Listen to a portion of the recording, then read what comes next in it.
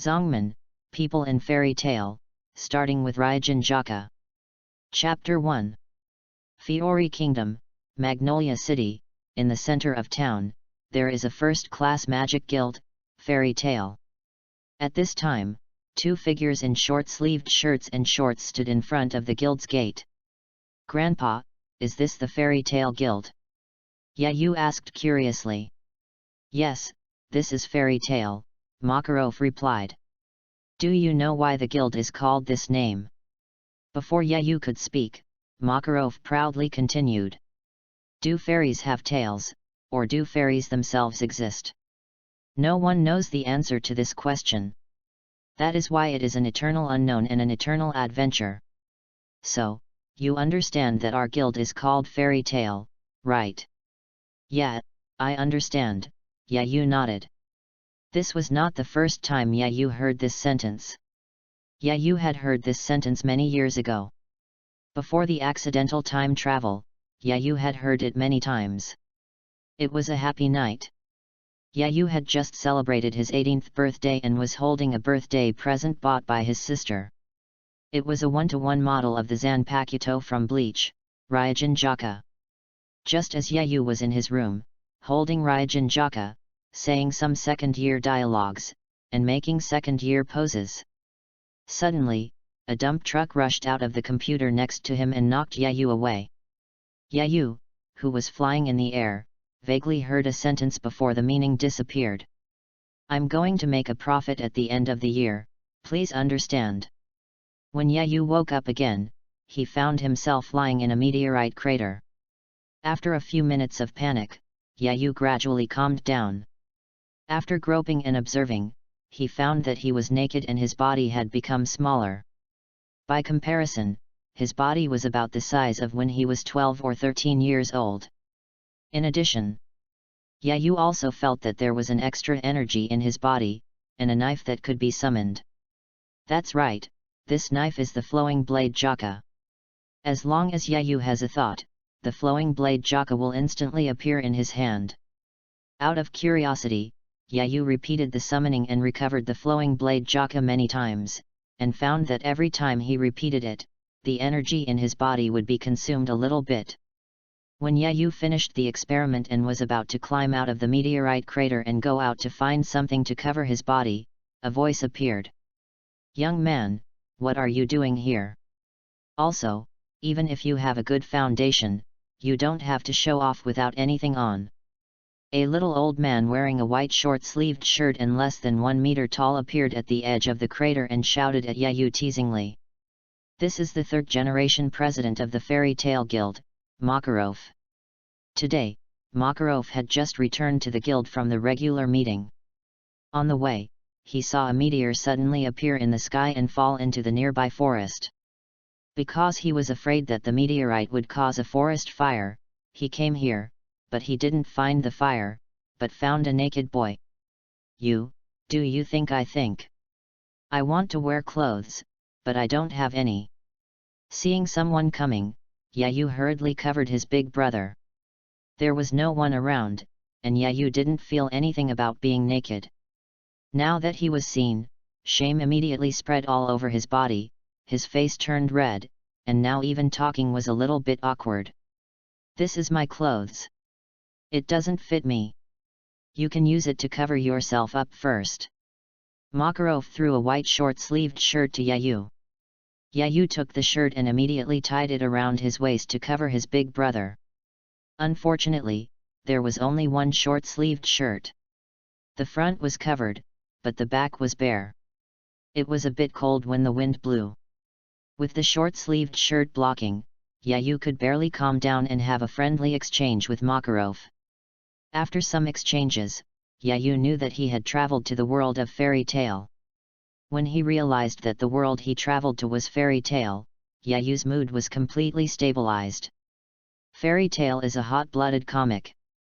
Basically, no one will die. It is very safe.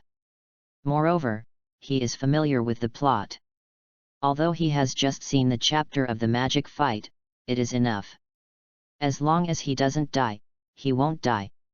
Secondly, he also knew that the unknown energy in the body is the magic of this world. The old man in front of him is the president of the Fairy Tale Guild, Makarov, one of the 10 saints. Because he knows Makarov's character, Yayu told Makarov some things directly. For example, he said that he was from another world, and because he came here by accident, he brought a knife and didn't know magic. Makarov was very surprised to hear Yayu say that he was from another world. Hearing the boy's tone of voice was very sincere, it didn't seem like a lie. There have been legends of other worlds on the Ishgar continent, but it was the first time that Makarov met a real person from another world. Faced with this situation, Makarov held his chin, thought about it, and felt that he couldn't leave Yayu alone. Not to mention that Yayu was young. After the communication and observation just now, Makarov found that Yayu had great magic power in his body, but he didn't know any magic at all. If Yayu was just placed and left alone, then Yayu would live alone without any worries, and it would be easy for him to go astray. If he went to the dark and joined the Dark Guild, with Yayu's talent, it would inevitably cause great harm to the Ishgar continent. Yayu, you are alone now and have nowhere to go. Do you want to join my guild? I tell you, the people in our guild not only speak nicely, but are also very kind and cute. Except for a little bit of mischief, they are all the best. Makarov enthusiastically invited Yayu. In order to prevent Yayu from going astray, Makarov had to invite Yayu to join Fairy Tale. Anyway, Makarov would never admit that he invited Yayu because of his talent. Okay, no problem, I'm also curious about what the guild is like. Without any hesitation, Yayu directly agreed to Makarov's invitation. After all, if you travel to the fairy tale world and don't join Fairy Tale, what's the difference between that and going to the toilet without taking off your pants? Chapter 2. Yayu, let me tell you, our Fairy Tale Guild is a great guild. I believe that after you live here for a while, you will definitely like this place. Makarov said to Yayu enthusiastically while slowly opening the door. As the door was opened, the scene inside slowly came into Yayu's eyes. The scene of the guild was not beyond Yayu's expectations. Just like the original work, it was very chaotic. There was noisy noise everywhere.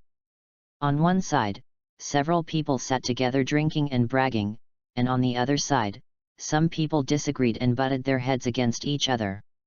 Some people even started fighting, accompanied by flying debris all over the sky. Plates, wine glasses, stools, food, like flowers scattered by fairies, flying everywhere.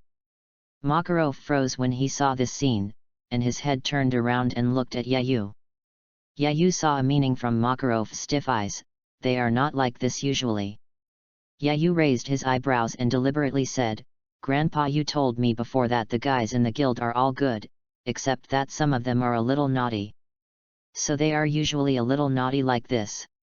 Makarov, who was teased by Yayu, came back to his senses, and a few well characters immediately appeared on his forehead. His face turned red, and he was obviously furious. You guys, stop it now.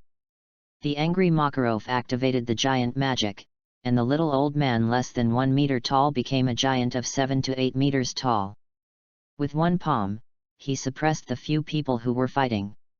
He boasted about the guild so much in front of Yayu, and said so much, just to invite Yayu to join the guild.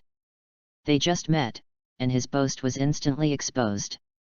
President, welcome back. Is this young man behind you the one you invited to join the guild?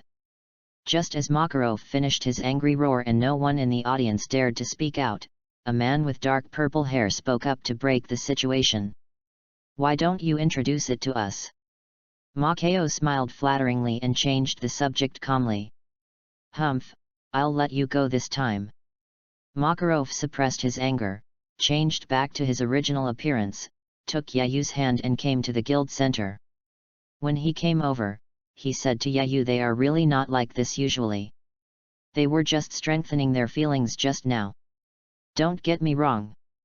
Yayu found Makarov's cautious look a little cute and funny, and replied comfortingly, President, I will definitely join the guild, you don't have to worry about me running away." Makarov's heart immediately settled down when he heard it, his expression returned to calm, and he stood in the guild center and said loudly, "Let me introduce this kid to you. He joins our guild today.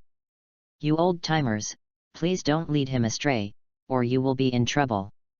After hearing what Makarov said, everyone present looked at Yayu to see what the person the president brought back looked like. After all, not everyone who joins the guild will be introduced to everyone so formally by the president. And Yayu was not stage frightened, and followed Makarov and said, "Hello everyone, my name is Yayu, I'm new here, I don't know anything, so please give me more guidance in the future. You are so handsome, do you have a girlfriend? Do you need me to introduce one to you? Hello, bro, have you ever had a drink? How about a nice glass? Get out of the way and don't lead the newcomers astray." After listening to Yayu's self-introduction, some people in the guild couldn't help but start to make fun of him. Yayu smiled and didn't respond. If he hadn't been in the spotlight often, he would have been very nervous to be teased by so many people. Fortunately, Yayu has been very handsome since he was a child, as handsome as Mr. Zun Long. He has always lived in the spotlight, so he doesn't feel nervous. "Where do you want the guild emblem printed on?" Makarov took out a seal and asked Yayu. "Right forearm, I want a fiery red one. This is the same position as the red dragon seal on Yu-Gi-Oh! 5DS. When Yayu watched the anime, she wanted to get a tattoo of the same style, but before she could do anything, her mother stopped her. Because of this, Yayu got a few spankings on her butt. Now getting a fairy tale emblem is a dream come true in disguise. Okay, Makarov put the seal on it and it was done in less than a second. Yayu took a look and was very satisfied. Seeing that everything was settled, Makarov breathed a sigh of relief and turned to everyone in the guild and shouted then, to celebrate Yayu's joining, "Let's have a party. Oh, the party is starting. Welcome new members to join the guild, let's have a party together." Everyone toasted to celebrate, and the joyful atmosphere filled the entire guild. After a long celebration, the night fell and the banquet came to an end. It was a mess everywhere. Tables and chairs were everywhere, and many people were lying on the ground drunk. During this time of celebration, Yayu also met many people who had appeared on the screen before. For example, Gray, who loved to take off his clothes, Kana, who is still a quiet child, the duo of Wakaba and Makeo, who loved to drink, and Myra's 3 siblings. It's a pity that Natsu and Urza were not there. They should have gone on a mission and can only get to know them later. In addition to these familiar people, Yayu also met many people who did not have names in the original work. They were also very enthusiastic and easy to get along with. Yayu looked at everything in front of him, a smile appeared on the corner of his mouth, and he continued to drink the fruit in the glass. When people began to disperse, the drunk Makarov finally remembered something and stumbled to Yayu's side. "Yeah, Yayu, you and Gray will go back together later. He lives in the boys' dormitory, so you should live there first. When you can earn money in the future, you can consider whether to move to another place. And, come to the guild to find me tomorrow morning, I have something to say." After speaking haltingly, Makarov ran to find people who had not yet dispersed to drink, saying that they would fight until dawn. Yayu shook his head and ignored Makarov. After a while, he returned to the dormitory with Gray. After washing up, Yayu lay on the bed and slowly fell into memories. It was really amazing. First, I was sent to the fairy tale world by someone to boost performance. Now I have spent several days on the journey, came to the guild, joined fairy tale, have a place to stay, and settled down. I don't know what will happen if my mom and sister find out that I am missing after traveling through time. I hope everything is fine. I hope my mom and sister will not have any trouble because of me. I hope I can go back in the future. With some confusion and uneasiness, Yayu fell asleep little by little. Chapter 3. In the early morning, warm sunlight shone through the window, dyeing the room with a layer of golden halo. Yayu stretched his waist, climbed up in a daze, went into the bathroom, and began a series of washing.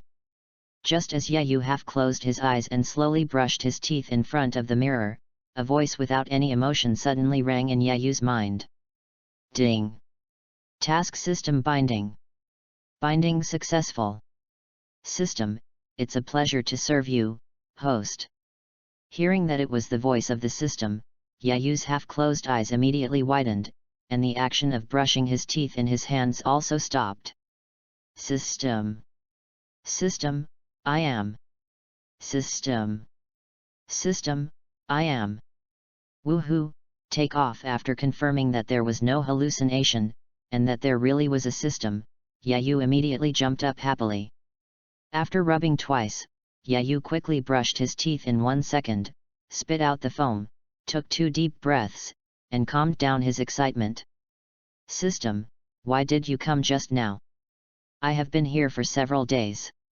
System, you know, we are trying to achieve good results, so delivery is slow. Okay, let me first introduce you to your functions.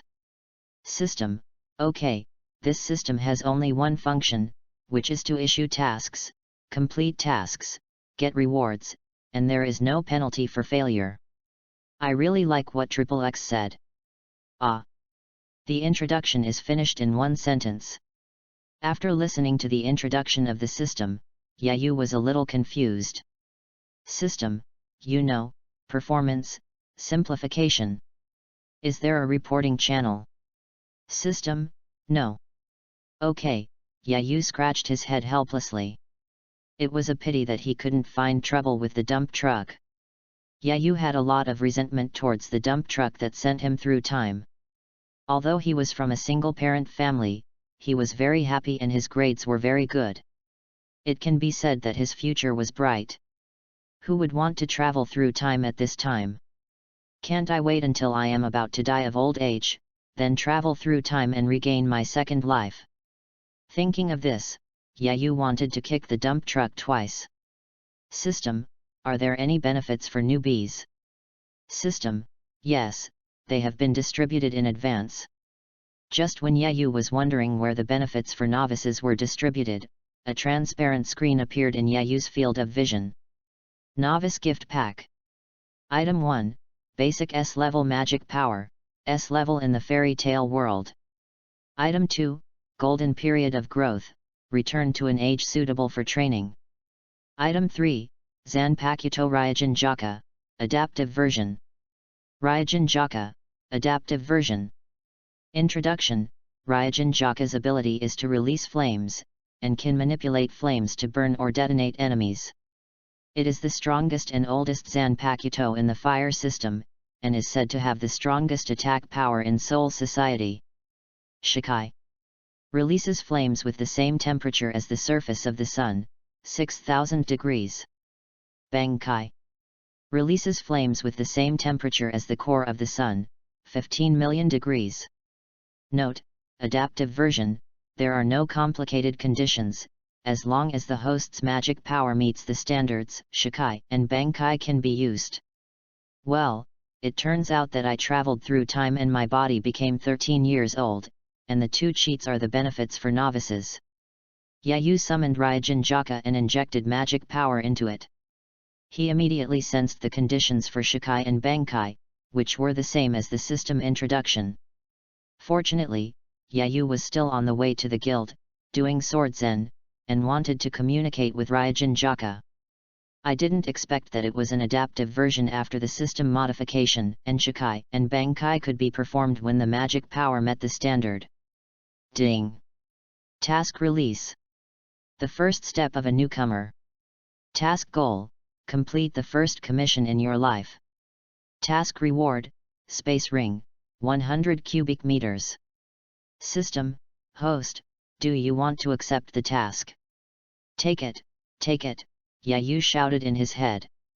Anyone who doesn't take this kind of mission is a fool. System, okay, the task has been received successfully. System, Host, if there is nothing else, this system will be offline. If you need me, you can call me at any time. Wait a minute, I have one last question. Seeing that the system was about to walk away, Yayu quickly spoke up to stop it. System, what's the problem?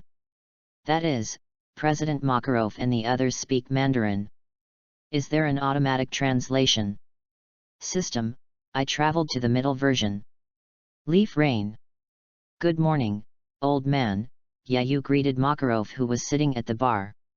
Good morning, have you eaten yet? Makarov asked with concern. Not yet. I came here as soon as I got up. I just happened to leave some breakfast for you to eat. Makarov took out the bread and milk from under the bar and handed it to Yayu. Thank you. Yayu picked up the bread and took a bite. It tasted really good. Grandpa, is there something you asked me to come here for yesterday? Yayu asked after taking another sip of milk. Hearing Yayu's question, Makarov's face turned serious. Yayu, how much do you know about magic? I don't know much, but I know that magic can do many things that ordinary people can't do. It is a miraculous power. Yayu thought about it and answered Makarov's question with his own understanding. After all, it has been several years since the last time he watched the fairy tale anime. Yayu didn't remember whether the explanation of magic in fairy tale was like this, so he could only go according to his own ideas. Makarov shook his head. No. Listen carefully, the power beyond persistence, the faith of the whole body. Magic is not the power of miracles, but the power that is manifested when the airflow in our body merges with the airflow in nature. This is magic that can only be created by injecting all of one's soul into it. Do you understand? I understand. Do you understand? Yayu left a drop of cold sweat on his forehead, and tremblingly answered Makarov. To be honest, Yayu, who lives in the world of science and technology, needs time to adapt to such abstract things. But as a student, facing Makarov, who is as serious as a teacher, he instinctively said that he understood, regardless of whether he could understand it or not. You have just been here for a few days, it is normal that you can't understand, you will understand it slowly in the future. Makarov saw at a glance that Yayu didn't understand. After all, magic can't be understood in a day or two. Let's change the topic. Yayu, do you know what is the innate magic? Chapter 4. Let's change the topic. Yayu, do you know what is the innate magic? Makarov was no longer serious as before, and his expression became as relaxed as usual. He asked Yayu casually. What is the innate magic? Yayu thought about it and realized that there didn't seem to be such a term in the original anime. Could it be that he had missed it? The so-called natal magic is an extension of a person. An extension of man. After hearing Makarov's explanation, a question mark appeared on Yayu's head. Ignoring Yayu's confusion, Makarov continued. Firm goals, subconscious desires, and each person's unique personality. There is a kind of magic in the world that perfectly meets these three conditions. This kind of magic is called destiny magic. The natal magic can reflect part of a person's appearance, so it is also an extension of a person. After listening to Makarov's explanation, Yayu understood it immediately. Isn't this a variation of the spiritual root system in the fairy tales? Old man, if a person uses his own innate magic, will it exceed the original strength of the innate magic in all aspects?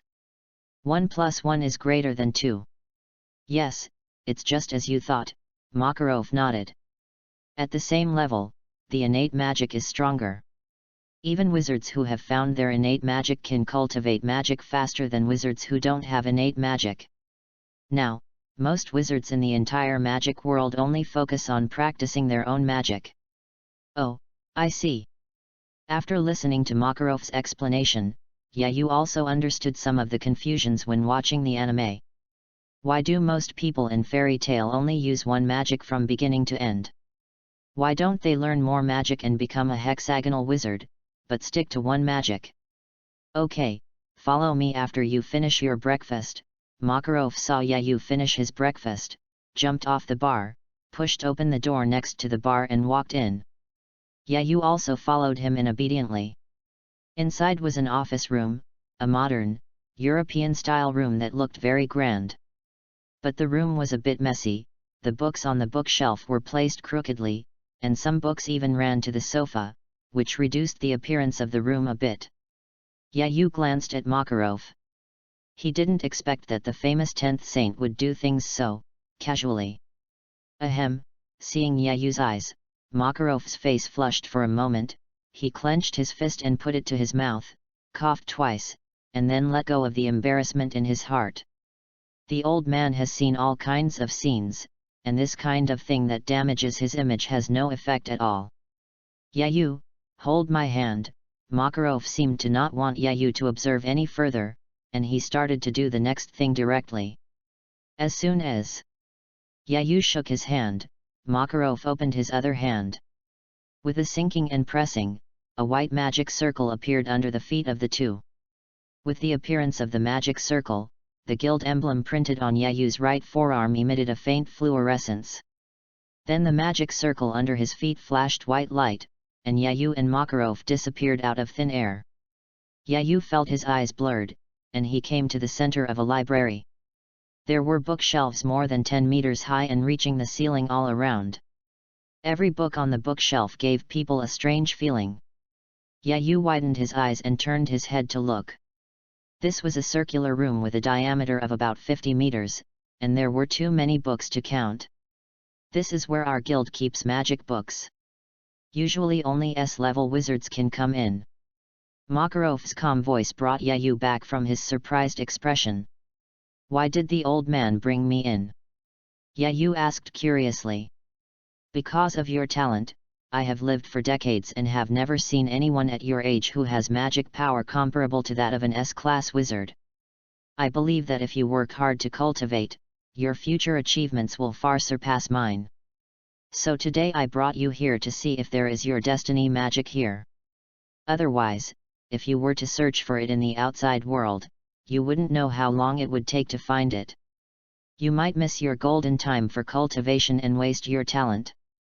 Old man, I won't let you down. Yayu felt a sense of happiness in his heart. In the magic library of the guild, Yayu estimated that there were at least hundreds of thousands of magic books. If this news were to be released to the outside world, it would be enough to attract everyone in the entire magic world to spy on the guild. By then, the guild would be in a disaster and would be destroyed if it was not careful. Makarov had only known Yayu for a few days, but he brought Yayu here for Yayu's future development. This trust is as heavy as Mount Tai. It was also the first time that Yayu felt this level of trust from someone other than his mother and sister. Okay, stop talking nonsense. Inject magic power into this crystal ball, and you will be able to feel whether there is your innate magic here. Makarov's expression was very calm, as if he didn't feel that he had done anything bold. He took out a transparent crystal ball the size of a human head from behind and threw it to Yayu. Yayu quickly stretched out his hand to catch it, fearing that the crystal ball would fall. After stabilizing it, he stepped back a bit. Seeing that there was nothing behind Makarov, he didn't know where the crystal ball came from. Stop looking and start quickly, Makarov patted Yayu's thigh and urged. Okay, okay. Yayu controlled the magic power and slowly injected it into the crystal ball. As the magic power was injected, the crystal ball emitted fluorescence little by little, until the brightness of the fluorescence reached a critical point and spread out in waves. Not long after, as the waves hit the bookshelf, a magic book emitted a little fluorescence and flew directly out of the bookshelf. The cover of the magic book was written with the words Light-Shaping Magic. Chapter 5. Looking at the magic book floating in front of him, Yayu was a little excited and reached out to take it. Light-shaping magic, is this my innate magic? It is the same type as Gray's magic, not very powerful, but very comprehensive in functionality, Yayu thought calmly. Light-shaping magic is not a magic known for its destructive power. It is a magic that is all clear and very free. Because it is not like other magic, each move is fixed in a certain range, and how to use it depends on the magician's own ideas. The magician is imaginative, so it is imaginative, the magician is dull, so it is dull. If a wizard can practice modeling magic to a high level, then his path to magic will go further than others. Don't stop practicing just because it lacks destructive power. Makarov slowly told Yayu, introducing the light-shaping magic, and at the end he reminded Yayu to practice well, fearing that young people would only pursue the destructive power of magic. Don't worry, old man, I know what is important and what is not important. Yayu replied with a chuckle. With the RYUJIN JAKA, Yayu never thought that he would lack destructive power.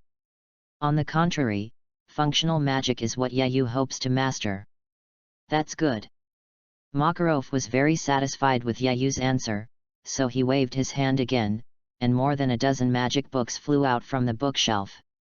Magic Meditation Method, Basics of Magic, Detailed Explanation of Advanced Magic, Basics of Magic Circles, Detailed Explanation of Magic Circles, Detailed Explanation of Light Magic, Application of Light Element, Detailed Explanation of Element Composition, Restraint and Affinity of Elements, Detailed Explanation of Magic Control, Application of Magic to the Body, Warcraft Encyclopedia. Yayu, you should also take these books back and read them. They will be very helpful for your learning of magic and future development. Makarov said to Yayu lightly, not realizing that he had done anything horrible. Well. Okay, I'll read it, Yayu said reluctantly, a drop of sweat dripping from his forehead. These magic books, if stacked together, would be as tall as Makarov. It would take an unknown amount of time to understand and learn the contents. Fortunately, Makarov didn't say when he would finish reading them, so he could just read them slowly. Okay, let's go out first. Makarov activated the magic circle again and teleported the two of them out.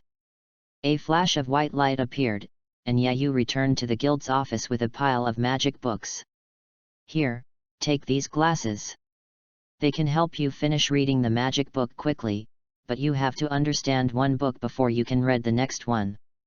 Makarov took out a pair of glasses with red frames and small wings from the drawer of his desk and handed them to Yayu. Yayu put down the magic book, took the glasses, took a look, and immediately recognized that this was the magic prop wind chant glasses that appeared in the original book. This is really a surprise. Its function is to allow people to read books quickly. This speed is really fast.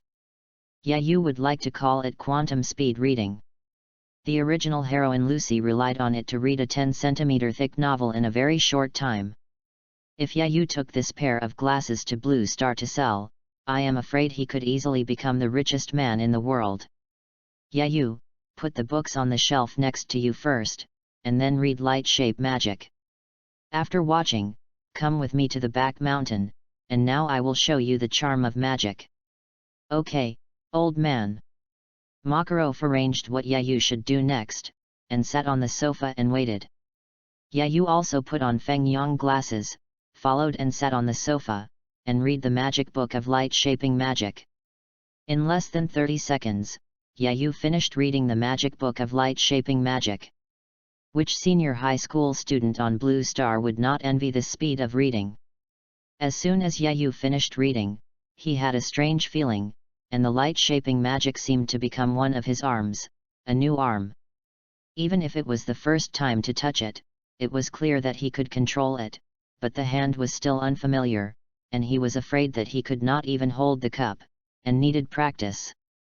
Is it so fast to learn the innate magic? Yayu muttered to himself.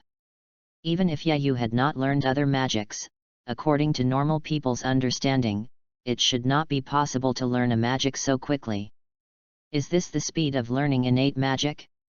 Love it. Grandpa, I think I learned it. Yayu said to Makarov excitedly. Have you finished reading it? Have you learned it? Makarov suddenly reacted and shouted in surprise. It is very fast to learn the innate magic, but not so fast that he has just sat down and his butt hasn't even warmed up yet, and he has learned it. When Makarov learned his innate magic giant, it was not so fast that he could learn it after reading it once. It took him nearly half a day and a lot of effort to learn it. Yayu, you really can do it, this is not a joke. Makarov asked doubtfully, but his eyes revealed the light of hope that Yayu really learned it. It should be correct, I'll try it. After saying that, Yayu stretched out his right hand, and 2 seconds later, a platinum magic circle appeared. Light shape magic, cube. A square that barely resembled a cube landed in front of Yayu and Makarov. Really, I really learned it. Makarov's eyes widened, a little bit unbelievable. Reading during Dragon Boat Festival. Recharge 100 to get 500 VIP points. Recharge now, activity time, June 8 to June 10. Chapter 6. Yayu, have you really never been exposed to magic before?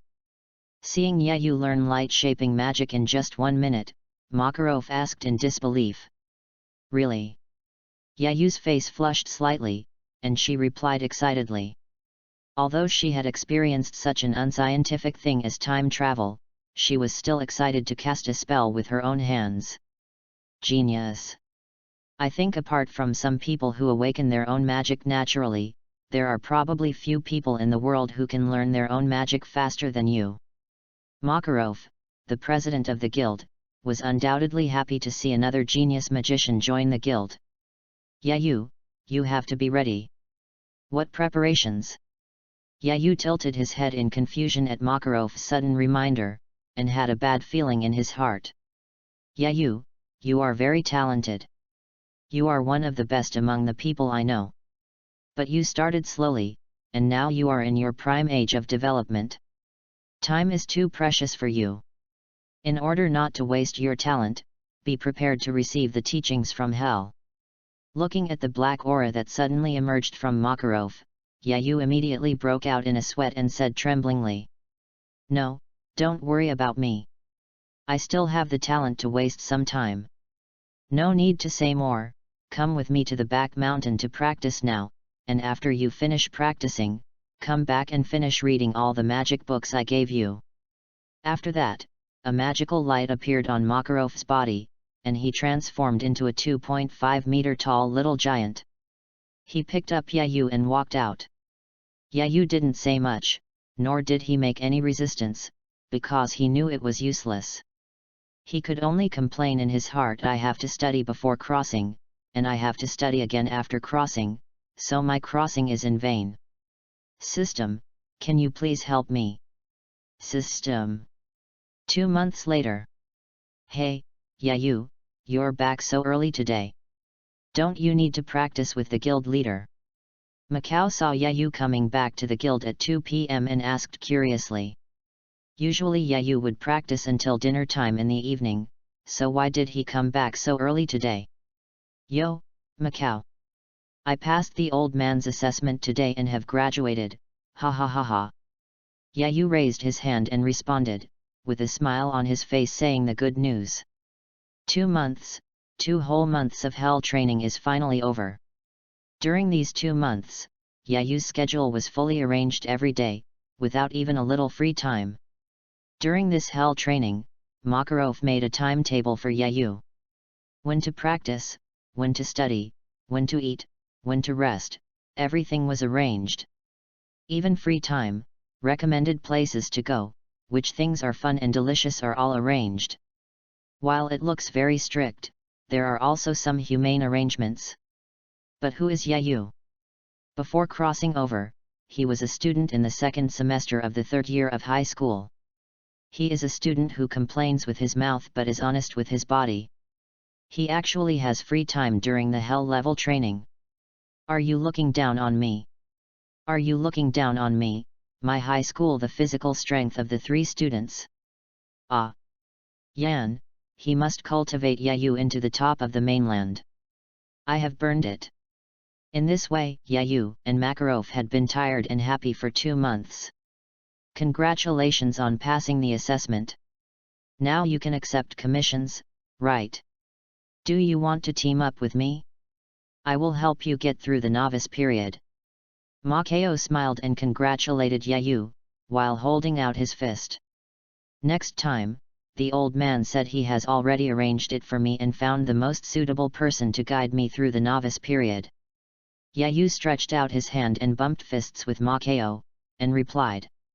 Since the president has arranged it, let it go, Makao said with a bit of pity, but turned around and said happily. To celebrate your passing the test, I'll treat you to some milk. You can get unlimited refills today. Thank you. Yayu sat at the bar, ordered a glass of ice milk, took a sip, and as the milk went down his throat, he relaxed comfortably. Great! Yayu put down the cup and shouted.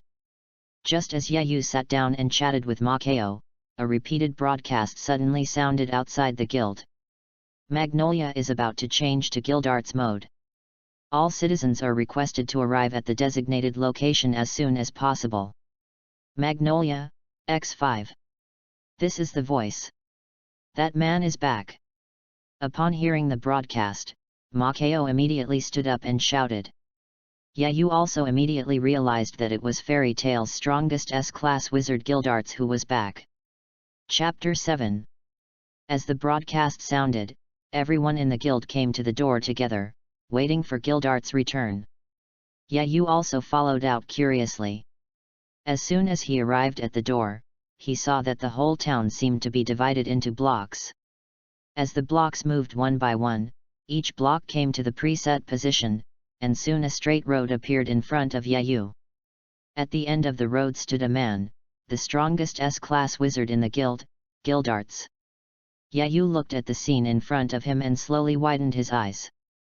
The scenes seen in anime and in reality are completely two dimensions. A city changed for one person, how majestic is this? Although it was because of Guildarts' innocent personality, he always walked in a daze accidentally, walked directly through other people's houses, and destroyed the houses, so the changes were made. After a while, Guildarts, with a big orange back hair and wearing a worn black windbreaker, walked to the door of the guild, and everyone in Fairy Tail cheered. Welcome back, Guildarts. Guildarts, is the mission accomplished? Guildarts, let's drink together later. Looking at the people lining the avenue to welcome him, Guildarts smiled brightly. I'm back. Mission accomplished, I am Guildarts. Drinking is fine, but you won't leave until you're drunk, ha ha ha ha. Guildarts entered the guild and answered everyone's questions. His cheerful voice spread throughout the guild, and everyone was unconsciously happy. Yayu stood aside and observed Guildarts.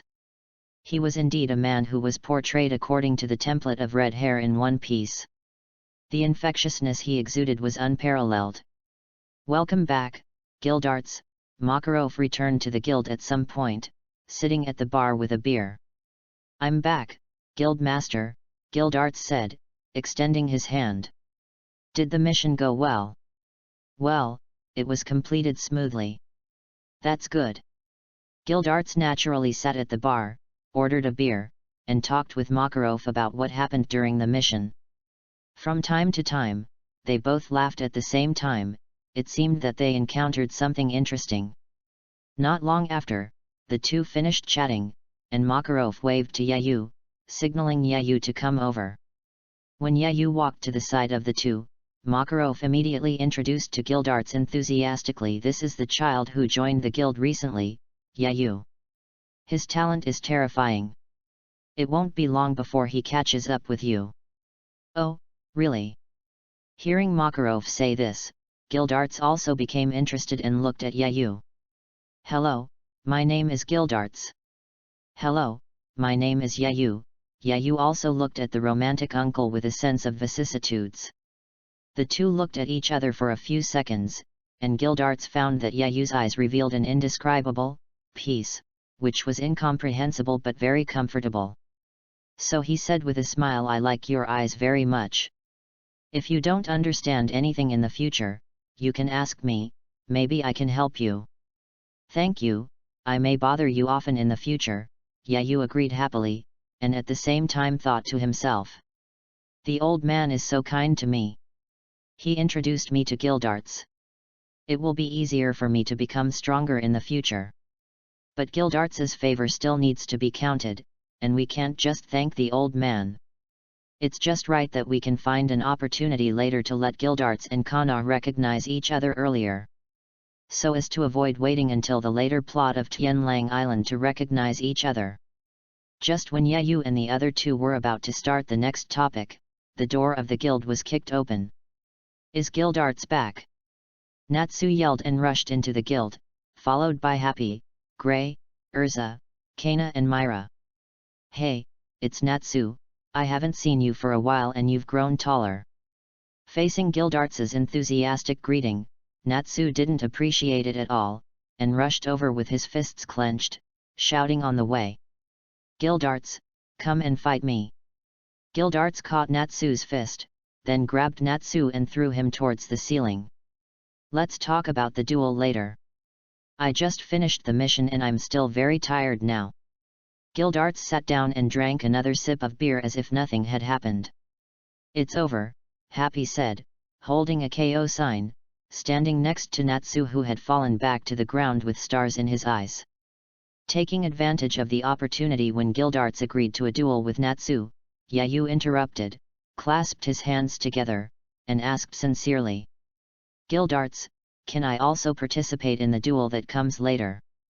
I really want to know how big the gap is between me and the strongest, please."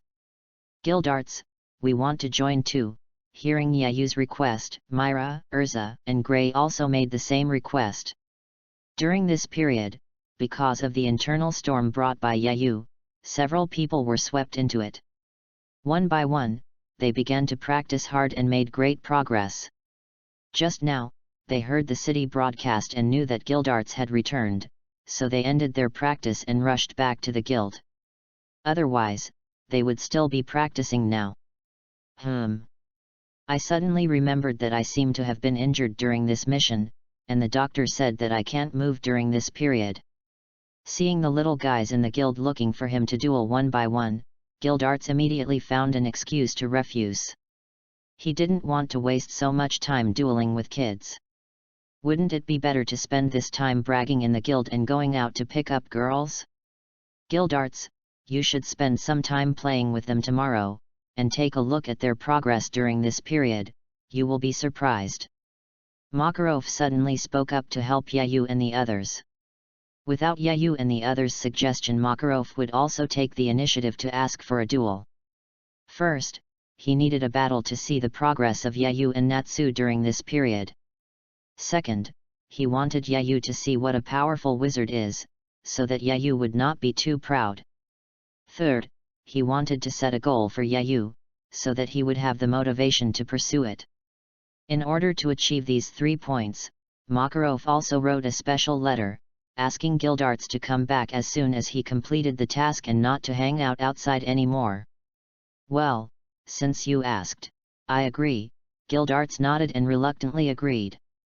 It was a pity that he had less time to drink, brag, and pick up girls. But it was also a good thing to witness the growth of the younger generation. "I will also participate in tomorrow's duel." After hearing Gildarts's agreement, Natsu immediately shouted, fearing that he would be left behind in tomorrow's duel. Okay, I'll count you in." For Gildarts, one more or one less makes no difference. "Haha, I have been practicing very hard during this period, Gildarts, you just wait," Natsu said while waving his fist, completely forgetting how he was killed instantly just now. Yayu sat back at the bar, drinking milk, looking at the noisy Natsu in front of him, and smiled. This was the fairy tale he was familiar with. At this time, Yayu suddenly noticed a little girl behind the crowd, Kana. She hid behind the crowd, opening and closing her mouth, looking like she wanted to say something but stopped. It seemed that she wanted to contact Gildarts, but didn't dare. This wouldn't do. Yayu drank the rest of the milk in one gulp and walked towards Kana. "Kana, you can also come to the duel tomorrow," Yayu invited Kana. "No, I'm so weak, it would be embarrassing if I went," Kana shook her hand and refused weakly. "No, you can't miss out on good things. You must go tomorrow. If you don't want to fight, then be my cheerleader and cheer me on." Yayu patted Kana's shoulder and didn't give her time to refuse. He slipped back to Makarov to chat. Kana looked at Yayu, who slipped back and said to herself, "Thank you, Yayu." Chapter 8. The day after Gildarts returned, Magnolia City, the forest behind the mountain. It was almost noon, and Makarov and his group had just arrived at the place where Yayu had practiced before, which was the place for today's duel. Originally, everyone should have been here a long time ago. Early this morning, Yayu and others had gathered at the guild, and they were only missing Gildarts, so they could set off. In the end, after waiting for a long time, no one came, so Natsu went to Gildarts' house and woke up Gildarts, who was drunk yesterday and was still sleeping. "President, why are you here? Why not just fight with a few brats outside the guild? There's no need to walk so far here," Gildarts asked, half asleep. He had celebrated with Makeo and the others in the guild yesterday, drinking until almost dawn, and now he was feeling sleepy. "That's right, old man, why don't you fight outside the guild? I can't wait to beat up Gildarts," Natsu also shouted, expressing the doubts in Gray and the others' minds. "You will know later, now follow me." Makarov did not answer their questions, but chose to be a riddler. Seeing that Makarov did not answer, everyone did not ask any more questions. Anyway, they were about to go to the duel. Makarov led everyone past the area where Yayu practiced, walked a little further inside, and came to a piece of charred land. The diameter of the land was about 500 meters, circular, and it was full of cracks and traces of being burned by fire. There was no moisture, and no plants at all. Who did this? Natural fires can't burn into such shapes, Gildarts asked curiously. You will know in a moment. Today's duel will be held here. Who among you will go first?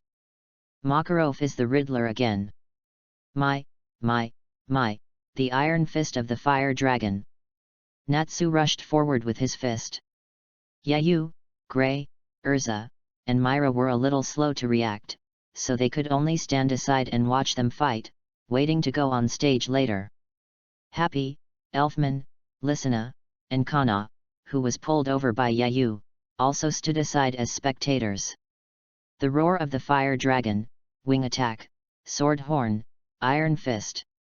Natsu shouted out the names of his moves while attacking, and the fight seemed very intense, but in fact, Gildarts stood still the whole time and did not move at all. Looking at his strong body and the super advanced destructive magic, Crush, Gildarts blocked all of Natsu's attacks with just one hand. Gildarts even yawned in the middle of the fight, as if he was about to fall asleep. Natsu was so angry that the flames burned more vigorously and the frequency of his attacks became faster. A battle scene that was more exciting than that in a 3D movie appeared in front of Yayu, and it was so exciting that Yayu could hardly look away. But there was still business to be done.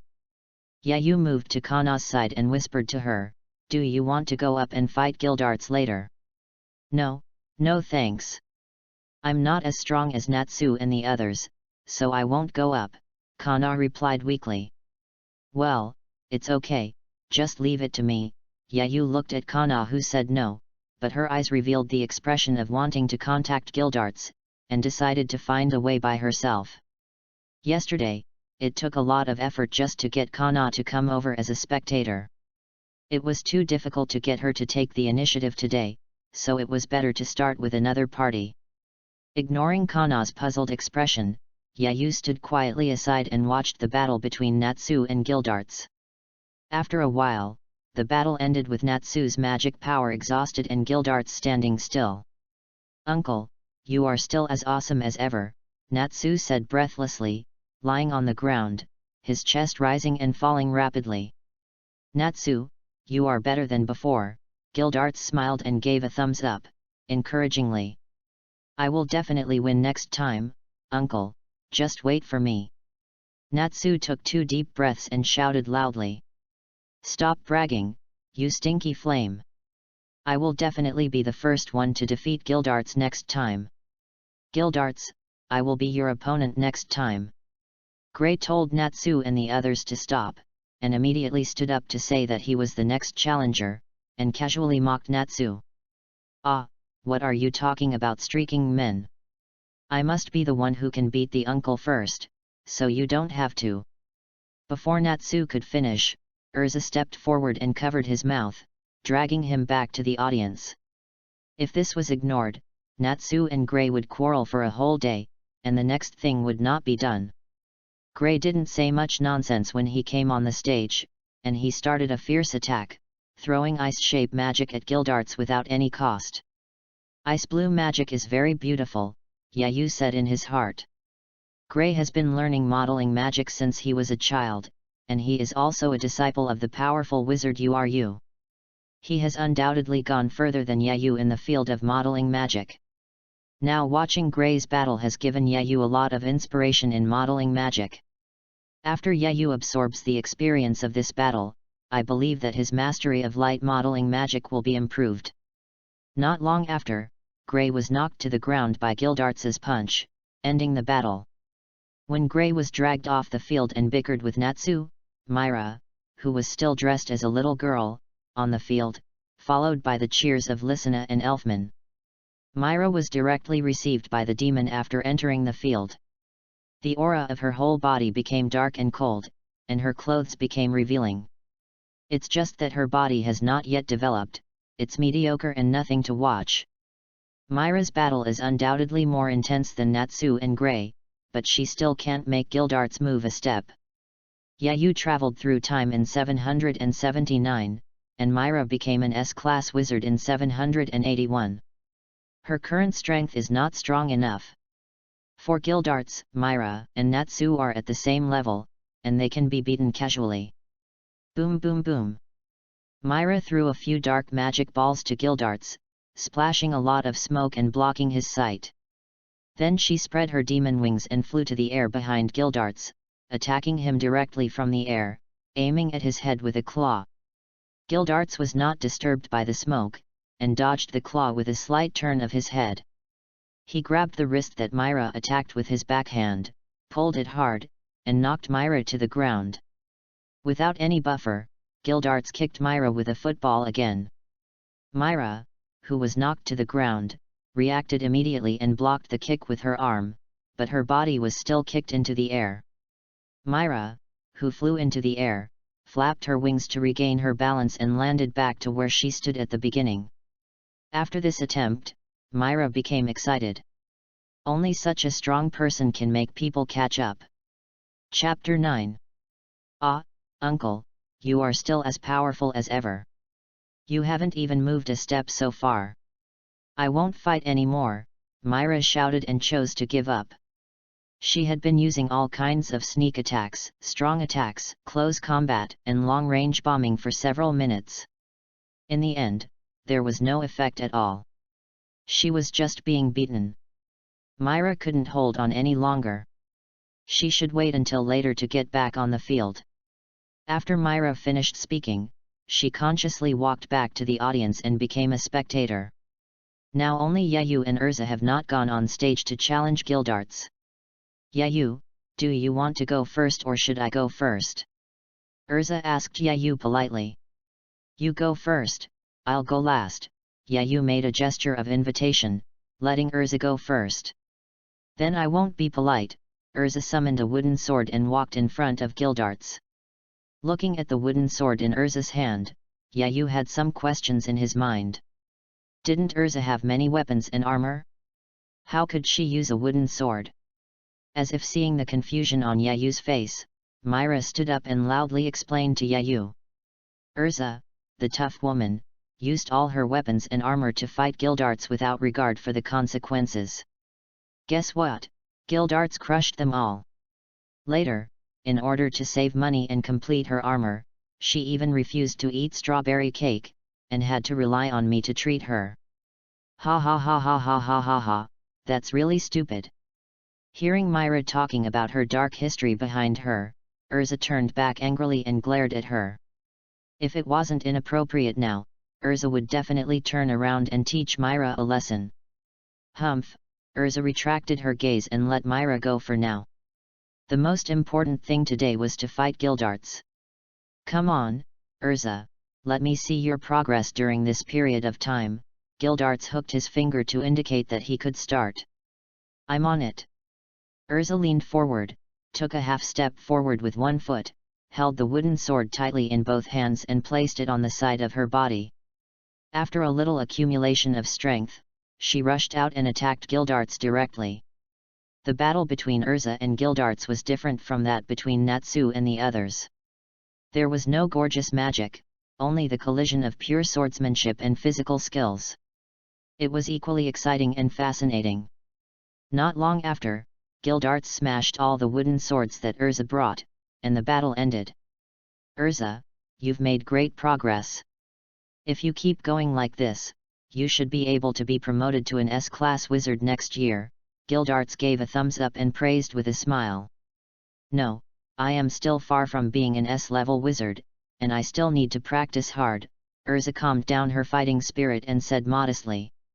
That's right, uncle, the first person to become an S-class wizard must be me. This hard-boiled woman should just line up behind me, Myra shouted in dissatisfaction. Ah, what did you say, you stinky woman? Urza immediately retorted. I'm talking about you, you hardcore stinky woman. Compared to me, you are still 100 years behind, you navel-bearing bitch. Urza and Myra grabbed their hands together, forehead to forehead, emitting red and purple terrifying auras, and kept spraying each other, attacking each other's weaknesses. Seeing this scene, except for Yayu, everyone else immediately stepped back a few steps, fearing that they would be dragged in. Oh, you two have such a good relationship. I want to take a picture of this scene with my camera, Yayu said fearlessly. No way. X2. My relationship with her is not good. X2. Don't imitate my speech. X2. Urza and Myra said in unison, and then they butted against each other again. Yayu smiled, knowing that the fire would not splash on her body, so she didn't feel any pressure. It was a pity that she couldn't keep this friendly scene, so she could only find another opportunity later. Natsu and the others who retreated all looked at Yayu with admiration. He dared to tease Urza and Myra when they were in conflict. He was really a warrior. Okay, Yayu, it's your turn, go give Gildarts a surprise, Makarov urged. He couldn't wait to see Gildarts' surprised expression. I am also looking forward to what the surprise is that the president mentioned. Please don't let me down, Gildarts said to Yayu. Gildarts, if the surprise I give you is big enough, can you agree to a small condition for me? Yayu took the opportunity to make a request. Okay, no problem, Gildarts agreed easily. In his opinion, Yayu would not be able to do it. After all, he had traveled all over the country for so many years, and had seen all kinds of scenes. What kind of surprises could you, a 13-year-old kid, give? That's good, Yayu stood in front of Gildarts and took a deep breath. It was the first time he fought with someone other than the president, so he was still a little nervous. Come on, Yayu. Kana's sweet voice came from the audience. Yayu smiled without looking back. It was really nice to hear the cheers. Light-shaping magic, Eye of Light. Yayu opened his palm, and a white ball appeared from the magic circle in his hand and floated above Yayu's head. At the same time, a very bright light burst out from the ball, and everyone in the audience, except Yayu and Makarov who had put on sunglasses, was dazzled. Gildarts grabbed the black cloak to block the light, thinking this kid has some ideas, not bad. Light shape magic, bell. A bell similar to the one given to Fire Cloud Evil God by the landlord's parents in the Kung Fu movie appeared next to Yayu. Yayu shaped a stick and knocked it hard, and a huge sound wave continued to ring. Now everyone's ears were surrounded by the sound of the bell, and no other sound could be heard. Yayu relied on the freedom of shape magic to successfully interfere with Gildarts' vision and hearing. Can you dodge in this situation, Gildarts? Yayu thought. Chapter 10. Yayu looked at the disturbed Gildarts and prepared to test him again. Light shaping magic, monolith. Light shape magic, spear. Light shape magic, earth spikes. A huge rock appeared above Gildart's head and smashed down on him. A spear appeared on his right and an earth spike appeared on his left, attacking him at the same time. Smash! Gildarts was not distracted by Yayu's magic and could not detect the attack. He opened his hands and 2 shattering nets flew out of his hands, shattering the spears and spikes. Finally, he stood still and threw an uppercut, smashing the boulder above his head. This perception is really sensitive, Yayu sighed when he saw his attack was easily cracked by Gildarts. Faced with the same means, Makarov's reaction was a little slower. This is normal. Makarov is old and his body has been on a downward slope for a long time. In addition, he has not fought for many years and cannot maintain his combat perception. No wonder he was successfully attacked by surprise in the later Spectre. If it was Gildarts who often went on missions, he would have sent the sneak attacking Arya to death with a smash in his backhand. Since the attacks from 3 directions have been blocked, let's try an all-round attack to see if we can catch Dawn. Light shape magic, light bullet. Small light bullets kept appearing in Yayu's hands, attacking Gildarts non-stop. At the same time, they began to move around Gildarts, leaving magic circles in their tracks. The light bullets were useless to Gildarts. Without vision and hearing, he smashed them with his punches. He even had time to tease Yayu. This kind of attack is useless against a 6-year-old child. Yayu, where is the surprise you are going to give me? After a while, Yayu circled around Gildarts and returned to the starting point. He stopped the light bullet in his hand and whispered, "Light shaping magic, 1,000 army spears." The magic circle left behind began to glow, and spears emerged and spread, eventually locking Gildarts in the center like an upside-down bowl. Seeing that the magic was ready, Yayu knelt on one knee on the ground, pressed his palm on the ground, and said, "I'll give you the surprise later, just block this move first." Light shape magic, earth spikes.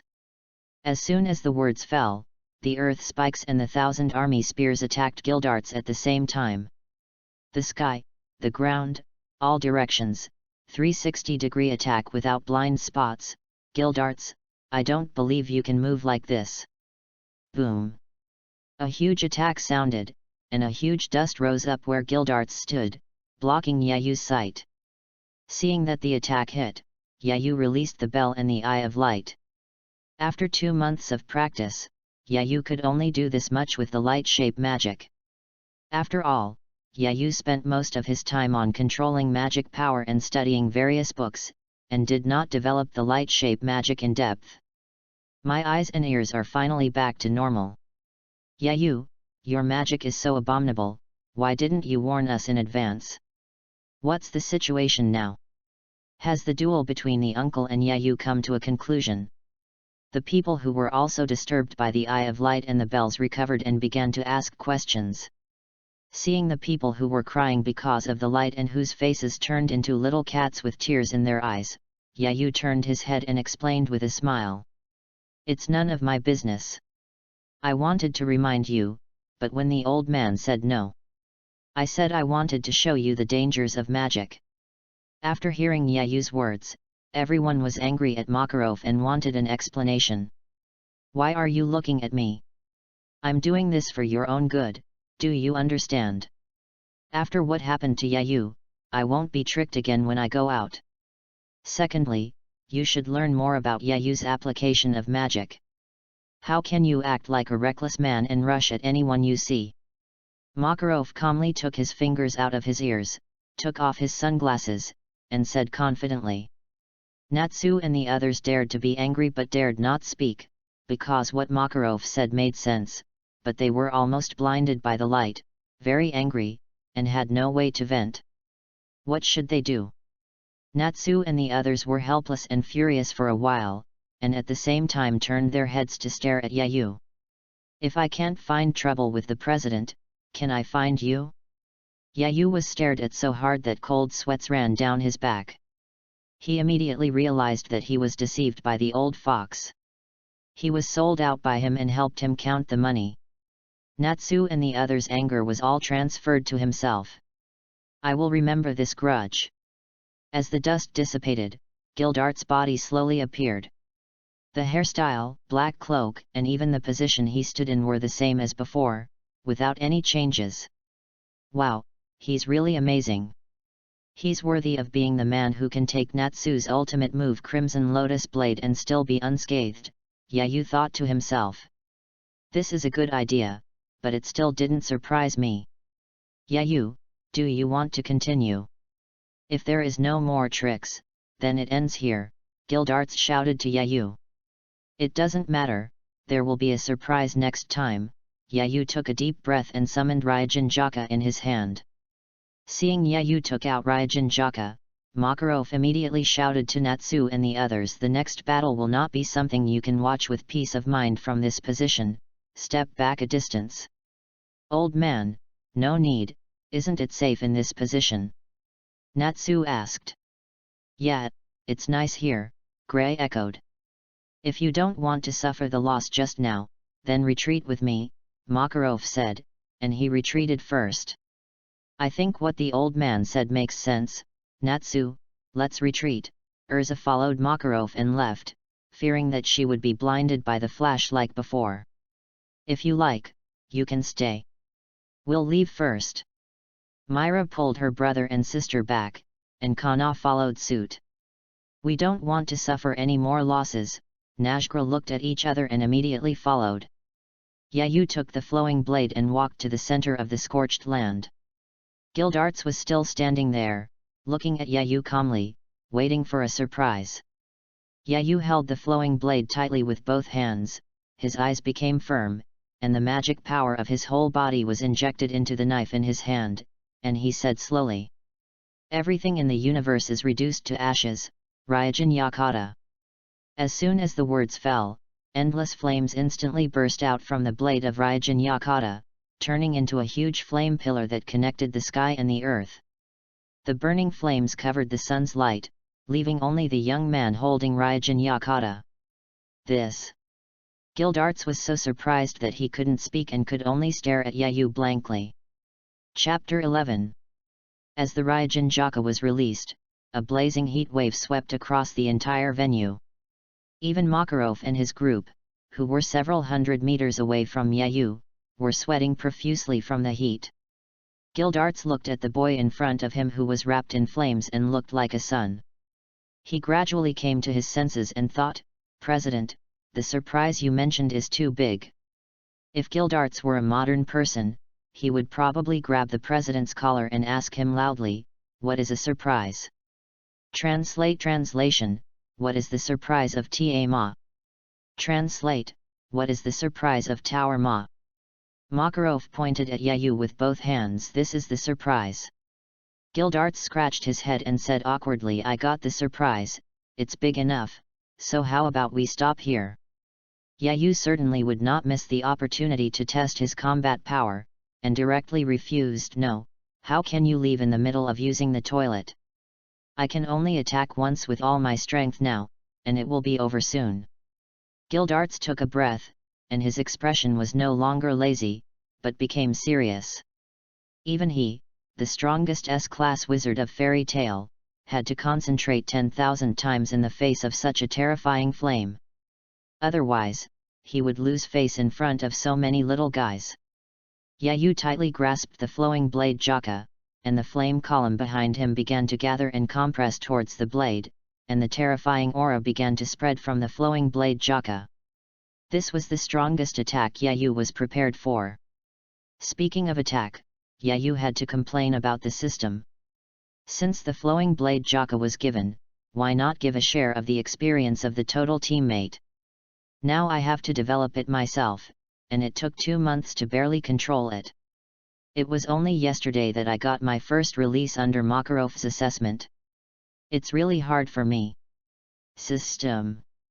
Seeing that the flames on Lu Ren Ruohuo were almost condensed, Yayu locked his eyes on Gildarts and shouted, it's coming.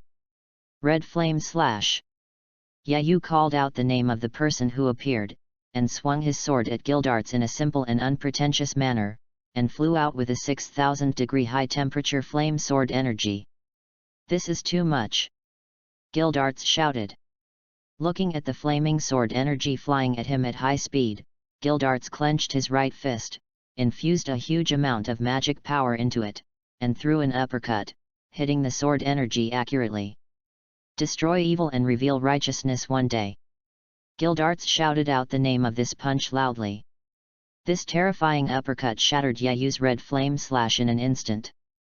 The remaining power soared into the sky, directly piercing through the clouds and creating a huge hole. After Yayu swung the sword with all his strength, his body became weak and he sat directly on the ground. Looking at the uppercut that shattered his attack in an instant, he couldn't help but shed a drop of cold sweat. What if this hit him? In the original work, the punch "Destroy evil and reveal righteousness one day" can knock people thousands of miles away, and it also has a crushing attribute. There are few people in the entire fairy tale world who can take this move. It's so terrifying. "Yayu, Gildarts, are you all right?" When Makarov saw that the incident was over, he took Natsu and the others away. "Gildarts, that punch you threw just now was so cool. Yayu, can you give me some of your flame? It looks delicious. Yayu, is your knife for sale outside? Yayu, I didn't realize you are so powerful. Let's duel later." Natsu and his friends surrounded Yayu and Gildarts, and kept asking all kinds of questions. Yayu grabbed Natsu's shoulders and stood up, answering them one by one. "I'll give it to you when I have a chance. It's not available outside. I'm not that good. We'll fight later."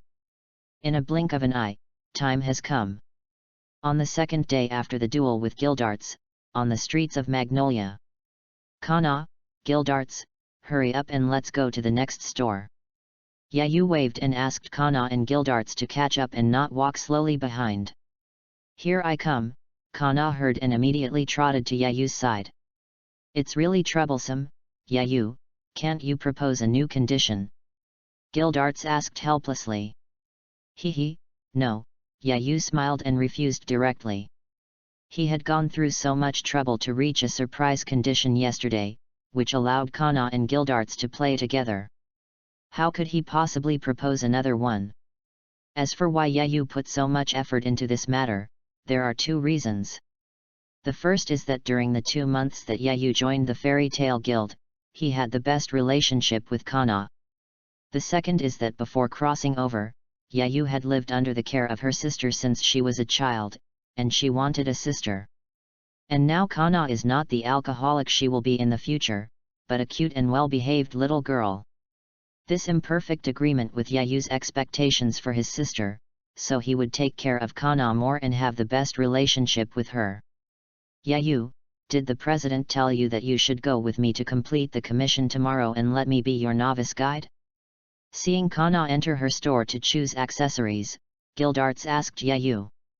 "No, the president didn't tell me." "What is the mission you accepted?" Yayu asked curiously. Chapter 12. There are generally two types of mission commissions. The first type is the type of searching for people or objects, which usually does not require combat and is very safe.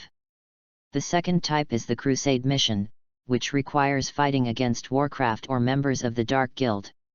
It is full of dangers and you may lose your life at any time. Gildarts explained to Yayu.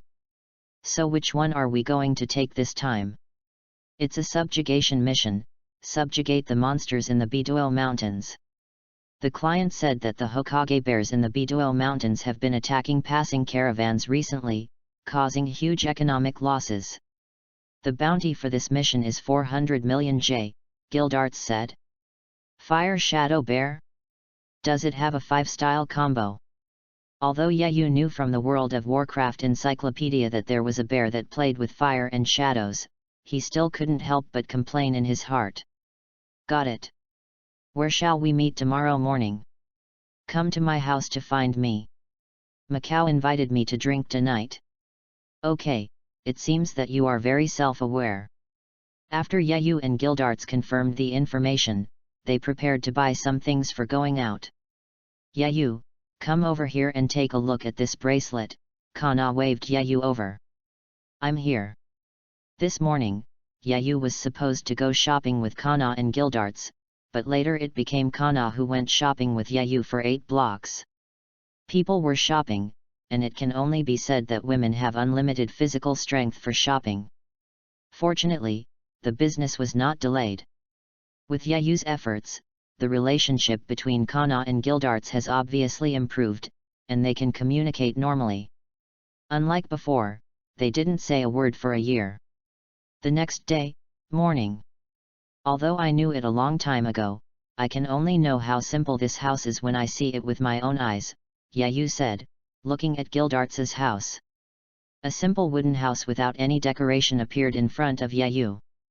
It stands to reason that S-class wizards who often go on missions are very rich, just like Urza in the future, who has hundreds of sets of armor, so many that there is no space for changing clothes. And a strong man of Gildarts's level should have more money, but why does he wear simple clothes and live in a simple house every day? I don't know where all the money goes. Could it be that he spent all his money on women? Knock, knock, knock. Gildarts is up. Yayu knocked on the door hard and shouted. Okay, I'm up. Wait a minute, Gildarts' voice came from inside the house. After a while, Gildarts opened the door and came out, panting. It's too early for you. The sun has just come out. Haha, Gildarts looked at the sky and said helplessly. Getting up early is good for your health. You should go wash up first. You smell like alcohol. It's unpleasant. Yayu pinched his nose and drove Gildarts back.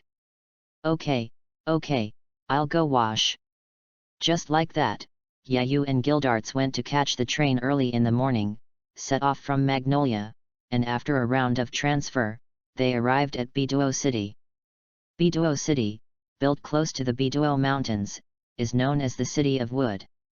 A large amount of wood is sold every year, among which the wood called Biduo tree is one of the best and is the material desired by all top carpenters.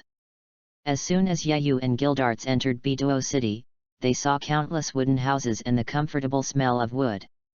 This is one of the characteristics of Biduo City. Houses can only be made of wood, and the wood must be cut by themselves, otherwise they are not allowed to be built. Gildarts, this place is so beautiful, shall we go for a walk? Yayu, who had never been far from home since he was a child, was attracted as soon as he entered the city.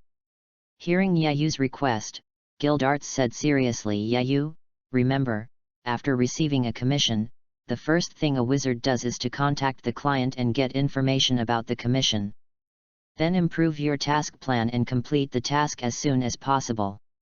Don't be distracted by other things and delay the task. Do you understand? I understand, Yayu put away his curiosity and nodded in agreement. Seeing Yayu being so obedient, Gildarts smiled and said, when the mission is over, I will take you to play. Then let's go find the mission entrustor quickly. Yayu immediately became motivated and wanted to complete the mission quickly. At the same time, Yayu also found that Gildarts was usually careless, but he was never careless when he needed to be careful. No wonder he could pick up girls wherever he went. Soon Yayu and Gildarts came to the administrative district in the city center. This mission was entrusted by the mayor of Bedo City. Hello, Mayor Kaiwei. We are wizards from the Fairy Tale Guild. We will complete this commission. As soon as he arrived at the office, Gildarts greeted the mayor. Welcome to come from afar. I am the mayor of Bedo City. Mayor Kaiwei shook hands with Gildarts very happily, then turned serious and said. This time the mission is to defeat the demon beast Hokage Bear. For some reason, they often come to our city and attack caravans on the trade routes outside. Not only did it cause a lot of losses to the merchants, but it also made other merchants afraid to come to Bedo City to trade, for fear of being attacked by the Hokage Bear. The impact caused by Naruto Bear during this period is very bad. I hope you can defeat Naruto Bear as soon as possible and restore the harmony of Beto City. After listening to Mayor Kaiwei's introduction, Gildarts said calmly, "Don't worry, Mayor Kaiwei, our fairy tale wizards will definitely be able to take action. Please give us a map of the area and help us mark the attack location of Naruto Bear, and we will set off immediately." "No problem," Mayor Qai immediately called a secretary to prepare the map and handed it to Gildarts. Yayu and Gildarts walked out of the administrative district and opened the map to look at it. Yayu found that the places where the Naruto Bear attacked the caravans were all near the middle of the trade route. The living environment near this place was not suitable for the Naruto Bear to live.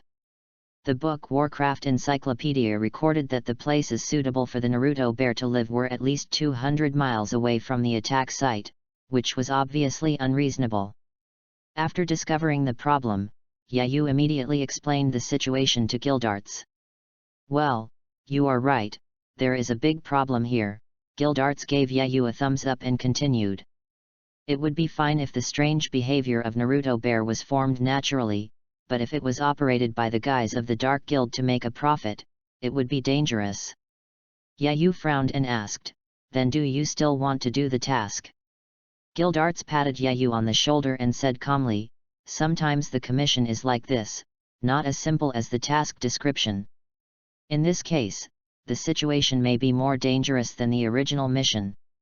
The best way is to give up the action, report directly, end the mission, and put your own safety first. So Yayu, what are you going to do, report or continue with the mission?" Chapter 13. Gildarts gave Yayu two choices, report it or continue. Of the two choices, Yayu would of course choose the third one.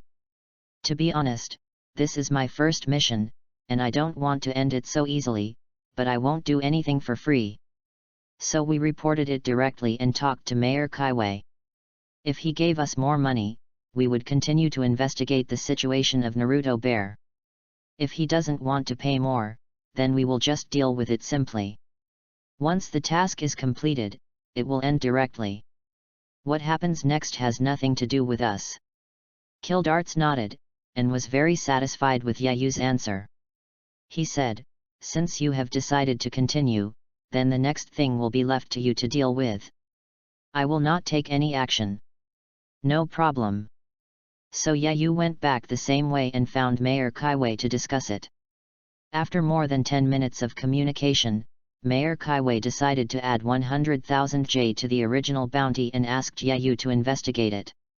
As long as it is found that the attack on Naruto Bear was done by the people of the Dark Guild, 200,000 J will be added. If the people of the Dark Guild are also arrested, the bounty will be at least 2 million J, and there is no upper limit. If it is just an ordinary incident, then follow the ordinary process. After the communication, Yayu went out with the good news, told Gildarts, and then headed directly to the attack site. Yayu and Gildarts walked on the wide trade road, looking at the mountain scenery on both sides. Now, there was no one else on this road except the two of them. Originally, Yayu wanted to find someone to take them to the attack site, but when he said he was going to the trade road, the carriage driver immediately changed his face and refused all the rides. They could only walk here on their own two legs. Fortunately, the magician was not an ordinary person, so it only took a little more time to get there. After arriving at the latest attack site, Yayu saw chaotic human footprints, wheel tracks that disappeared out of thin air, and huge bear footprints. The bear's footprints were about 3 meters long and 2 meters wide. Yayu estimated that this Naruto Bear stood up at least 15 meters tall. It was also a big guy in the Naruto Bear clan and had the strength to compete for the Bear King. "Gildarts, my analysis should be correct, right?" Yayu asked Gildarts. "Yes, that's right," Gildarts asked. After confirming that there was no problem, Yayu continued to follow his own ideas. Following the bear's footprints, he searched in the direction of the forest. Along the way, the traces of the bear's movement had not been interrupted, and there was no concealment. The ease of tracking made Yayu question his previous analysis. Do the people of the Dark Guild not cover up the traces of their actions? Is it really that the Hokage bear has gone crazy and ran to rob the caravan? Or does it want me to relax my vigilance and prepare to ambush me from behind? Thinking of this, Yayu began to observe carefully, alert to possible sudden attacks from all around. Yayu carefully followed the bear's trail and went deep into the forest for 2 hours. It was dark when he finally found the Hokage bear. The Hokage bear was lying on a small mound to rest. It was very huge. Yayu estimated that it was at least 18 meters tall when it stood up, as tall as a 6-story building. Next to the Hokage bear, there were some temporary wooden houses. A group of about 30 or 40 people were gathering together to drink, brag, and gamble. The cheerful voices were heard even by Yayu, who was hiding in the downwind vent in the distance. 15 fives. Hack. 1.2.3.4, 15. Enough, drink. I tell you, you missed a good thing when you went to deliver the goods this time. You didn't even know that I caught a woman this time, and her scream was so beautiful. Thinking about it now, I can't sleep at night. I want to listen to it again, ha ha ha ha. What's the big deal? I caught a young boy last time. He was so juicy. Ha ha ha ha. Yayu couldn't listen anymore after listening to a few words in the dark.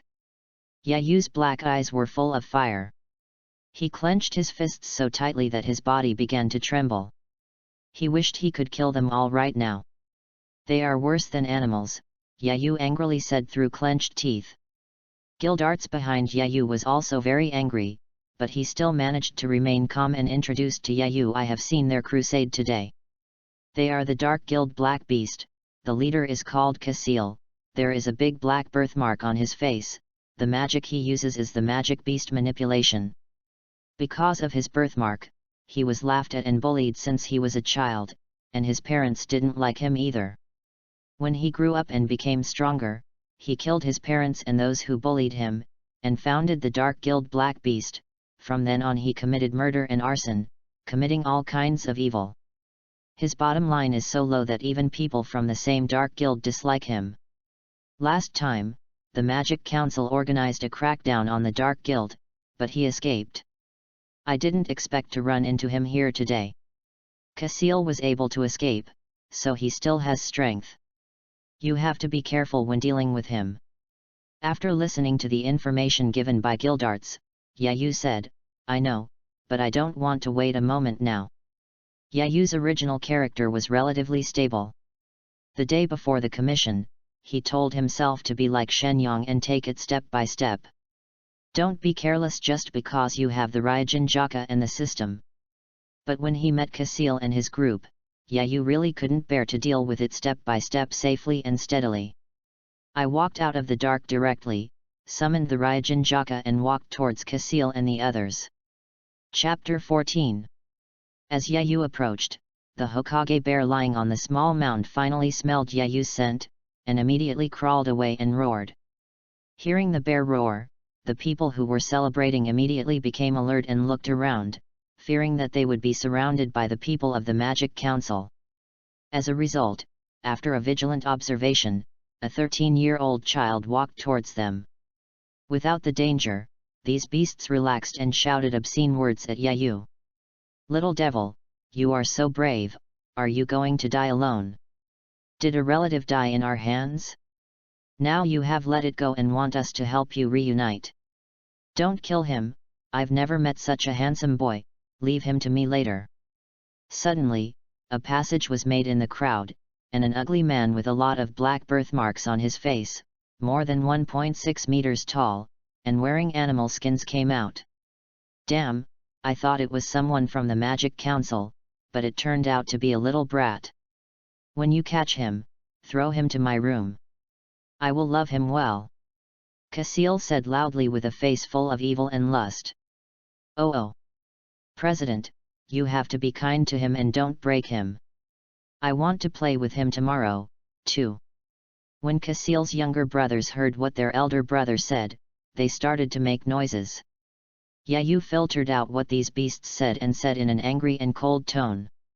Everything in the universe is reduced to ashes, flowing blade like fire. Endless flames erupted from the blade of flowing blade like fire, turning into a pillar of flame that shot up into the sky. The tip of Yayu's blade tilted toward the ground, and the flames spread along the blade, slowly enveloping Yayu's entire body. At this moment, Yayu seemed to have turned into the flame of justice, appearing in the world. The terrifying high temperature swept the entire venue, and all the plants close to Yayu began to spontaneously combust without fire, and began to spread. If it is not stopped, the flames will probably burn down the entire forest of the Biduo Mountains. On Yayu's side, perhaps it was the anger that was burning wildly, and his control over flowing blade like fire rose sharply. Yayu was also confident that he could imitate some of the captain's moves. The flames rise on the city wall. Yayu waved his knife lightly, and the flames turned into a huge palm, holding Kashile's group of beasts and the Naruto bear. If they wanted to break out from inside, they would be attacked by 6,000-degree high temperature flames. The people trapped in the flames of the city wall began to desperately use magic to attack the flame wall. If they didn't get out, even if they were not burned to death by the flames, they would be roasted to death by the high temperature. Unfortunately, their various magics were instantly burned to ashes when they hit the flame wall, turning into the purest magic. Just when they had no other options, they saw Yayu holding RYUJIN JAKA walked into the flames of the castle. At this moment, they seemed to see hope for survival. One by one, they immediately knelt down and begged for mercy, saying that they had elders above them and children below them, and that they had never done anything good, and that they were being compared to others. It was the president's fault for doing good deeds, and so on. Some of them were not good at talking, and they started fighting directly, and their attacks were so vicious. Only Kasile, the president of the Black Beast, was not frightened by the fear of death. He controlled the Naruto bear to attack Yayu, and wanted to grab him hard. But Yayu just glanced at the Naruto bear and whispered "Hot hell." Like a volcanic eruption, a column of fire erupted from under the feet of the Naruto bear. After 5 seconds, the 18-meter-tall Naruto bear was burned without a trace. The beasts who saw this scene became even more frightened, and their pleas for mercy became louder. Facing this group of beasts, Yayu calmly stated the results of his treatment of them. "I originally wanted to burn you to death with fire, but after thinking about it carefully, you don't deserve it. So I won't kill any of you today." After hearing Yayu's words, the beasts smiled as they were spared. But they were not happy for a few seconds. They suddenly found that the flames around them were like snakes, entwining their limbs and began to burn crazily. Soon, all the beasts fainted from the pain and fell to the ground, turning into sticks. Moreover, as wizards, they had strong vitality. This minor injury was not fatal and they could live for a long time. "Why are you all dizzy? Shouldn't you first thank me, the kind-hearted man who let you go? I am more trustworthy than the devil, I will let you go if I say so." After doing a good deed, Yayu still felt unacceptable, and couldn't help but utter a few sarcastic words to vent his anger. Yayu controlled the flowing blade like fire, extinguished all the flames, and prevented the possibility of a wildfire. Seeing that everything was over, Yayu closed his eyes. He took 2 deep breaths. This is what his mother taught him. No matter what mood you are in, it is always right to take a deep breath and calm down. Chapter 15. The originally dense forest was burned into a scorched earth by Yayu. From the sky, it was like a black spot suddenly appearing on a white face, which was very inconsistent. As the flames went out, Gildarts walked to the crime scene in the distance and saw 30 or 40 sticks lying on the ground. He felt relieved, but also a little worried. He was worried that Yayu would have mental problems and be traumatized by doing such a thing at such a young age. This kind of thing is not something he should do at his age. He should leave him here and let an uncle like him do it. Gildarts walked to Yayu, put his hands on Yayu's shoulders, turned Yayu around, and said to the forest, "Relax, calm down first. I have just informed the Magic Council, and I will leave the follow-up matters to them. Yet, Yayu responded softly. Just now, when anger rushed to his head, he didn't feel anything.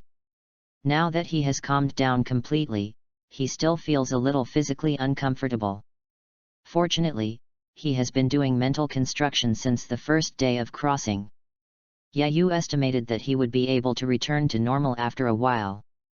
2 hours later, the people from the Magic Council arrived. A captain led 50 team members to the base of the Black Beast. When they first arrived, they saw a large area of scorched land and 30 or 40 sticks. They all widened their eyes and shouted for warning. They had never seen such a scene before. Fortunately, Gildarts was a big celebrity and was recognized, otherwise Yayu would definitely be killed. Gildarts thought Yayu and the others were members of the Dark Guild, so they had to arrest them first and torture them thoroughly. All subsequent matters were thrown to the people of the Magic Council. Gildarts first took Yayu back to Beto City, found a hotel, and rested. Yayu did not communicate with Gildarts at night. He washed up, did not eat dinner, and fell asleep on the bed. Speaking of this, Yayu had to thank himself for arranging a hell-level training for himself.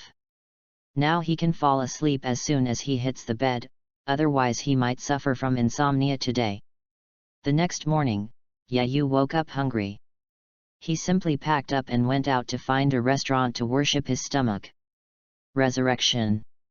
Yayu patted his stomach after eating, feeling that his body was in good condition, and there was no negative emotion in his heart caused by the burning wood. Before returning to the hotel, Yayu also packed a breakfast for Gildarts. After knocking on the door for a few minutes, Gildarts got up. When he opened the door, he smelled of alcohol again. It was obvious that he ran out to drink last night. He was really an old drunkard. In the original book, Kana learned to drink and became a female alcoholic just to get in touch with Gildarts. Now that he has traveled through time, Yayu must prevent this from happening. Female alcoholics are not cute at all. Wait for Gildarts too. After Erdas washed up and had breakfast, he took Yayu to the Magic Council's station in Beto City to collect the mission bounty and the bounty of the Dark Beast from Mayor Kaiwei.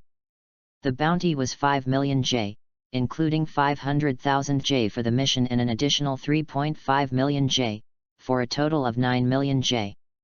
He got rich instantly from just one mission. He is indeed a magician. The money comes really fast. He originally accepted an A-level crusade mission, but he didn't expect that this mission involved the Dark Guild and became an S-level mission with higher returns. With the money in hand, the mission officially ended, and the voice of the system rang in Yayu's mind. Ding! System, newbie's first step completed. System, mission reward, space ring. Would the host like to claim it? Yayu, system, I haven't seen you for a long time. I'll get the space ring in the evening. It's not convenient to be with Gildarts. System, good host. Ding! System, a new task has been detected. Would you like to claim it? Become an S-class wizard. Task reward, strengthen magician talent. Complete an S-class task. Task reward, spiritual perception. Earn 10 million J. Task reward, 1 bottle of DNF teleport potion. System, the above tasks are growth tasks, and there are also upgrade tasks after completion.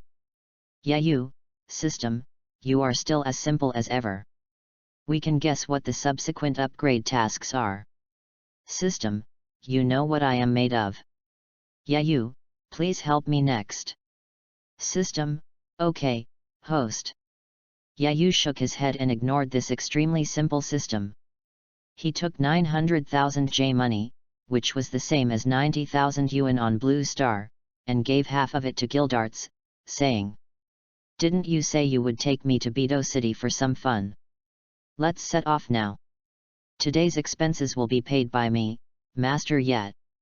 Hearing that someone was treating him, Gildarts immediately became happy and said with a smile, "Let me tell you, my strength in eating, drinking, and having fun is much stronger than my magic strength. And I had already asked around at the bar yesterday, and I wrote down all the fun places in Bedok City. Chapter 16. In the early morning, the warm sunshine sprinkled on the ground. Yayu and Gildarts walked slowly on the way back to the guild. It had been 3 days since the first mission commission. Yayu had been crazy in Bedok City for 2 days and visited all the attractions. He also bought a magenta camera and took a lot of beautiful photos to share with the guild. As soon as Yayu walked outside Magnolia City, he heard a familiar voice. Magnolia is about to change to Guild Arts mode. All citizens are requested to arrive at the designated location as soon as possible. X6. Soon, a straight road connecting to the guild gate appeared in front of Yayu. Woohoo, it's finally my turn to travel this road, it feels so good. Yayu shouted happily. Gildarts rubbed Yayu's head with his hand and said with a smile, you dragged me from the train station here just for this. Of course, why would I have to travel such a long distance if I wasn't allowed to do so? Yayu said confidently. So are you going to give me some appearance fee? You drink at night, I'll pay. Sure. Soon, Yayu and the other person arrived at the gate of the guild, and the guildmates greeted Gildarts at the door as usual. Yayu took advantage of Gildarts's reputation and enjoyed the warm welcome of the entire guild. After chatting with everyone at the door, Yayu took the lead in walking into the guild. He saw Makarov sitting at the bar drinking, and immediately shouted happily, Grandpa, I'm back. Welcome back, Yayu, have you completed the mission? Makarov raised his hand and responded happily. Of course it's done. Grandpa, let me tell you what happened in this mission. Yayu sat at the bar and enthusiastically shared with Makarov everything that happened in the mission. Makarov listened to Yayu very seriously, and nodded from time to time to show his agreement. After listening to everything, Makarov gave Yayu a thumbs up and said, you are worthy of being our fairy tale wizard. Well done. Hehe, it's okay, Yayu was very pleased with Makarov's praise. Suddenly Yayu remembered something and said, Grandpa, I didn't come back empty-handed. Before I came back, I bought some specialties in Bedok City as gifts.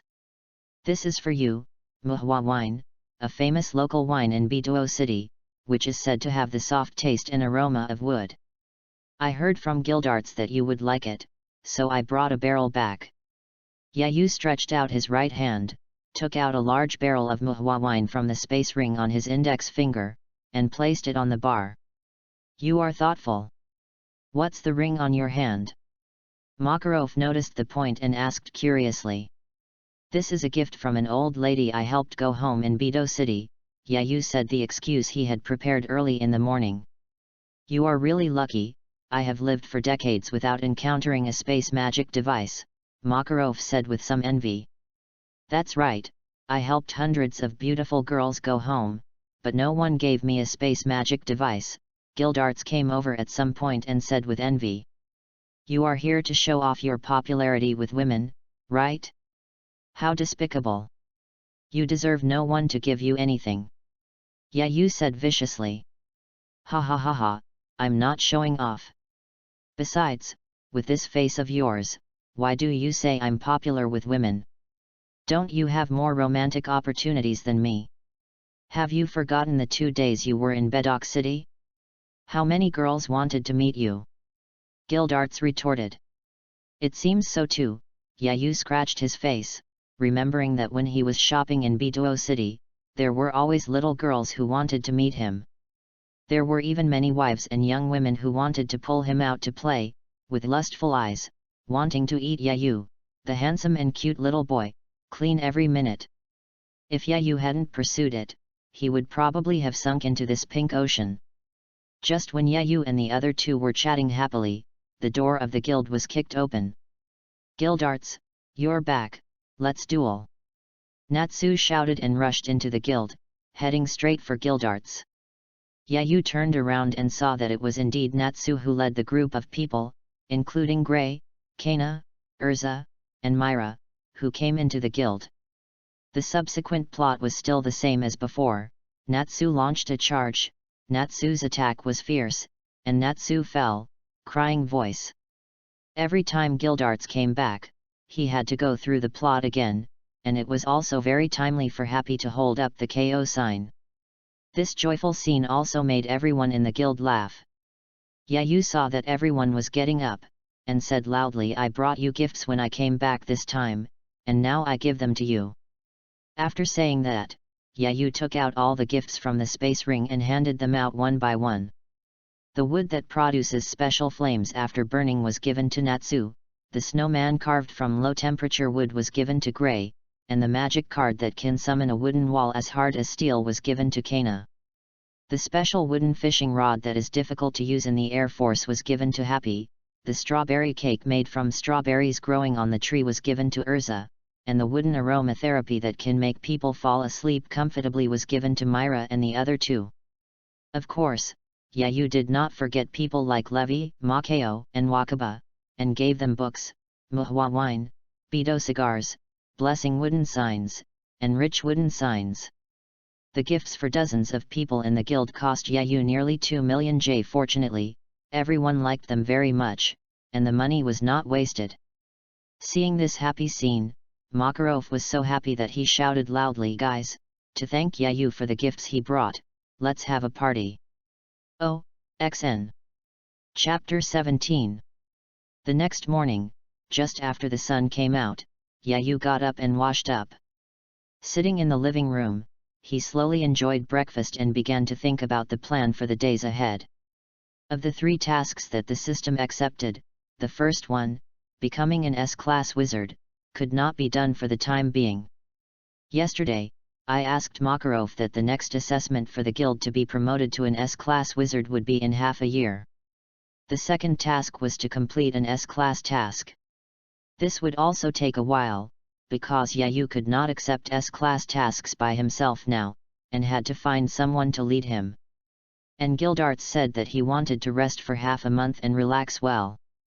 The third task was to earn 10 million J. This task was easy to do. It was nothing more than accepting more commission tasks and spending some time to complete it. There were subsequent promotion tasks for these 3 tasks. Yayu guessed that the first task would be to become a Saint 10, and the second task would be to complete the SS task, or a higher 10-year or 100-year task. But I don't know how much the promotion task of the money-making task would be. What if it was 10 billion or 10 billion J? How long would it take to complete it with the little money from the task bounty? I have to find another way. I have to think about what kind of business can make a lot of money in the magic world. How to make money stumped Yayu for a while. He was only 18 years old before crossing over, and he was learning every day. From another perspective, the fairy tale world is also very developed. There are trains, airships, household magic devices and so on. Except that the information flow is very slow, people have to rely on letters to communicate between 2 places. But Yayu can't figure out the phone or the internet yet. You thought about it for a long time and finished breakfast, but still couldn't figure it out. However, the direction was determined. The information exchange is slow, and there must be money to be made here. But how to tap this point requires a lot of market research. Now after breakfast, Yayu is ready to go out. He made an appointment with Urza to learn swordsmanship yesterday. After all, it is unreasonable for someone with RYUJIN JAKA not to know swordsmanship. A few days later, as the sun was setting, Yayu was walking home with 2 boxes of strawberry cakes. In the past few days, Yayu had learned some basic swordsmanship from Urza, and now he was quite good at it. After practicing with Urza, he could already block her second sword. Today was a day off, and he had just finished shopping with Kana. He was going out tomorrow to complete an A-level subjugation mission. The strawberry cake in his hand was a dessert that Yayu had recently fallen in love with. Because the price for Urza to teach Yayu swordsmanship was 1 serving of strawberry cake a day. Seeing that Urza liked strawberry cake so much, Yayu also tried it. It can only be said that there is something special about the magical world. The strawberry cake tasted very good, so he fell in love with it. By the way, it was Yayu who suggested that the strawberry cake be used as tuition, otherwise Urza would not charge him. La la la, la la la, I'm a newspaper seller. Thinking of the delicious strawberry cake, Yayu couldn't help but sing a nursery rhyme happily. Not to mention, Yayu felt that it sounded good. Suddenly, Yayu found that there seemed to be a person squatting by the river on his way home. He had red hair and his head buried between his legs. When he got closer, he saw that he was wearing armor. It was Yayu's swordsmanship teacher, Urza. Yayu thought about it. Isn't this the scene in the original book where Urza was emo by the river when she was a child? Oh, this is not the time for me to show my sunny and cheerful side, Yayu thought. He rubbed his face with his hands, checked his expression, and sat next to Urza with a warm smile. He asked softly, Urza, why are you sitting by the river alone? Hearing someone calling, Urza turned her head and looked. The crystal tears in her eyes looked golden under the setting sun, which was particularly eye-catching. It's you, why are you here?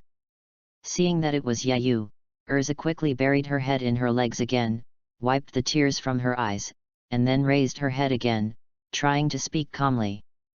Yayu handed over a tissue and whispered, why do you like to cry alone by the river? Urza took the tissue, tears seemed to fall again, and she buried her head between her knees again. After calming down, she said, I like to be alone and quiet. I feel uneasy when I am with others.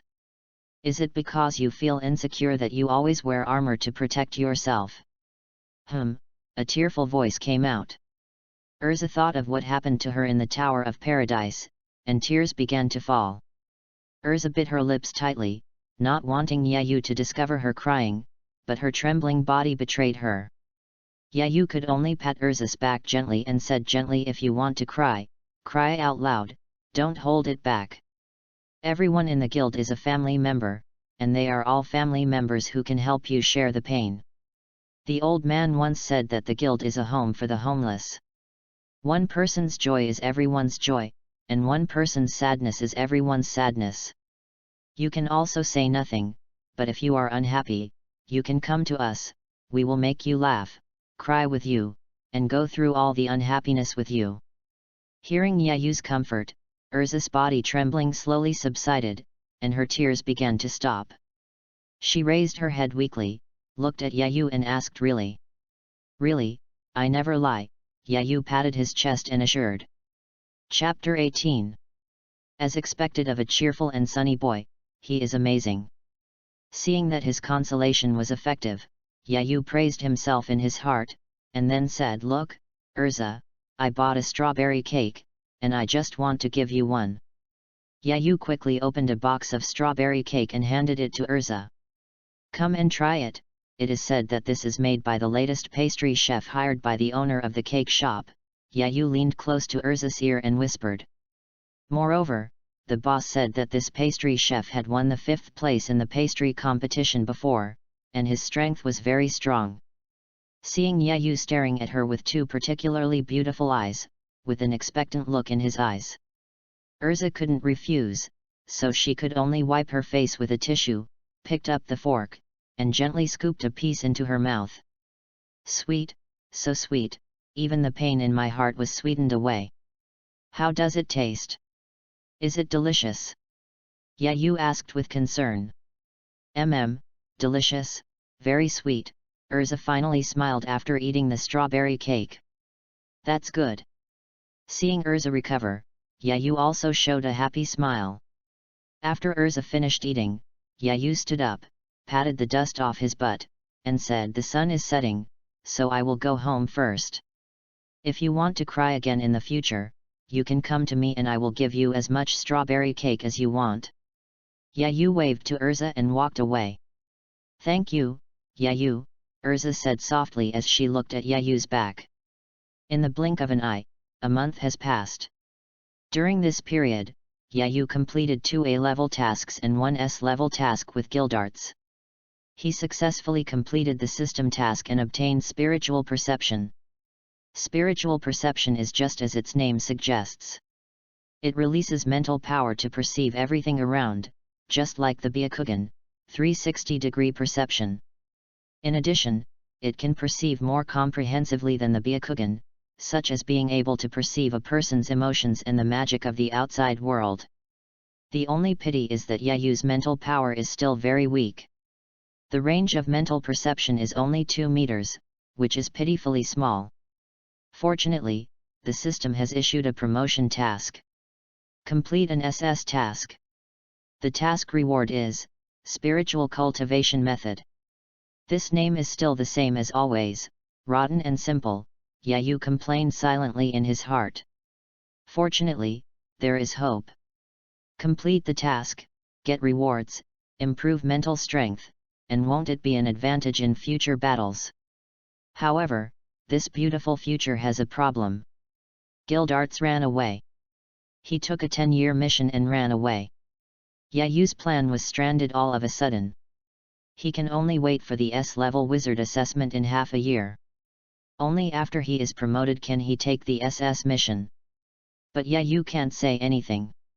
Gildarts has the life he chooses. Yayu can't force him to be tied to himself. Now he can only take it slowly. Fortunately, Yayu is not in any crisis. If you run around, your strength will improve slowly. Fortunately, there are 2 flowers in bloom, each with its own beauty. Although there is no progress in the mission, the idea of making money has been clearly thought out. The major information channels in the fairy tale world are only newspapers and magazines. As long as you master them, all the traffic will be in your hands. It will be easy to build a business empire at that time. So Yayu studied it carefully and found that many ways of playing on Blue Star would not work in the fairy tale world. Without the infrastructure, it would not work.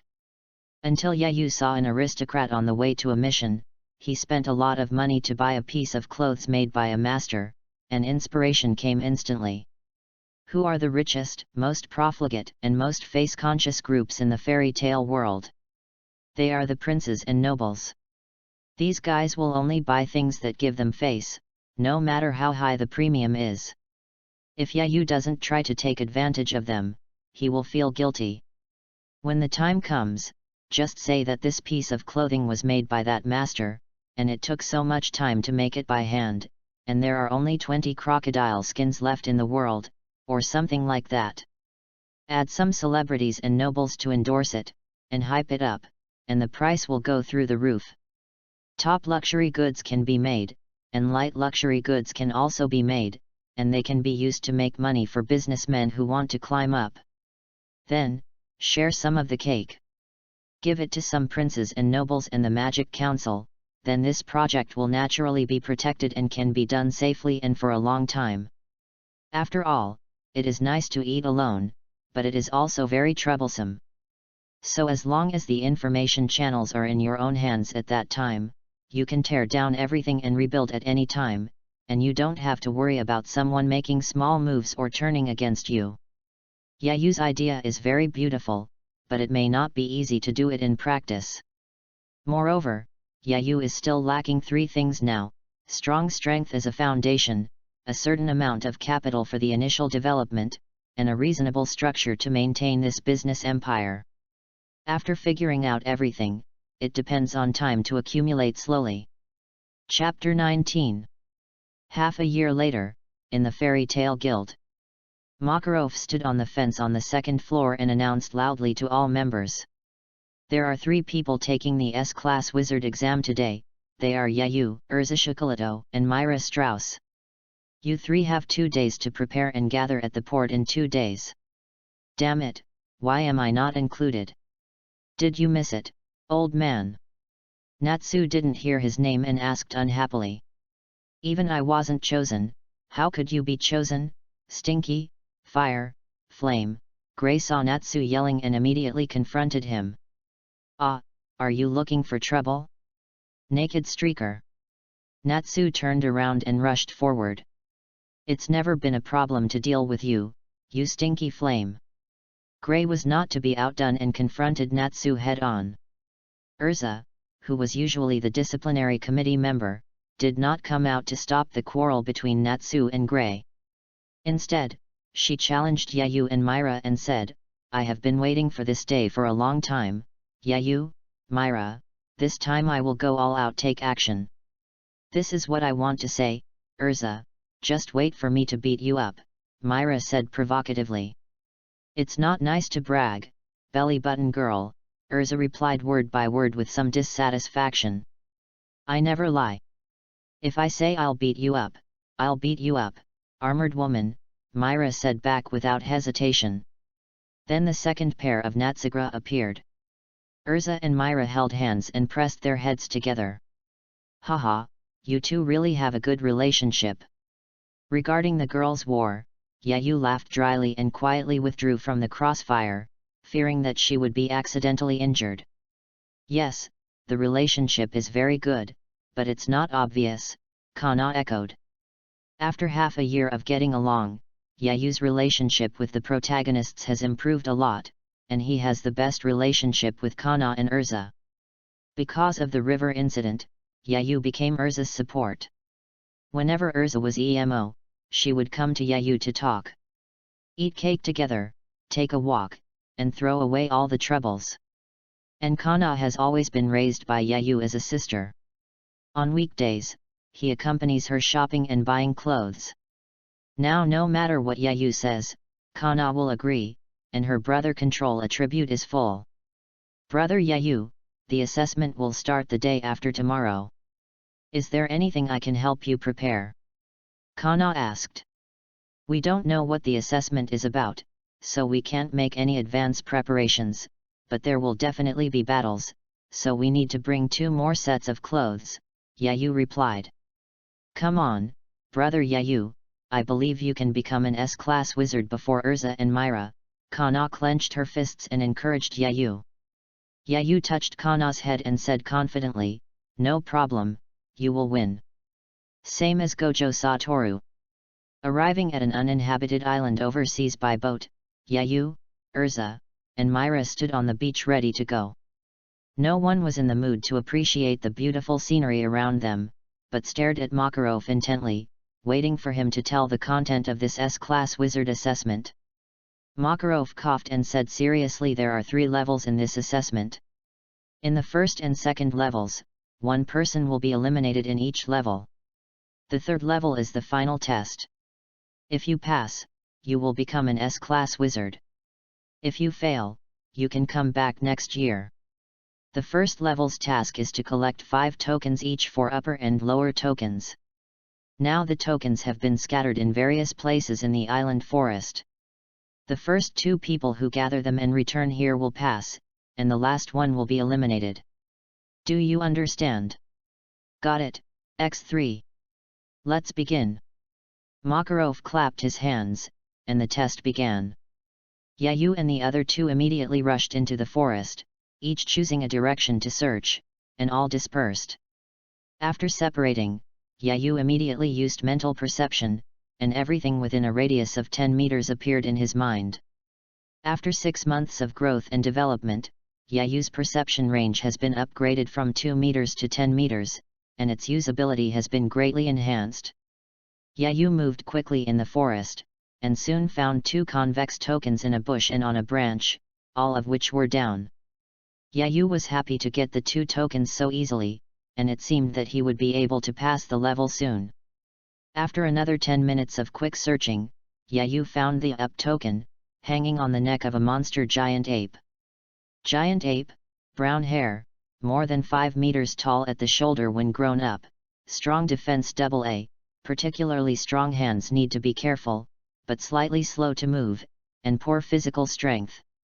Yayu could tell at a glance what kind of monster it was, and distinguished whether there was a threat. "Humph, I have read the book World of Warcraft encyclopedia many times," Yayu thought to himself. Without hesitation, Yayu walked out of the woods and stood in front of the giant ape. Roar! The giant ape roared and stared at the 2-legged beast in front of him. He dared to step into his territory and stand in front of him. This was a provocation to him. Yayu tilted the corner of his mouth and smiled arrogantly. "Don't shout, don't you know it's very noisy? You're screaming so loudly, it's obvious that you're sleep deprived, so let me help you. Light shape magic, eye of light, chains. Yayu stretched out his hand towards the earth giant ape, and a white magic circle emerged in his hand. A large number of chains and a bright light ball flew out of it. A direct flash of blindness, a bundle of restraints, the earth giant ape was controlled in place, unable to move. Yayu took 2 steps at a time and moved in front of the earth giant ape. He jumped up and punched it on the chin with a fist infused with magic. The earth giant ape immediately fell into a baby-like sleep. Yayu took off the upper token on the earth giant ape's neck, which was concave. Out of curiosity, Yayu took out the lower token and the upper token. As soon as the 2 tokens approached, they attracted each other and combined together to form a complete square. At the moment the tokens were combined, a special magic burst out and spread out very quickly. Yayu immediately realized that this was a trap. Sure enough, less than 30 seconds after the magic spread, Yayu heard the sound of galloping from all directions. It was a tide of beasts. I told you, the assessment is not that simple, Yayu said, then put the token into the space ring and ran away. Only a fool would stay to face the beast tide. Chapter 20. 2 hours later, Yayu returned to the beach from the forest. As soon as he arrived, he saw Makarov holding a parasol and a deck chair, drinking an ice drink and looking at the scenery. He was so happy. Wow, it's quick, Yayu, you are the first one to come back. Makarov heard the footsteps and turned around to see Yayu coming back. Of course, it's not that hard to find a token. Yayu took out 5 pairs of tokens from his body and the space ring and threw them on the ground. Then he took out a recliner and a glass of iced juice from the space ring. Comfortable, luckily I prepared it in advance. Yayu took a sip of iced juice, very satisfied with his foresight, and prepared a lot of food, drinks, and entertainment in the space ring. Do you have beer? Makarov finished his ice drink and immediately asked Yayu. Hey, Yayu had expected this and handed a glass of beer to Makarov. Afterwards, Yayu and Makarov sat on the recliner and watched the scenery for half an hour. The second person who collected the tokens came, it was Urza. As expected, you are the fastest, Urza said with an expression of not being surprised. Yayu raised his eyebrows and said proudly, I always like to be the first. After that, Yayu rolled his eyes and said, let's not talk about this anymore. Come and lie down and have a rest. We'll wait for Myra. Yayu took out a recliner and ice juice, arranged Urza, and watched the scenery together. As soon as Urza saw Yayu's eyes, she knew that he had no good intentions towards Myra, but this was what she wanted to see. So Urza cooperated with Yayu and waited down. Don't say it, after being tired for more than 2 hours, drinking a sip of ice juice was really comfortable. 10 minutes later, Myra finally collected all the tokens and rushed back. As soon as she arrived at the beach, she immediately realized that she was in 3rd place and was going to be eliminated. Why are you so fast? It's fine if it's fast, but why are you still here looking at the scenery and drinking juice? Who are you showing this to? Is there still law? Is there still law? Myra was so irritated by this scene that she stood there in a rage for a long time. Of course, the most important thing was that Myra didn't want to lose to Urza, who was a good friend but a tit-for-tat opponent in the guild every day. Ha ha ha ha, Yayu laughed happily when he saw what he wanted to see. At the same time, he took out the magenta camera and took a picture of Myra's helpless and furious look as a souvenir.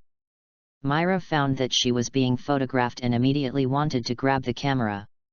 Yayu put away the camera, stood up and ran, and Myra chased after him. Don't run, give me the camera. Impossible, don't even think about it. Urza also laughed when she saw such a funny scene. For a moment, everyone lost the seriousness they had when they first arrived on the island, and everyone relaxed. After chasing and playing for a while, Makarov finally remembered the business, clapped his hands and said okay, come back, and let me tell you about the content of the 2nd level. Yayu and Myra also ran back to Makarov. After standing still, Myra glared at Yayu fiercely, and her eyes revealed, "When the assessment is over, you will be in trouble." Yayu turned his head and pretended not to see it. He took 2 steps and slipped behind Urza. The second level is a duel, Yayu vs Urza, but there are special rules. The rule is that the winner must be decided within 10 minutes. If you exceed the time limit, even if both of you are eliminated, no one will be promoted in this S-level assessment. Makarov stated the rules seriously. "Grandpa, 10 minutes is too short. Unless Urza and I fight to the death, it will be impossible. Please don't extend the time," Yayu requested. "No, the rules are set, and you can't do it. If you can't do it, think of a way," Makarov refused sternly, leaving no room for change. The first level is to find the token, which tests observation and action. The second level tests quick wit or intelligence gathering. Makarov knew that Yayu and Urza would not fight desperately, so a normal 10-minute duel would definitely not determine the winner, and he could only think of another way during the battle. Or he could collect intelligence on the other side on weekdays, know the other side's weaknesses and flaws, and then decide the winner within 10 minutes. "The duel will begin in 1 minute, both of you get ready." Makarov took out an hourglass from his pocket and prepared to start the timer. "Yayu, I have been waiting for this day for a long time. Since the battle between you and Gildarts half a year ago, I have wanted to fight you," Urza said seriously. "Hey, I didn't even notice it. How did you keep it to yourself for half a year without telling me?" Yayu asked curiously, while putting away the lounge chairs and parasols nearby to avoid them getting damaged later. "You always treat me to strawberry cake, how can I say that? Besides, I haven't restrained your armor yet, it takes time to build it," Urza blushed and said a little embarrassedly. "Wow, we have such a good relationship, but you actually built armor to restrain me. I'm sorry, you have to compensate me." Yayu covered his chest and pretended to be hurt. "Then, I will treat you to strawberry cake when I go back." Urza asked carefully. "Look, this is what you said, you can't go back on your word." Yayu saw the benefit, and his expression immediately changed. Seeing that Yayu was not angry, Urza also breathed a sigh of relief. Seeing Urza was relieved and cared about her appearance, Yayu suddenly thought of a plan, which could kill 2 birds with 1 stone in an instant. "If the plan fails, then we can only look for another opportunity later." Makarov, who was standing aside, narrowed his eyes after listening to the exchange between Yayu and Urza, and found something wrong.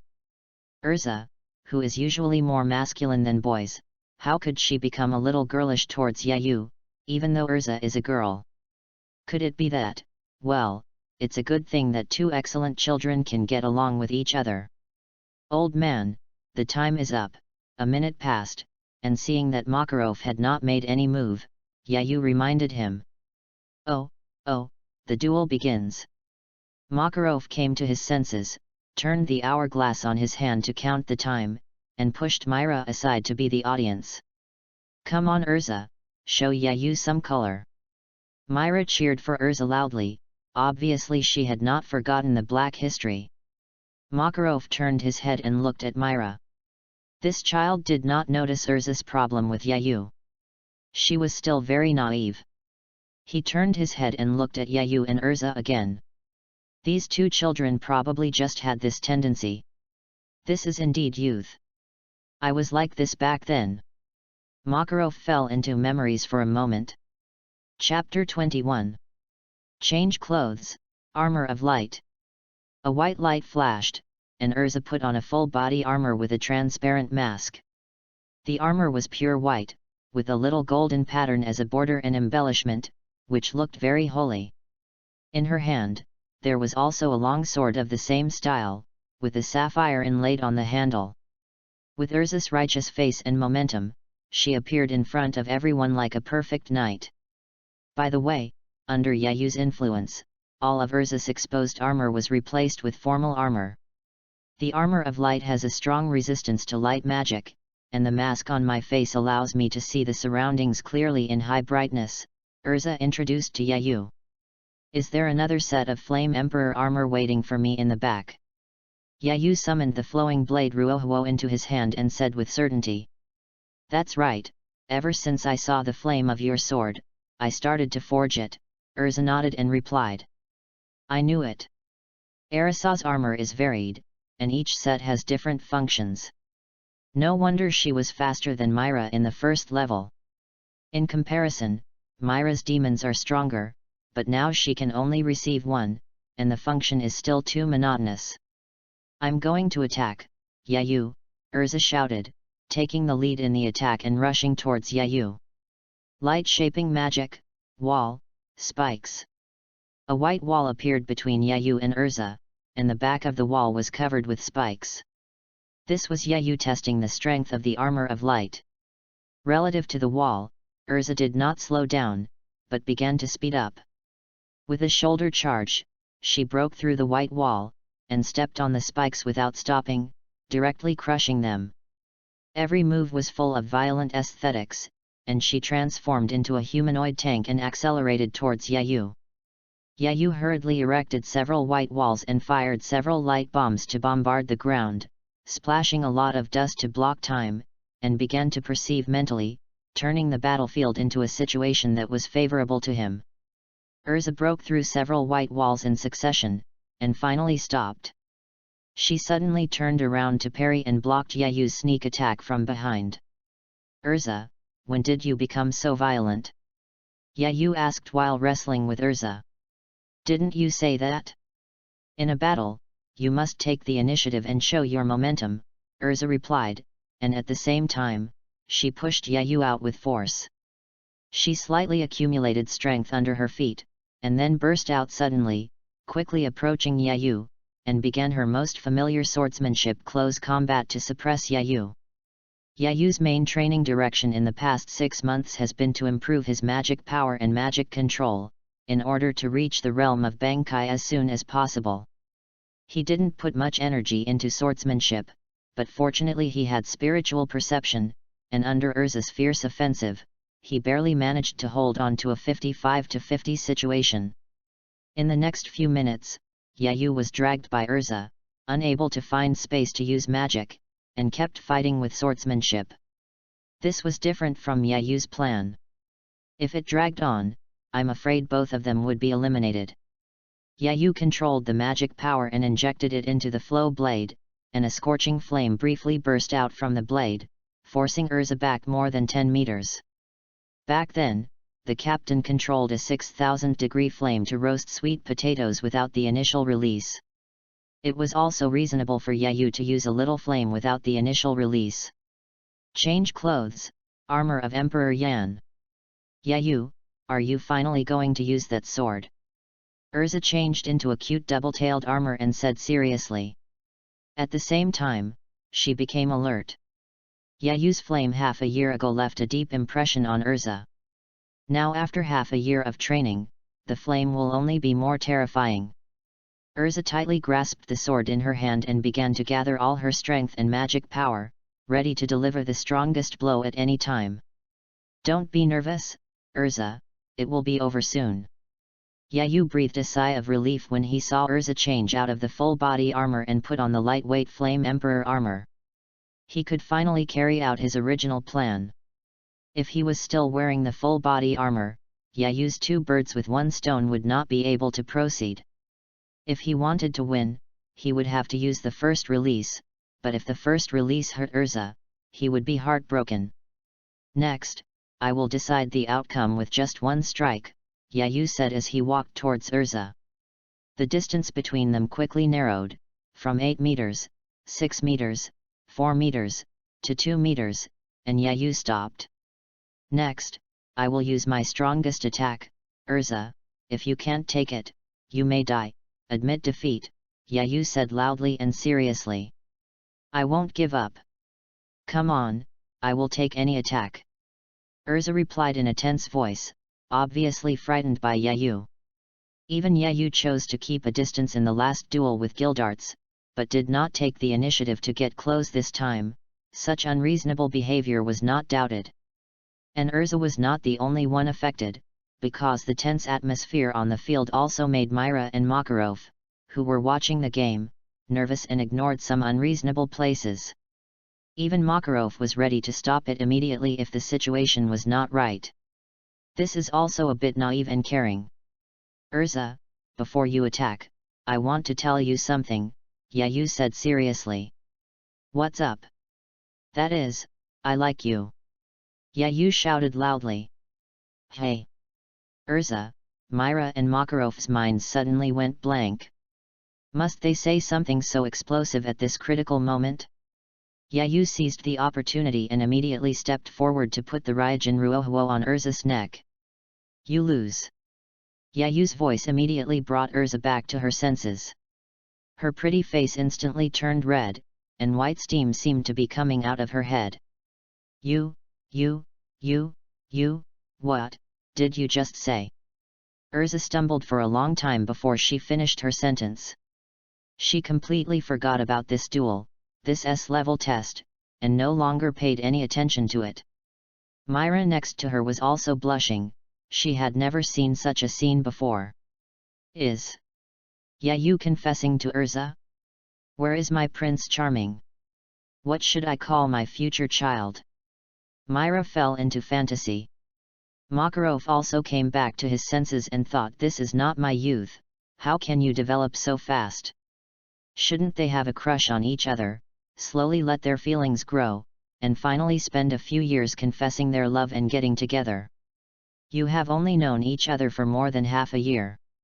Ignoring the audience's questions, Yayu put away the knife, leaned close to Urza's ear, and whispered softly, I said, I like you. I had thought of many confession scenarios before, but I suddenly realized that this opportunity was good, so I decided on the spur of the moment. How about you? Have you decided how to respond to me? Faced with Yayu's sudden confession, Urza's mind was in a mess, her IQ dropped to 0, and she had no idea how to deal with it. Yayu touched Urza's head and comforted her, relax, if you can't figure it out for the time being, don't think about it. Give me an answer when you calm down and think it through. Chapter 22. Yayu looked at Urza, who showed no disgust, and he breathed a sigh of relief. His heart, which had been beating wildly because of the confession, was still beating wildly and couldn't stop. Urza had experienced the Tower of Paradise when she was a child, and she was extremely insecure and didn't dare to accept other people's feelings. Usually when faced with the feelings conveyed by others, Urza would choose to reject them.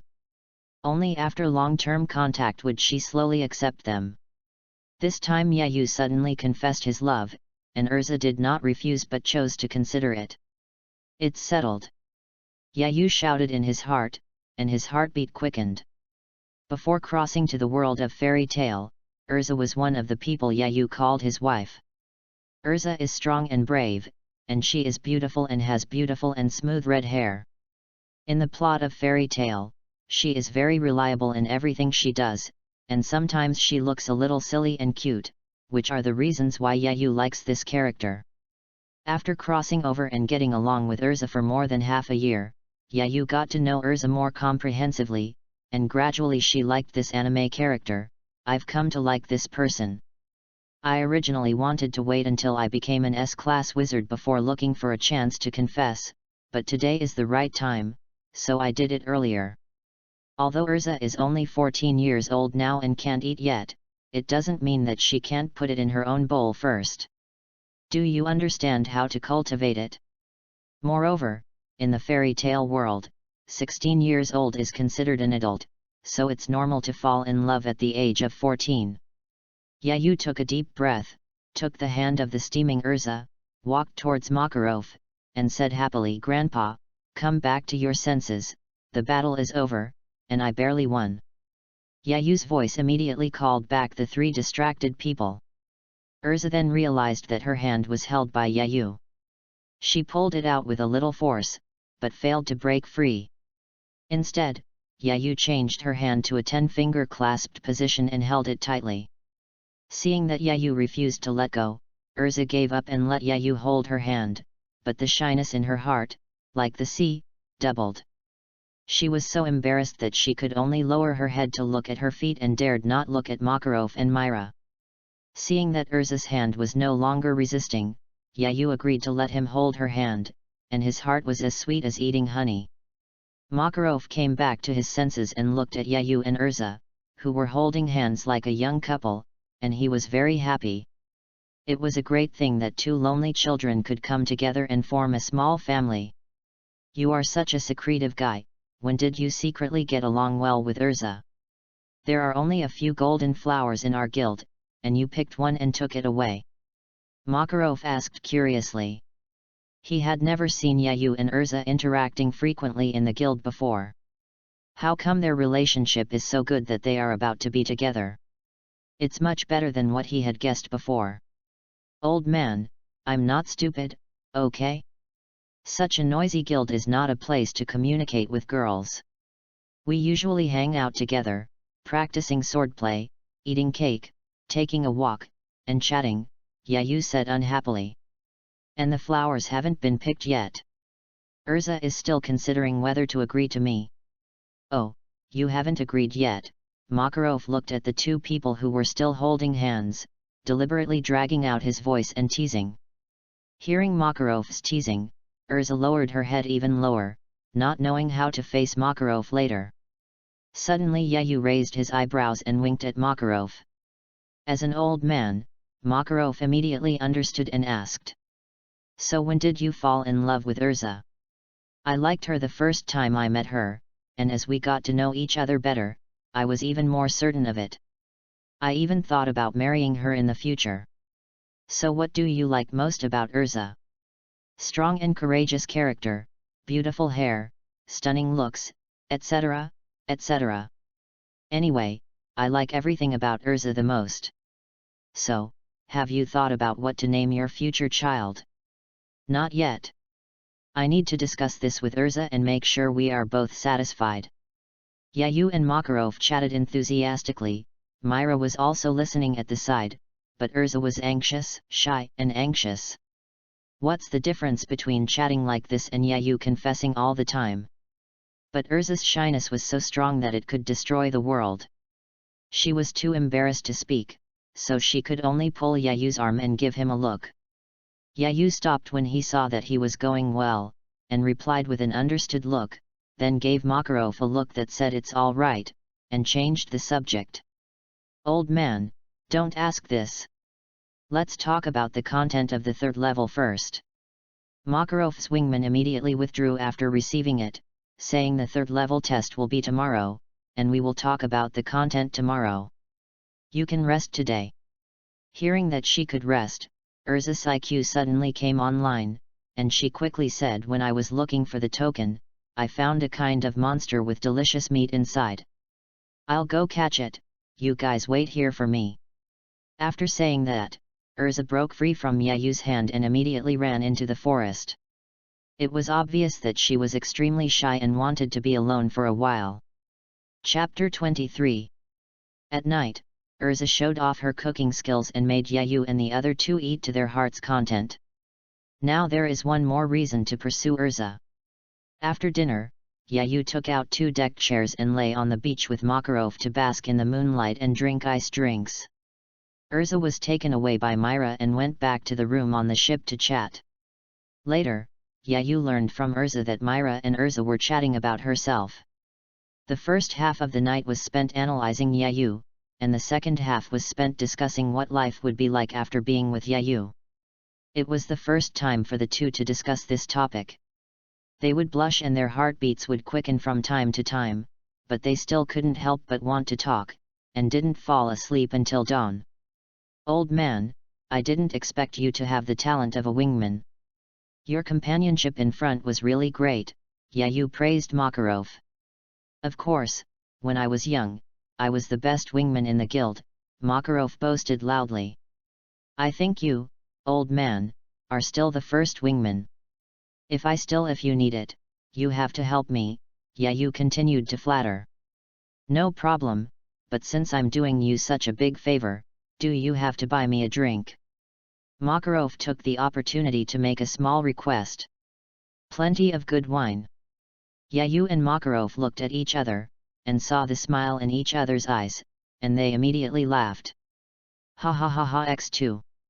After a few seconds, the two stopped at the same time. Makarov relaxed all over, but his voice became particularly serious.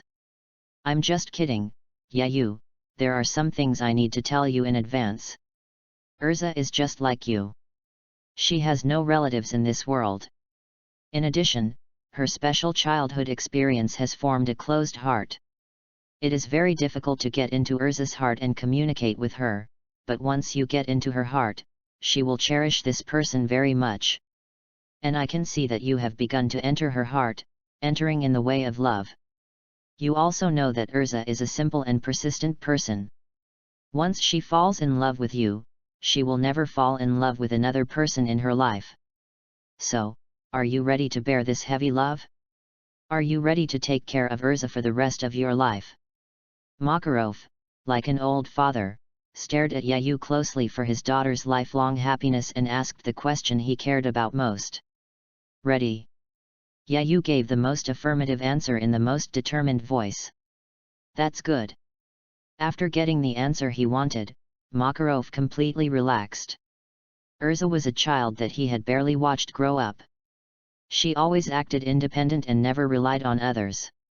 In fact, Makarov knew that Urza wanted to find someone to rely on, but she didn't dare to find someone for fear of being betrayed. Now Yayu took the initiative to approach and take the initiative to be the support, and Urza's performance was also willing to rely on Yayu. The two children became a success, and Makarov could let go of his heart. The next day, early in the morning, just after Yayu and Makarov had finished breakfast, they saw another ship coming in the distance, heading towards this nameless island. When the ship got closer, Yayu saw a man standing on the bow, Laxus, Makarov's grandson, who passed the S-level assessment last year. At this time, Makarov stood up and announced the assessment of the third level is to last half an hour in Laxus's hands. Upon hearing this assessment requirement, Yayu widened his eyes and looked at Makarov in surprise, his eyes revealing, "Are you serious?" Makarov knew his own strength. As long as he went all out, Laxus would not be his opponent, so Yayu couldn't understand why the assessment would be like this. Makarov didn't want this to happen, so he leaned close to Yayu's ear and explained S-level wizards have the power to interfere in the S-level promotion assessment to help improve the assessment content. The third level was proposed by Laxus. I thought the content of the test was okay, so I agreed. Now is the perfect time. You are good at speaking. Please help me persuade Laxus to communicate more with the guild members and not stay alone all the time. I'll try my best. Yayu felt that he couldn't help with this favor. Chatting couldn't win Laxus back. The reason why Laxus acted like this was that he wanted Makarov to pay more attention to him, not to be unsociable. Laxus had no mother since he was a child, and his father was a scumbag who never cared about Laxus. Only Makarov knew his relatives around him. But Makarov was very selfless, and he loved all the children in the guild as if they were his own grandchildren. So many people shared Makarov's love, resulting in very little love for Laxus. Laxus compared himself, he was a grandson, only had a little care from his grandfather, but others had a lot. Who could bear this? Who would be balanced in their hearts? So Laxus thought of pretending to be withdrawn to attract Makarov's attention, but it didn't work. The subsequent fairy tale civil war was also caused by Laxus's desire to attract Makarov's attention. As long as everyone in the guild gets out, Grandpa can only pay attention to me alone, laughs. The fairy laws used in the later civil war also indirectly proved Laxus's inner thoughts. Chapter 24. You are the one who will take the third level test? Laxus asked as his ship approached. Yes, that's me. Yayu has been in the guild for more than half a year, but he has not talked with Laxus many times. Apart from the guild, there is no other contact point between the two of them in their life trajectory. You can go to the island now to find a favorable terrain, set traps, and so on, and the assessment will start in 10 minutes, Laxus said arrogantly. As for Yayu, the person who attracted Makarov the most in the past 6 months, Laxus had long wanted to beat him up to let him know that Makarov's attention was not so easy to get. No need, let's take a beach farther away as the battle site. Yayu refused directly and did not accept Laxus's proposal. To deal with Laxus of this age, it doesn't matter where you fight, why bother making it so complicated? Humph, giving up favorable conditions? Arrogant. If you go out to take on a commission like this, you will definitely get yourself killed. Remember, when you die, don't say you are a fairy tale wizard. The guild can't afford to lose this person. Laxus said to Yayu in dissatisfaction. Ah, right, Yayu said casually. Laxus is really not cute now, he is only arrogant but not delicate. He reminds others not to be arrogant and to be cautious, but he is so hard. Humph. Laxus became even more unhappy with Yayu's perfunctory attitude, but he didn't say anything more. He turned into a flash of lightning and headed for the beach first. Yayu gathered magic power in his legs, jumped hard, and chased Laxus from the boat. Not long after, the two came to a place 3 miles away from Makarov. After standing still, golden arcs began to flash on Laxus' body, and his momentum surged violently. He said loudly, "Come on, I'll show you what an S-class wizard is. Then I won't be polite." The magic power in Yayu's body began to boil, and his spiritual perception began to. Light-shaping magic, Eye of Light. Light-shape magic, 10,000 swords facing the master. Yayu started with the Eye of Light. At the same time, he chose to use quantity to test the opponent, Laxus, who had both A-level strength and speed.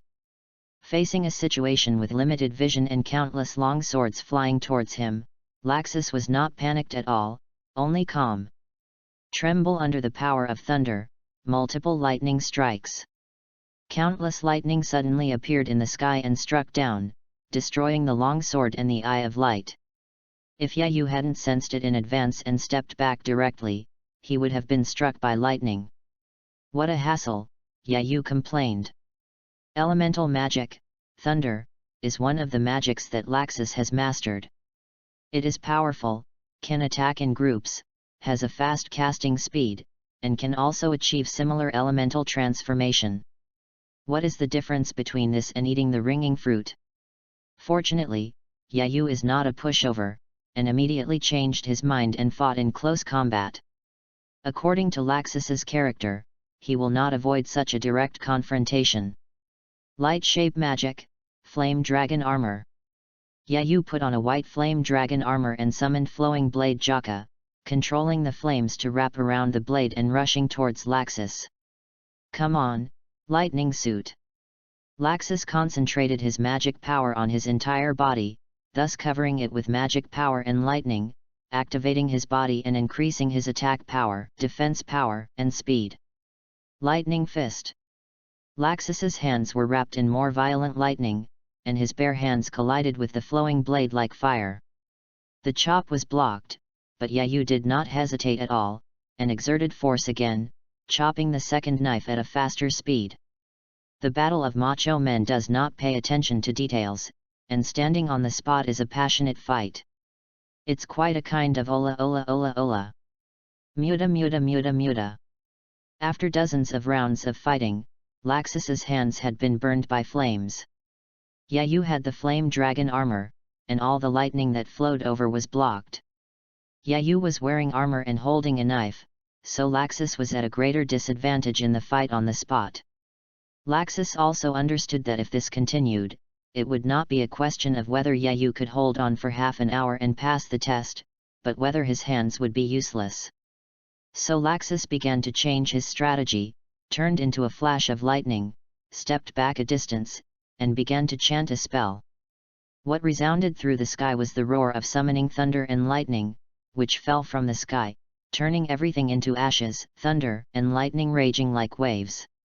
A large amount of thunder and lightning appeared above Yayu's head, and in a few seconds formed a huge 50-meter sphere, exuding a breath of annihilation, and was about to hit Yayu fiercely. Yayu also understood that the next battle could not be played around, and he had to take it seriously. Everything in the universe turns to ashes, and the flowing blade is like fire. Torch. Countless terrifying flames rose from Yayu's body, forming a huge flame column, which collided with the thunder ball in the air.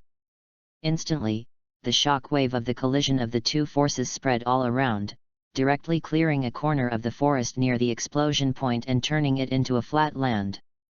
Makarov, who was far away, saw this fierce collision and couldn't help but sigh. It's really the waves behind pushing the waves ahead. When I was this age, I wasn't so powerful. President, what happened? What's going on with this magical fluctuation? Urza and Myra were awakened by the collision of magical power at this time, and hurried out of the room and asked Makarov. This is Yayu taking the third level test. We just need to wait here. This is what happened. The movement is really intense, Myra said. Urza walked to the edge of the deck and looked in the direction of Yayu, feeling a little worried. Come on, Yayu. Chapter 25. The collision between fire and lightning ended quickly with fire winning. The flame column burned up the lightning and then rose up to the sky, turning the sky red. Is this your strength? No wonder Grandpa thinks so highly of you. Laxus shouted loudly. Then he felt the terrifying high temperature surrounding him. Although there was no flame, Laxus still felt a burning sensation. Instantly, Laxus understood that if he could not resolve the battle in a short time, Yayu would drag him to death even if he stood still. You still have one last chance to attack, Laxus, Yayu said calmly. You guy. Yayu's calm attitude made Laxus very angry. He was like an adult saying to a child, I'll let you run 10 meters first. But the fire burning all over Yayu's body kept telling him that this man might be telling the truth. Laxus felt even more angry about the result he got, but there was nothing he could do. Now he could only give it a try. Dragon Slayer Secret Art, Thunderbolt. Laxus gathered all his magic power, and the brightest lightning burst out from his body. This was Laxus' strongest attack now. ZONGMAN. At the moment of drawing the sword, the flowing blade spewed out a large amount of flames, forming a fire tornado of 100 meters in size, which swept Laxus into it and burned him madly.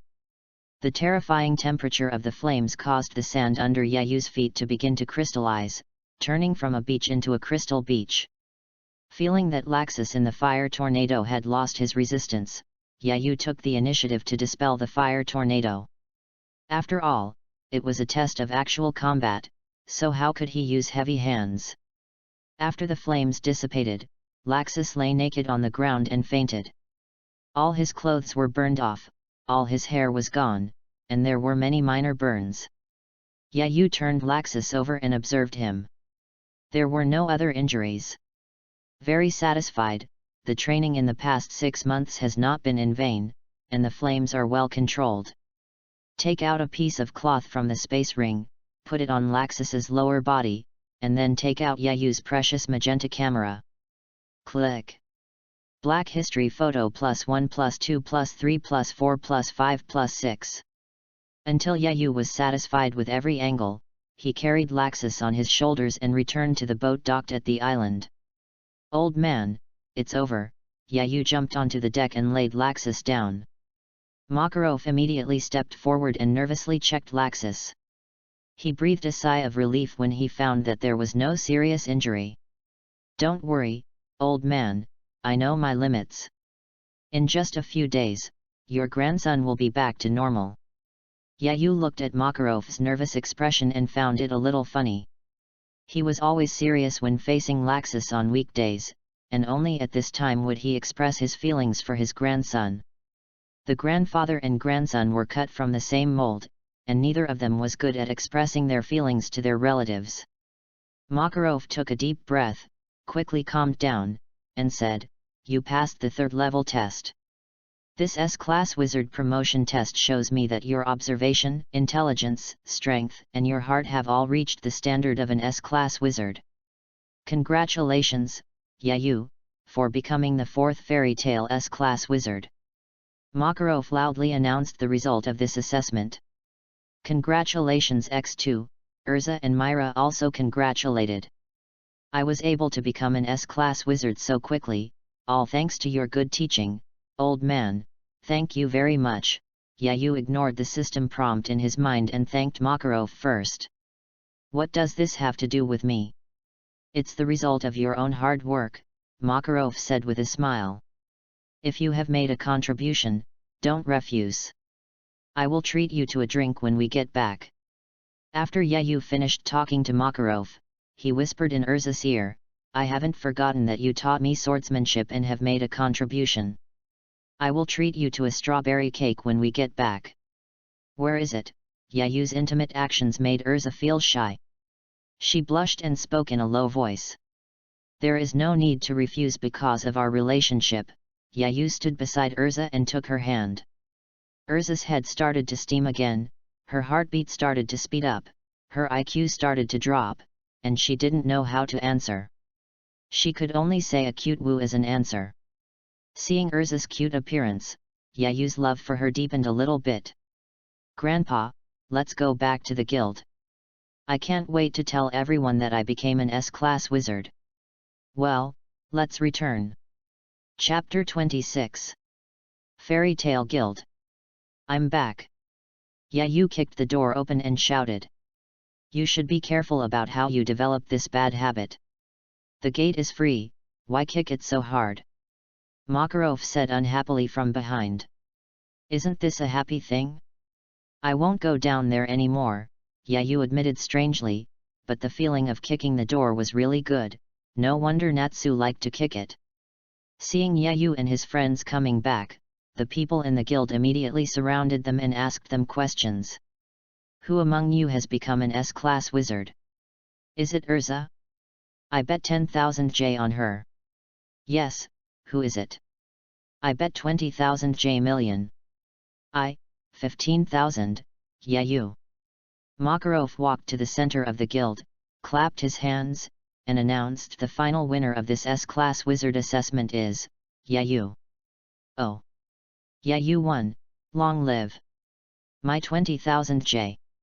After Makarov announced, those who didn't bet and those who won cheered, and those who lost wailed and joined the cheering team. My friends, let's have a party to celebrate Yayu becoming an S-class wizard. Makarov waved his hand and started the carnival. It's time to have a party. The guild cheered. As soon as Yayu and Urza sat at the bar, a group of people gathered around to chat. Yayu, you are only 13 years old this year. You are probably the only one in this continent to become an S-class wizard at such a young age, said Makeo. Yes, for people like us who have been stuck at A rank for so many years, I'm afraid we won't have the chance to become S-rank wizards in this lifetime, Wakaba echoed. Yayu, let's duel tomorrow. If I defeat you, I will also be an S-class wizard. It sounds like what Natsu said. Stop kidding, you stinking flame. You can't even beat me, how can you possibly beat Yayu? Wherever Natsu makes a fuss, there will be Gray to confront him. Gray knew how strong Yayu was. In the first 6 months, Yayu started by asking Gray for advice on shaping magic. But within a month, it became an equal exchange, and then it was Gray asking Yayu for advice. Faced with this terrifying speed of progress, Gray's mentality was unbalanced. He only recovered his composure after Makarov fed him several bowls of chicken soup. Later, Gray found that despite Yayu's excellent talent, he still practiced and studied very hard, and he gradually began to admire Yayu. Brother Yayu, you are not injured in this assessment, right? Kana handed a glass of juice to Yayu and asked worriedly. Yayu took the juice, touched Kana's head, and said, No, there is no danger in this assessment, it is very safe. Hey, that's good. I knew that brother Yayu was the best. He became an S-class wizard so easily, Kana said with a smile while holding one of Yayu's hands. Urza looked at Kana holding Yayu's hand as usual, and a strange emotion that had never appeared before rose in her heart, and she felt an indescribable discomfort. Although Yayu was handsome and courageous, he had never been in love since he was a child, and he did not notice Urza's abnormality. If he said he had never been in love, it was also because Yayu's sister and mother were too beautiful. They were both stunningly beautiful.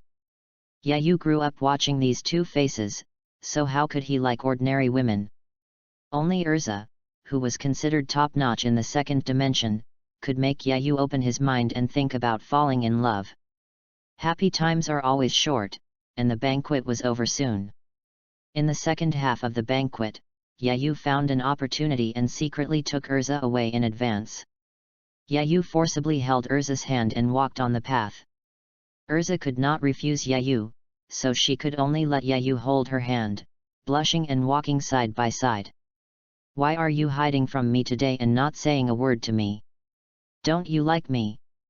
Yayu pretended to be sad and asked. Seeing Yayu sad, the simple Urza quickly explained, No.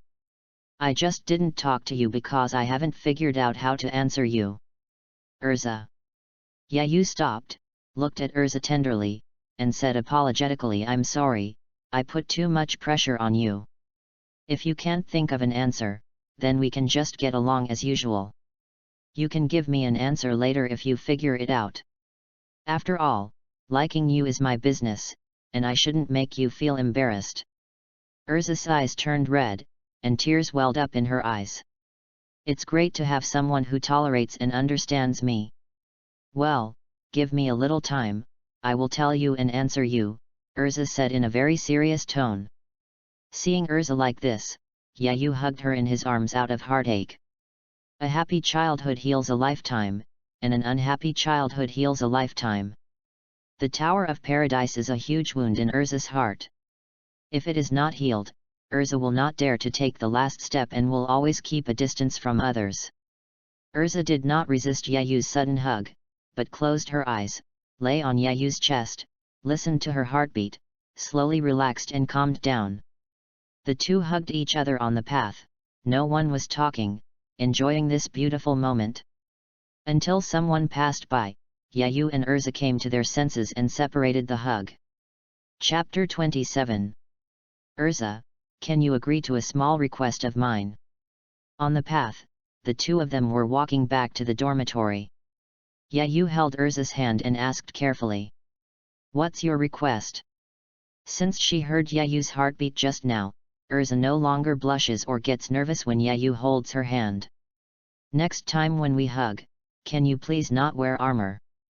You don't know, just now when I was holding you, I was pressed by this armor, it was cold and hard, very uncomfortable. Is there? I feel quite comfortable wearing armor." Urza moved her body and did not feel any discomfort in wearing armor. Is this a matter of comfort or not? This is a matter of whether two hearts can communicate well. Listen to me, don't wear armor when you hug me next time, Yayu said in a serious tone. Okay, I'll listen to you. Seeing Yayu's request, Urza had to agree, but she still felt that wearing armor was not uncomfortable, and she could still fight and resist. After sending Urza back to the girls' dormitory, Yayu returned to the boys' dormitory, washed up, glanced at the clock, it was 10:28, and then he lay down on the bed and closed his eyes. System, I am. Receive mission rewards. System, okay. Become an S-class magician mission, completed. Mission reward, magician talent enhancement, issuing. A cool feeling swept through Yayu's body, and he felt like he had flown to heaven, as if there was a cool stream in summer, constantly washing his soul. After an unknown amount of time, Yayu felt as if he had made a breakthrough, and his whole body became particularly relaxed. His originally vague perception of magic power became clearer. It was like going from 800-degree myopia to 5.0, and the properties of magic power and the direction of its flow were all clearly perceived. Mission rewards have been distributed. Hearing the system's prompt tone, Yayu opened his eyes and glanced at the clock on the bedside table. It was 10:28, and the time had hardly moved. The system was still strong. Yayu stretched out his hand, ready to see how much his magic talent had been enhanced. Light-shaping magic, Magnolia. A shrinking city began to be slowly constructed in Yayu's hands, and every detail began to be enriched bit by bit. In the end, it collapsed when it was 50% complete. It was so terrifying that Yayu was afraid of his enhanced talent. Is this still a human? With such a strong talent, how can others survive? Oh, this person is me, that's okay. Yayu didn't expect the system to be so powerful. If it is strengthened twice, Yayu has the confidence to build a city in a place the size of a chip. With stronger talents, Yayu also picked up some ideas that were thrown away before. Light-shaping magic is a symbol. It meets the requirements of Yayu's innate magic, but Yayu feels that it is only the most suitable one among the hundreds of thousands of magic books. It is not the most suitable one for Yayu among all the magic. But it is too difficult to find the magic that best suits Yayu in the entire fairy tale world. If one way is blocked, then try another one and create the most suitable magic. In the past, Yayu made rapid progress in light-shaping magic, but when he tried to learn other magics, he found that the progress was so slow, so he didn't think about creating his own magic. After all, he didn't have enough talent. Now that his talent has been strengthened, it would be a waste if he didn't create his own magic, which is a heinous crime. Ding! System, new mission discovered, would you like to accept it? Become one of the 10 holy mages. Mission description, become one of the 10 holy mages within 2 years. Mission reward, Water of Life, 10 drops. Water of Life, contains powerful vitality, just 1 drop can bring back the dead, turn flesh and bones into flesh. Get it? Yayu said to the system in his mind. 1 more drop of Water of Life means 1 more life. With it, my mother no longer has to worry about my sudden death. And Urza has an artificial eye. The Water of Life can make Urza recover, so Yayu is determined to get this reward. System, successfully received. Open the task list. Become one of the 10 holy mages. Complete an SS task. Task reward, Spiritual Power Training Method. Earn 100 million J. Task reward, Book Magic Device Production. Now that I have become an S-class wizard, I can finally take on SS-class tasks. Once I get the Spiritual Power Training Method, I can increase the range of my spiritual perception at a high speed without having to wait for it to grow naturally. Moreover, the improvement of spiritual power will help the speed of magic practice and the mastery of the flowing blade JAKA, killing 3 birds with 1 stone. The task of making money can also be accelerated. In the past 6 months, Yayu has earned more than 30 million J. After completing the task of earning 10 million J, he obtained the Teleportation Potion. Teleportation Potion, after drinking it, you can return to a place you have been to before. 30 million J capital is enough to buy a small newspaper and develop Yayu's business blueprint. Yayu plans to go to Makarov tomorrow. Whether it is to create magic or buy a newspaper, he needs his help. Now, the most important thing is to get rid of all kinds of emotions and get a good night's sleep, so that there will be no mistakes tomorrow. Yayu's ability to sleep as soon as he sticks to the bed immediately takes effect, and he fell asleep in less than a minute. Chapter 28. The next morning, after Yayu finished breakfast, he bought some comfort items on the street and came to Magnolia Hospital. Good morning, Laxus, are you feeling better? Yayu came to the ward and greeted. What are you doing here?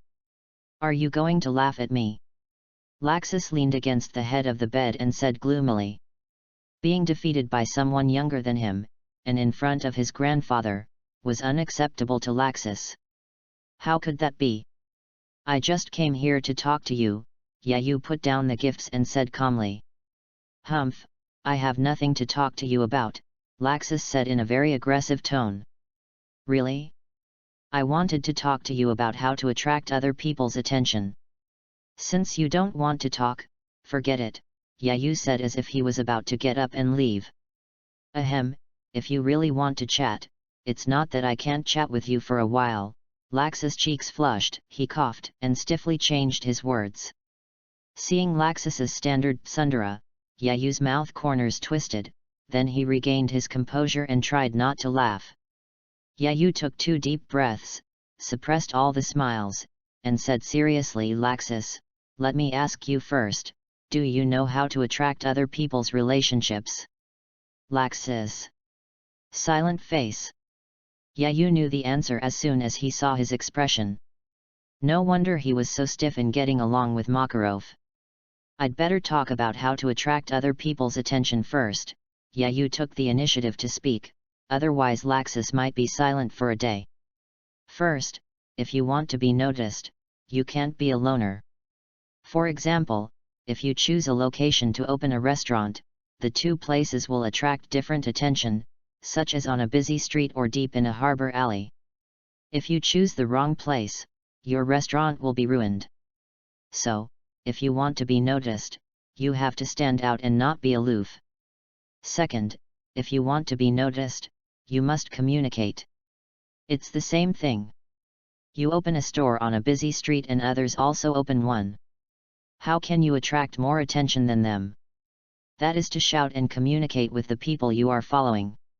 When people are stopped by you to communicate, they naturally have no time to visit other stores.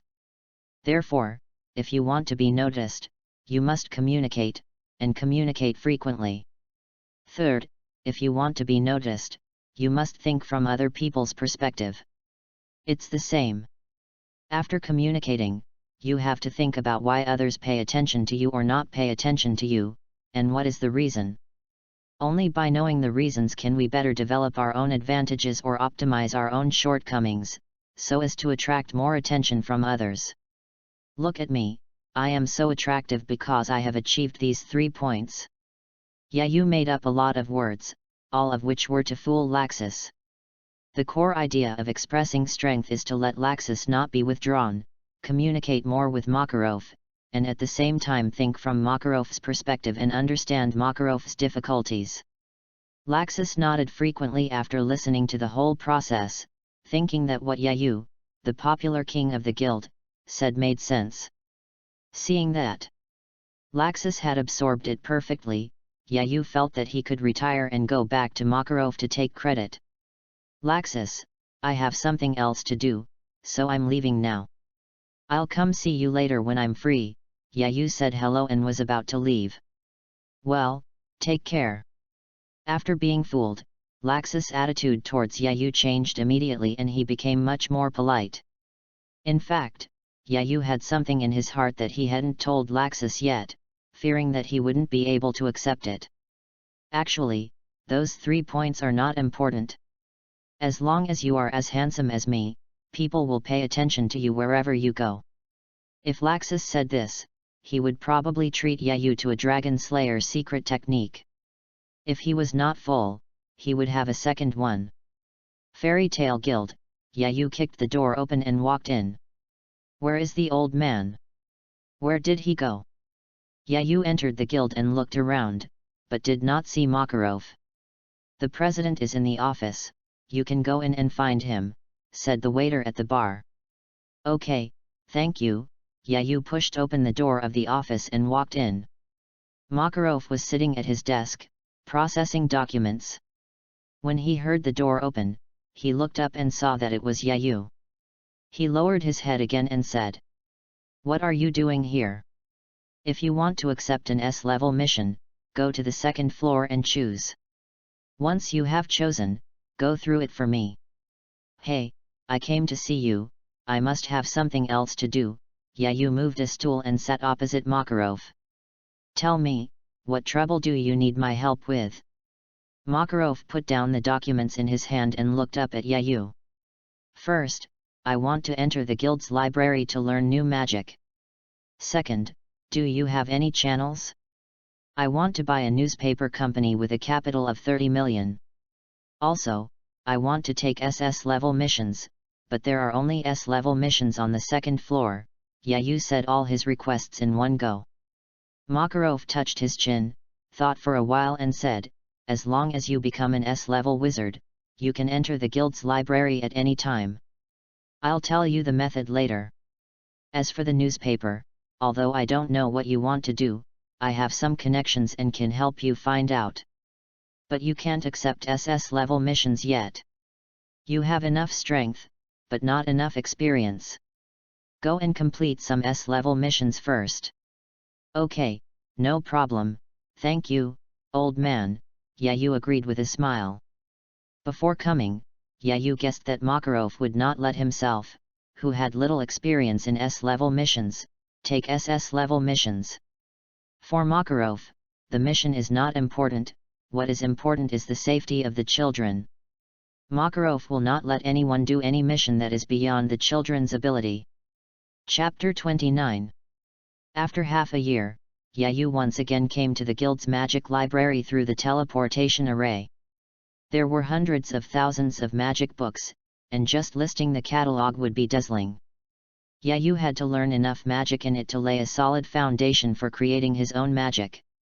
On the first day, I want to read 100 simple magic books, and then go to the back mountain to experiment and see how fast I can learn magic. Yayu planned today's schedule in his mind. Yayu found the catalog of the magic library, selected the magic he needed to learn, and took out the artifact Wind Singing Eyes to start reading. It took Yayu almost 2 hours to come out of the magic library. As soon as he walked out of the office, he ran into Urza and Myra. They were standing in front of the guild's commission column. Good morning, are you guys picking tasks? Yayu came forward to greet him. Urza and Myra nodded in response when they saw Yayu coming over. Yes, this S-rank assessment has made us realize our own shortcomings.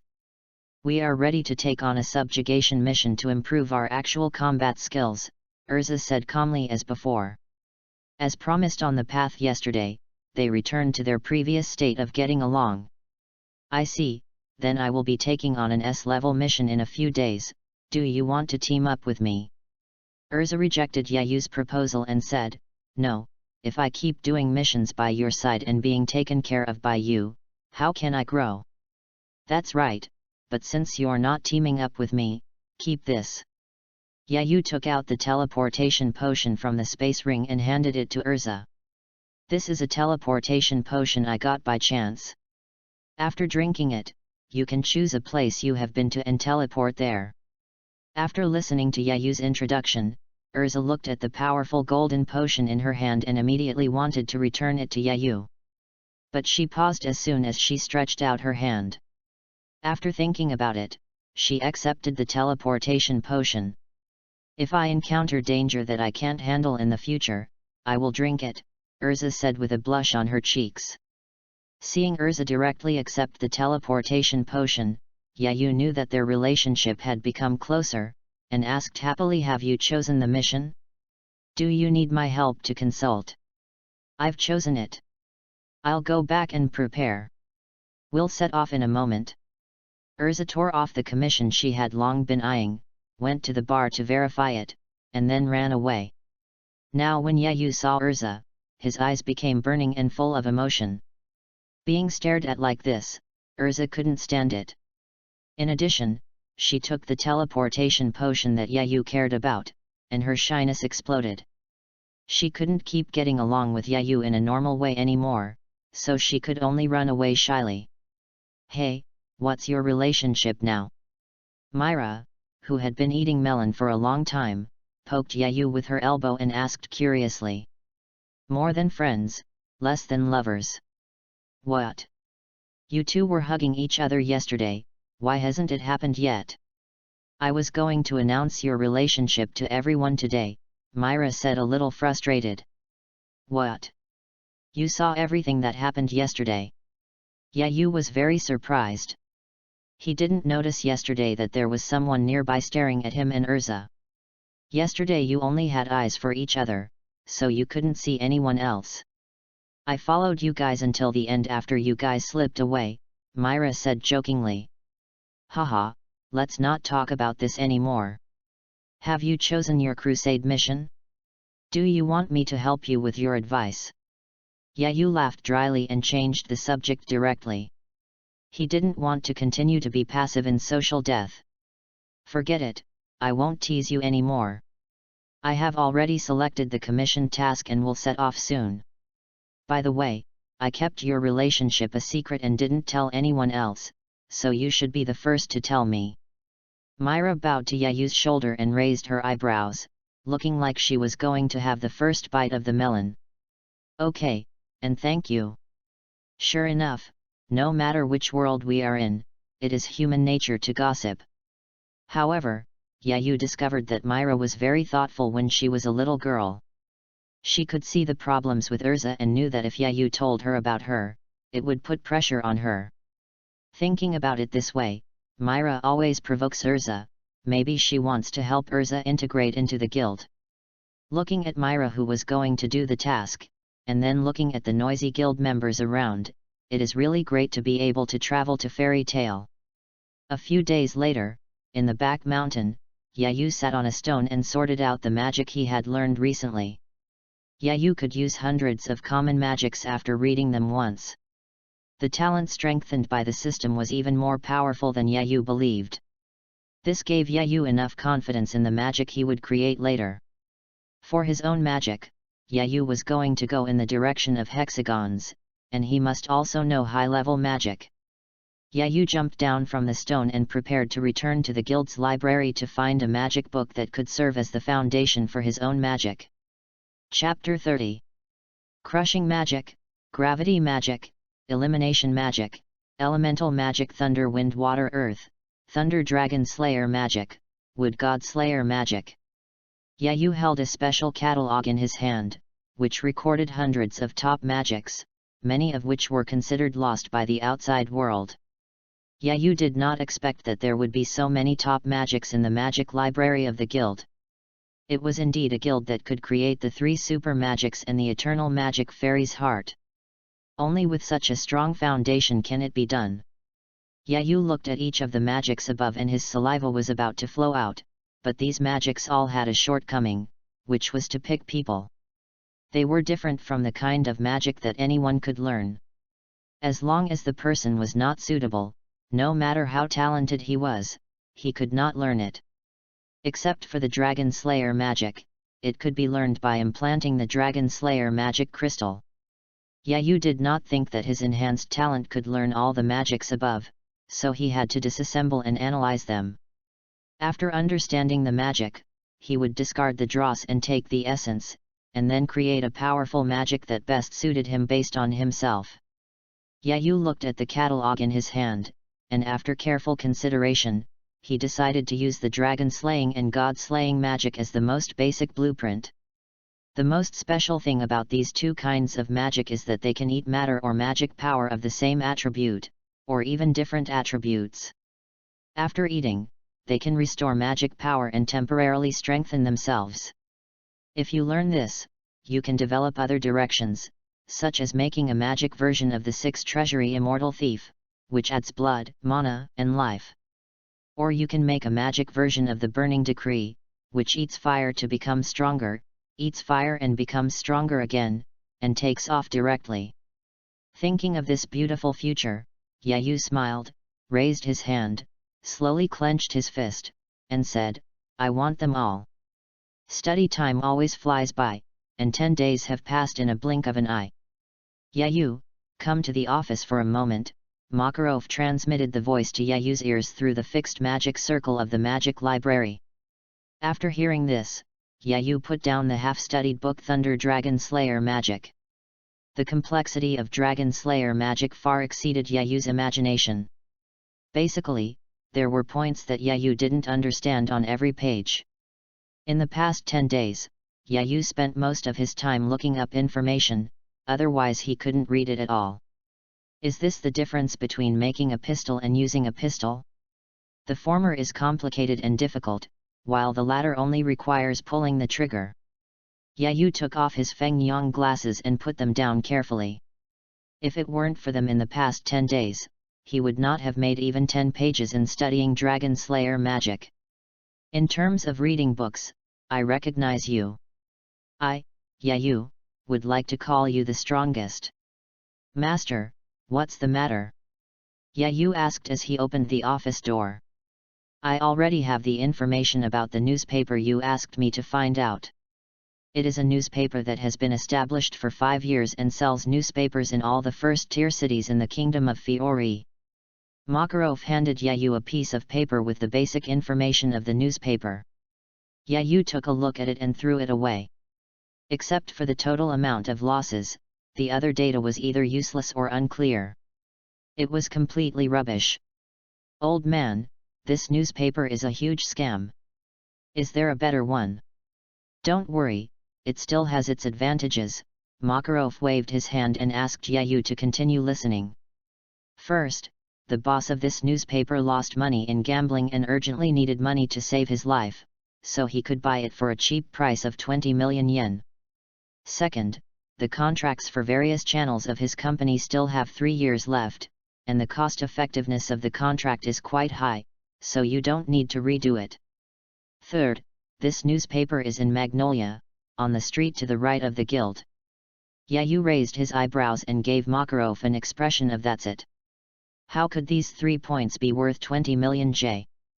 Makarov said calmly, when this newspaper was first established, it bought a 600 square meter 3-story building as an office. Hearing this, Yayu's eyes widened immediately, and he asked excitedly, does this mean that this newspaper and this building together only cost 20 million J? Yes, that's right. Is it really that cheap? That 600 square meter building alone is more than 20 million J, Yayu asked curiously. As a first-tier city in the Kingdom of Fiori, the housing prices in Magnolia have always been expensive. It is impossible to buy a 600 square meter building so close to the fairy tale guild in the city center for 20 million J. It's true. Makarov's expression began to become serious, and he introduced to Yayu. The boss of this newspaper lost everything in gambling and owed a lot of high-interest loans to the casino. Now he only had this newspaper.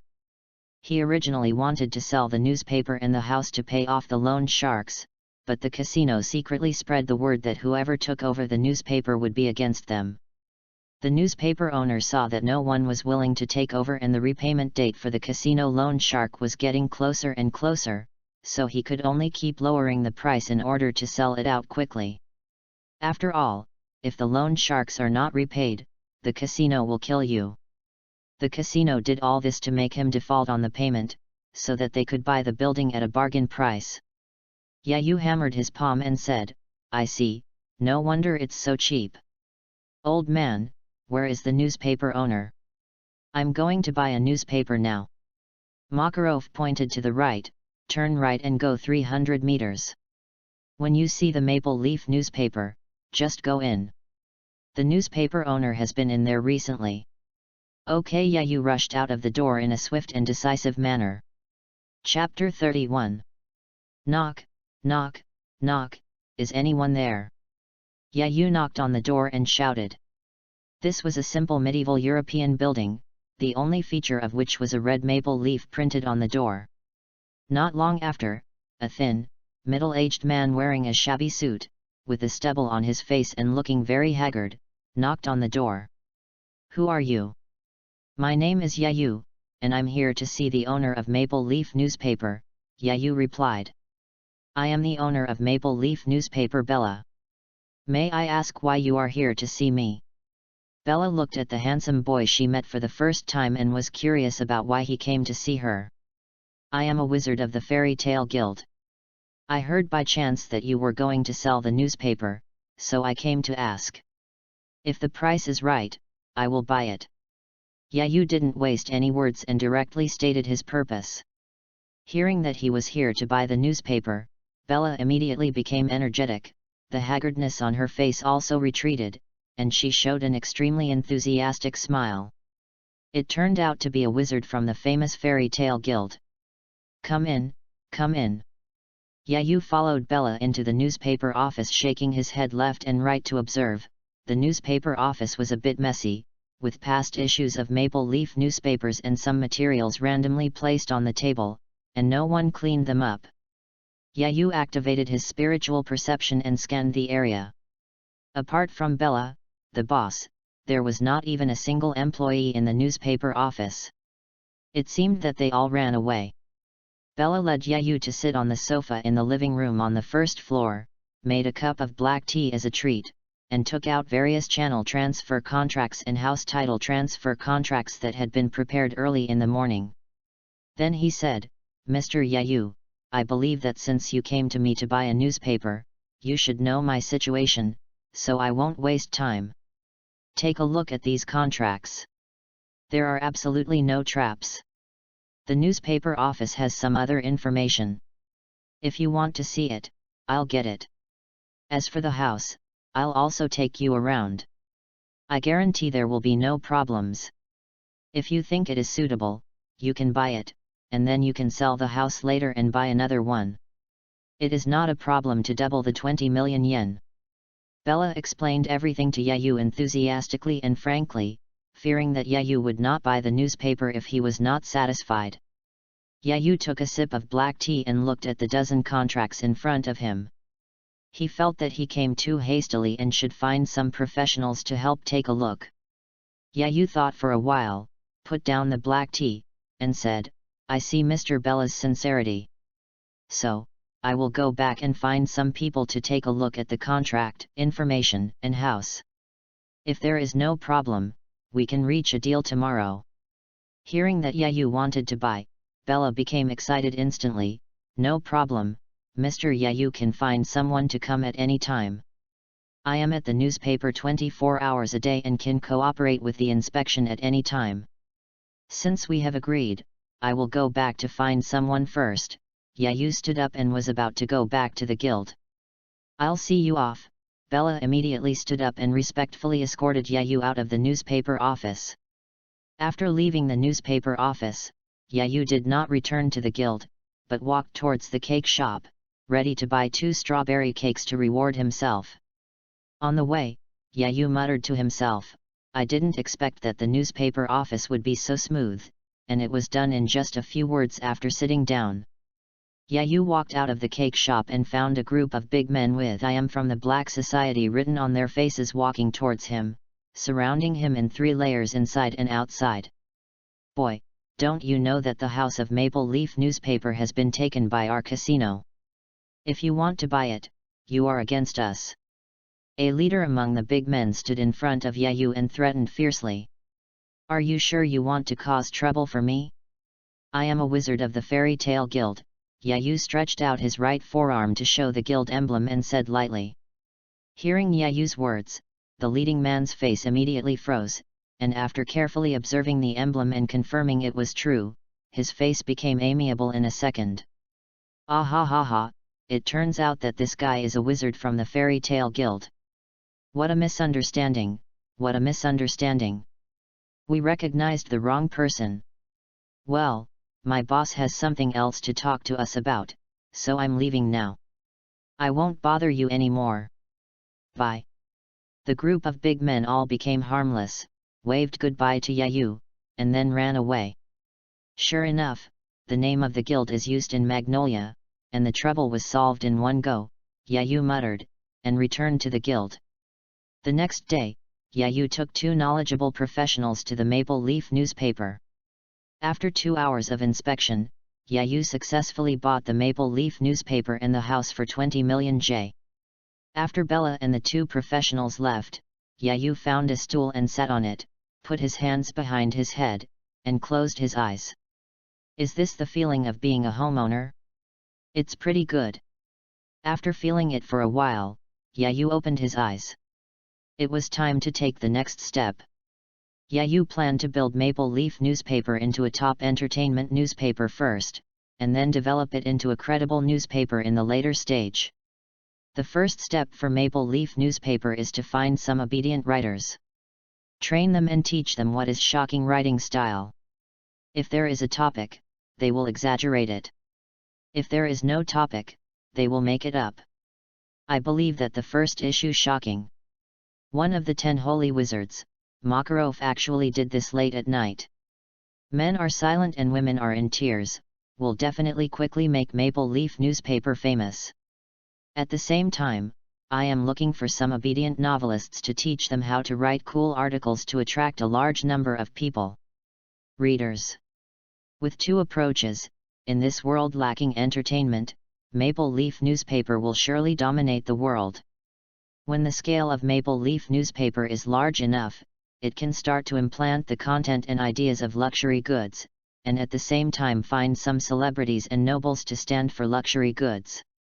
Traffic from all walks of life is rushing to luxury goods.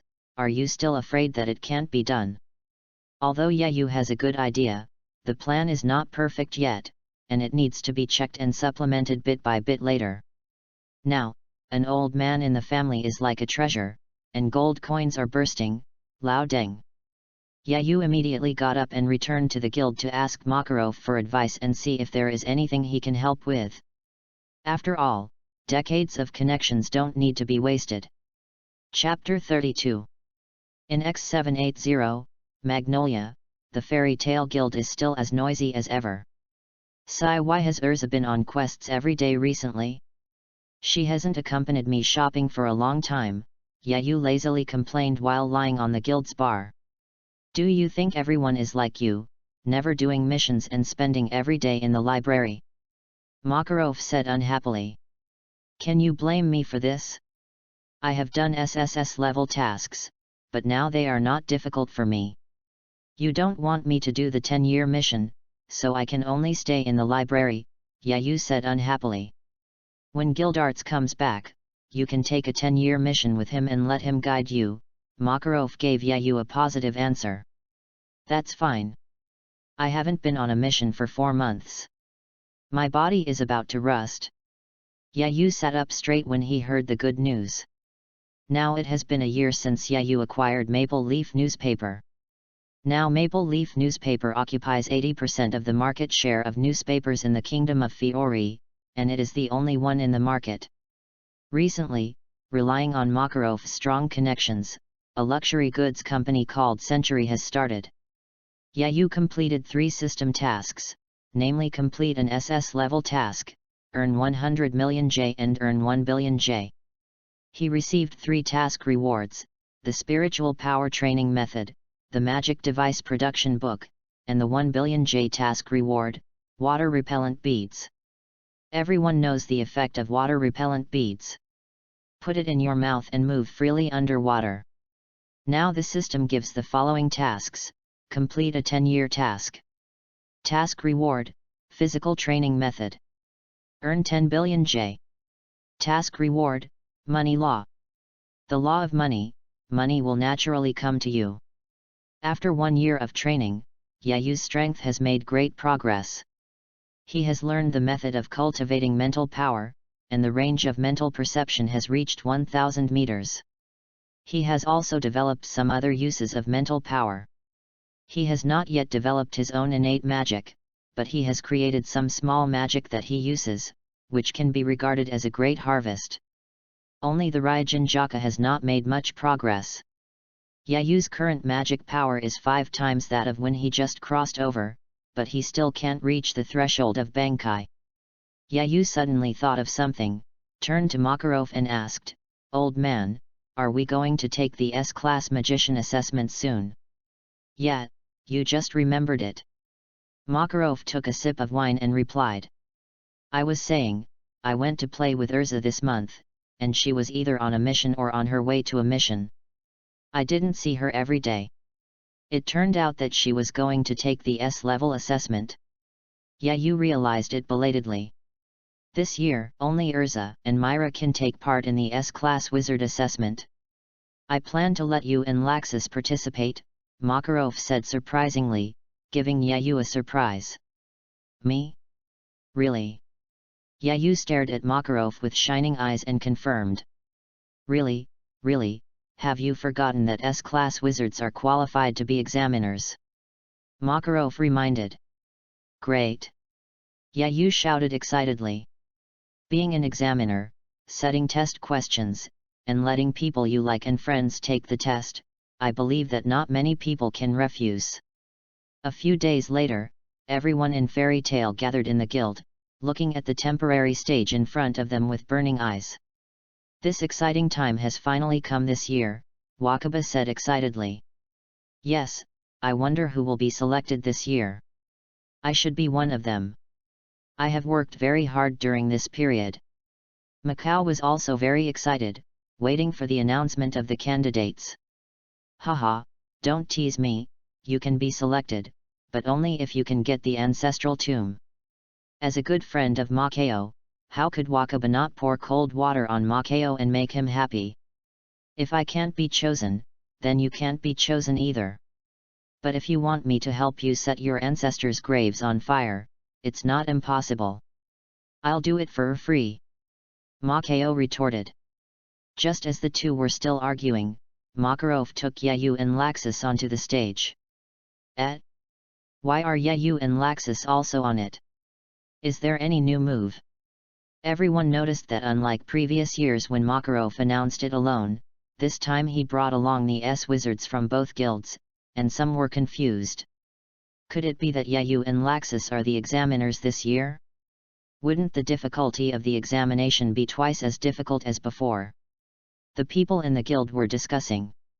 President, please announce quickly who will be selected to take the S-class wizard examination this year. Someone shouted impatiently. Makarov cleared his throat and said loudly and seriously, everyone, according to the rules of fairy tale over the years, I am now officially announcing the list of people who will take the S-class wizard examination. I announce that the candidates for the S-level assessment this year are Urza Chocolatito. The crowd's eyes followed the name and instantly focused on Urza. It's normal to have Urza. After all, she was chosen last year. She can't be absent this year. Urza smiled happily and thought to herself, I must become an S-class wizard this year. I can't let Yayu widen the gap. Makarov's announcement continued. The second is Myra Strauss. Sister Myra, you must work hard this year too. Lysina clenched her fist and cheered Myra up every day. Myra also smiled excitedly, touched Lysina's hair, and said, well, sister will definitely become an S-class wizard this year. After that, Myra turned around and raised her fist to Urza provocatively, Urza, I will definitely become an S-class wizard this year, just wait to hide in someone's arms and cry. This someone is naturally Yayula. During this year, Yayu and Urza often dated together, ate, went shopping, and took walks, and their relationship improved a lot. But the relationship has not been confirmed yet, and Urza is still in the stage of consideration. This made Yayu want to find the Tower of Paradise several times to tear it down, but after thinking about it, he decided that Urza should solve it herself, so as to heal the childhood trauma. Urza heard Myra's provocation and responded unyieldingly. Forget it, the S-class wizard will definitely be mine. The two looked at each other, and there seemed to be lightning flashing in the air. The breath of war began to spread, and the people around them quickly retreated, fearing that they would be dragged in. This year, only these two members will take the S-class wizard assessment. Makarov announced the end of the personnel. Immediately, there were some wailing sounds from the guild who were not selected. Kana, who was also selected for the S-class assessment in the original book, was not selected under the wings of the butterfly Yayu. Fortunately, Kana now has a good brother Yayu, who has reduced her pursuit of guild arts and is not so concerned about becoming an S-class wizard. She did not feel disappointed for not being selected. Makarov clapped his hands, drew everyone's attention back to himself, and said, don't be sad for those who are not selected. Work hard. Everyone will have a chance next year. The selected people must be prepared. The test will be held in 3 days on a small island overseas. This time, the assessment content was arranged by Yayu and Laxus, and the difficulty is not comparable to previous years. Chapter 33. Soon 3 days passed, and a ship with the fairy tale flag flying was sailing towards the nameless island where the last S-rank assessment took place. Hey, here! Yayu stood on the beach, waving and shouting at the approaching ship. It turned out that Yayu and Laxus did not come with Makarov and the others, but arrived at the island 2 days in advance to arrange the assessment content. Not long after, when the ship approached the shore, Makarov took Urza and Myra off the ship. "Welcome to the S-level assessment site," Yayu said with a smile. "Why are you here alone? Where's Laxus?" Makarov asked. "He is in the forest preparing for the test. By the way, does anyone want to treat me to a meal? If so, I can lower the difficulty of the test for you later," Yayu said jokingly. "Treat you to a meal? That's too good to be true. Do I need you to lower the difficulty?" Myra said disdainfully. "You stinky boy, be serious, this is an S-level assessment." Makarov saw Yayu suddenly become unserious and pretended to kick him. Seeing this, Yayu quickly hid behind Urza, using Urza as a shield and playing a two-person show with Makarov. In the end, Urza stopped Yayu and smiled helplessly. "Okay, stop playing around, be serious, I take this S-level assessment very seriously. I'm just afraid that you'll be nervous, so I want to ease the atmosphere." Yayu had to stop and muttered after hearing what Urza said. Seeing Yayu so timid, Myra next to him gave Yayu a look. Yo, so obedient, I'm afraid that Urza passed the test as soon as she said so." Yayu immediately understood what she meant, turned around and glared back. "Do you know what respect is? If you keep talking nonsense, I'll make things difficult for you." Myra raised her eyebrows and returned a look confidently. "It seems that I need to have a good talk with Urza when I go back. Why you are not suitable to be a boyfriend. I was wrong." This eye contact ended with Yayu's defeat. Under Myra's smug eyes, Yayu walked in front of her and Urza, his face became serious, and announced, "Now let me announce the specific content of this S-level assessment. The first level of this assessment is 24-hour survival. You need to wear a bell to attract monsters and survive on this island for 24 hours. You are not allowed to attack each other during survival. This doesn't seem difficult, right? Where is the limit?" Mirage asked in confusion. Because he had been to this island for the last S-level assessment, he knew the strength of the monsters here. If he just wanted to survive for 24 hours, it would not be a challenge. Of course it's not that simple. This time, Laxus and I placed a lot of treasure chests in the forest on the island. There will be surprises when you open them," Yayu said maliciously. Yayu took out 2 strings of bells from the space ring, threw them to Urza and Myra, and said the sound of the bells can be heard by monsters within a range of 1,000 meters. Put them on and go 5 kilometers deep into the forest. That's all for the first level. Now the test begins."